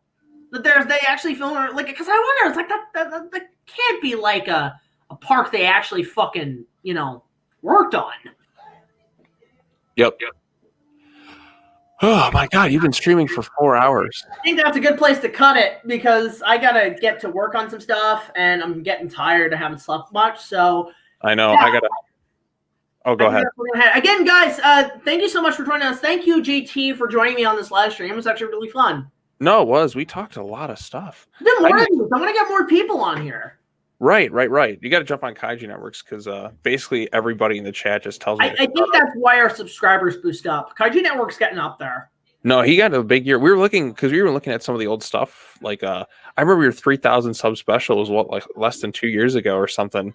And I'm at 14,000. Dude, you're on a fucking roll. I know. How many subscribers does Kaiju Network have? Like 3,500 almost. Okay, well, he's getting up there, but he ain't gonna be 14,000. Yeah, of course. No. Actually, I think I'm higher than Monstrosities. Yeah, I mean, you're doing pretty well. Me, I'm getting close to 2K. I'm like 1,500 something. But again, there, man. But guys, go subscribe to this nutball. He's fucking amazing. Thank you, sir. I appreciate you having me on here. I'm gonna have to start getting back to work editing my next video, which I'm gonna try and get out by Friday. If not, I'll just do a Saturday. I might do a Saturday premiere. I think that'd be kind of fun to do. I've got a really cool video coming out tomorrow, so that's going to be fun for me. Right. My next movie review is going to be on the Justice League Throne of Atlantis. I already was like halfway through editing it. But once it's ready to go, it should be pretty good though. It's tricky trying to do like humor and then like informative at the same time. I actually just realized tomorrow is the what is it, the 44th? I want to say 44th anniversary of Kong 76. Yeah. September 17th, 1976. And next year will be its 45th anniversary. I might do something next year for that. Yeah. You know, maybe we can finally get a fucking Blu-ray by that point. Right. I mean, 45th anniversary edition. Let's go. I just have my, for when I did Kong Week. I don't know if you ever. I actually want that DVD set. Yeah, so basically when I did Kong Week, so it's kind of like this. It's a nice set. Like you get two for the price of one. Yeah, it's the only time they've ever been released together. Right. So I got. Yeah, the only downside is you need the 2-disc special edition of the original. Yeah, I mean, I got basically what I could with that one. Because I did Kong Week back when Kong Skull Island came out. So I did all the Kong movie reviews, except for King Kong vs. Godzilla, since I did that with 30 Days of Godzilla, which was the craziest thing I did on YouTube. But I do want to kind of update review stuff at some point. What are your thoughts on, like, very quickly on the whole series? Okay, so I like the original. It's not my favorite. I actually I think I've seen 76 more. But anyway, so original, it is good. It's iconic, but definitely has some faults for sure. I don't think the main character outside of Denim, I don't think the cast is all that interesting. That's one of the things I liked about Dr. Skull's the worst character. Yeah, he's just super lame, and he just women just can't help being a mother. Maybe that way, I guess. Really, outside of Denim, I don't care about any of the humans in the movie. So the Kong stuff is great, and just technically what it did was incredible. Son of Kong, it's fun. It's a little lighthearted. Kiko, is that his name? Kiko. Kiko, son of you know what? Or Little Kong. You know what it is? I'll say this: looking back on Son of Kong, it's all good until they get to the fucking island. Then it sucks. Right. I actually found everything that wasn't on the island to be the best parts. Right. That's kind of where I'm at with a bit of it, because the climax is so rushed, and even the island sinking. It's just like, what was the point of this? King Kong vs. Godzilla is cheesy fun. That's kind of where I'll leave it at. It's definitely got some faults, bad effects, and all that. Mr. Taco is the best human in that movie. King Kong Escapes is kind of the same deal, where it's Toho cheesiness, but gone even further, especially with Doctor Who, who's great. Japanese Christopher Lee. Yeah, Susan is very annoying, for sure. Linda's pretty cool in person. Right, but I heard they dubbed her over too. Yeah, they did, yeah. And that voice is just so obnoxiously done. So I kind of feel bad for the actress. I said some mean things in my video. So. It's probably one of my favorite Akira Takarada roles. Right. So I mean, that's kind of where the fault for whoever they got to dub her. 76. 76. I love it. I do like 76. Fucking Charles Grodin's the best thing in that movie. I don't know if you see my reviews on it, but I fucking love Charles Grodin. He's my favorite part of that whole Can movie. you cosplay him at G-Fest? I actually might cosplay him at G-Fest. I don't know if I can pull off the stash. I could do it. You just draw it on. You lying hippie. No, my favorite line where it's like, if we had found oil, we had golf, shell, Exxon crawling all over here. Not Here's in the this thing, one, though. pal. I hated Ours watching is it all die. Me and Petrox, a Fred S. Wilson exclusive. Move your ass, shorty. So And there's Fred that Wilson, one line where it's like you can't understand what he's saying because he's like, you really think that's gonna ring a bell? Promise oil, bring back a monkey. Look at an Exxon campaign. We'll put a tiger in your tank, and it's serious, which is a paper tiger. Like, what? You can't even understand what he's saying. right? It's He's like my favorite. Arnold and Batman Robin. Necessity bows to my demands. It's winter whatever you got them. Which mean, It's winter whatever you got them. yeah, Charles Grodin is my favorite part of that whole entire movie. He's like Mr. Freeze. I did not want him to die. Well, you haven't seen the extended cut where he actually lives. I thought that they just kind of found his hat. Yeah, well, apparently they shot a scene where he actually rolled over and his hat got crushed, but that part hasn't existed. He should still be alive. That's Yeah. what I think. He's the a best fine part. man. In the extended cut, his boss tells him, "You better fucking run, motherfucker." That's why he's my favorite part of the movie. He just is. He's the best part of the movie by far. I still like Jeff Bridges as well. I think he's the best Jack Driscoll. Yeah, you shine. Even an environmental rapist like you, even you wouldn't be asshole enough to wipe out a unique new species of animal. Fred, the kids that burned every Petrox gas station from Maine to California. I can hold that movie forever. Do you see what Kaiju Network just wrote? That's a lot of Fred Wilson. Oh my god. The big one. Jesus. Oh god, I got him started quoting King Kong. Who says I ain't gonna? Anyway. But again, like, I think that movie. I do think 76 is very underrated. Jessica Lange is fucking hot in that movie. That's it. That's all she's good She's for. got a great fucking TNA. Yeah, I'll say that. You know what? I want to see a biopic on the making of it, and you know who I would cast? Margot Robbie. That's Jessica Lange. She looks exact. When I saw Margot Robbie in like Suicide Squad and Onward, I'm like, this is like a modern day Jessica Lange. Or a modern day Jamie Presley who looks exactly. No, Jessica Lange. I put her up with Lange. She's that fucking good. Right, but Jessica Lange was not. I think she's a good actress, but she wasn't that great in that first movie. She was great in Kong. Disagree. Oh, Jack. You know what you need to see is her and Rob Roy. She's amazing in that as Liam. Okay, well, I said she got better as an actress.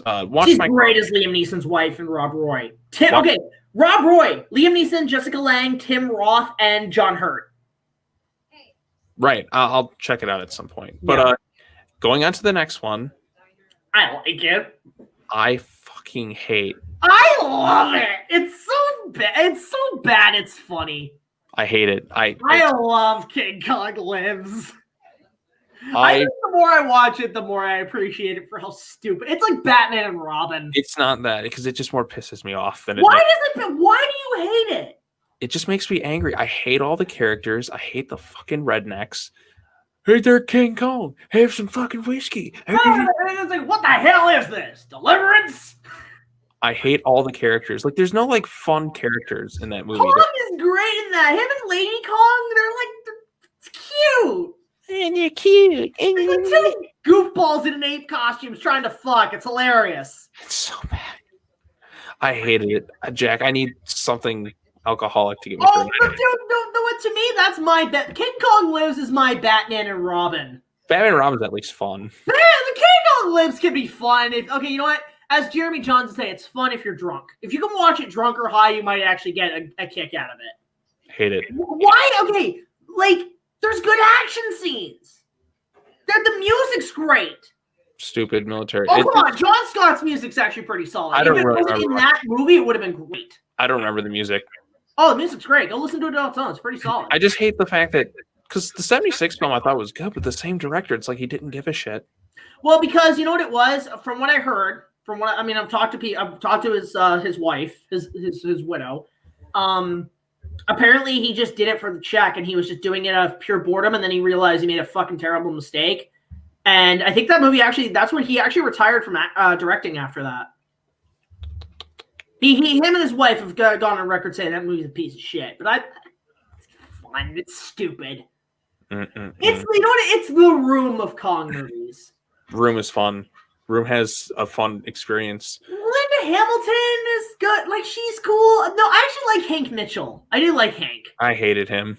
You don't need me. You've got Indiana Jones. Oh, they're out there. Okay, yeah. His facial expressions are funny. He's like, looks up. Holy shit. Easy, big fella. And I just... Like, did you say your beast is a female? Yeah. And a damn good looking one, too. Kill me. Just end me right now. Oh, and fucking baby Kong at the end. He just like popped out like a fucking eraser. Ugh. No more. And Peter Jackson's one, I think it's arguably the best remake of all time. Wait, you forgot the Mighty Kong. I'm only talking about the ones, the live action movies. Jack, if I go into your whole list, I'll be here all night. I'm talking about Conga with Michael Goff. That's a decent film. Everything aside from Conga is amazing in that movie. I haven't seen it in so long, I don't remember. Michael Goff is so good in that movie. He's the best part. It's fucking Alfred as a Frankenstein mad scientist. No, that sounds great. Mighty Joe Young. College students. Okay. Peter Jackson's, that was like my favorite. Although Kong Skull Island's growing on being my favorite. Have you watched the extended edition? Yes. I actually prefer the extended edition. I love that movie. I think Great. Peter Jackson's King Kong is fantastic. Have you gotten the 4K HD Ultimate Edition Blu-ray? Thank you. Okay, dude, you want a good movie education on filmmaking? Watch all the bonus features. Watch the documentary. It talks about the 96 film. Watch the production diaries. Watch everything. That is one of the best home video DVD things ever made. That Ultimate Edition. And this one I really love too. This one might be my favorite because I'm kind of tired of the same story. I want to get the Blu-ray. All I have is the DVD. For this? Yeah. I got cheapskate on a Christmas. I asked for the Blu-ray and I got the DVD. It's only like $4 you can get off. I could probably buy the fucking Blu-ray. Well, that's American money. Here it's probably 10. True, but it's still pretty worth $10. So, but yeah, I think that's it. You can watch my Kong Week to see me talk about all of them. I don't think you've seen it, so I'll put on a plug. I'll put it in the description if I can. Yeah, but anyway, thank you so much, Sean. JTIsReborn, guys. Go subscribe to him. He's a really kick-ass guy. Maybe sometime down the road. Let's see if we can get on Kaiju Network's fucking streams. Right. We'll have to harass him some more because I was on a stream on Sunday. We should have done a thing on the fucking Disney announcements that happened. Fuck, we should have watched Disney. That would have been great. A better fucking presentation than Warner Brothers did. Yeah, that was great. That's what they should have done. And yet no Spider-Man 3 trailer. No, it's funny. They had the same reaction we did. Nobody cared what Disney was doing after Star Wars except for Spider-Man 3, and nothing happened. No, but that's Sony, so. True. All right, well, take it easy, Sean. We'll talk to you later. All right. All right. So, yeah, guys, thank you all for joining this live stream. Hope you guys enjoyed it. And if you have any more questions or whatever, post in the comments. And until the next video, like, comment, subscribe. We'll see you guys later. This is BigJackFilms signing off saying, longest stream ever. I am fucking tired. And I was here for 3 hours. Over 3 hours. You were here as long as the Peter Jackson movie. Pretty much. Underrated Peter Jackson movie, The Frighteners. Check that out. Final plug of the show. All right. Take it easy, guys.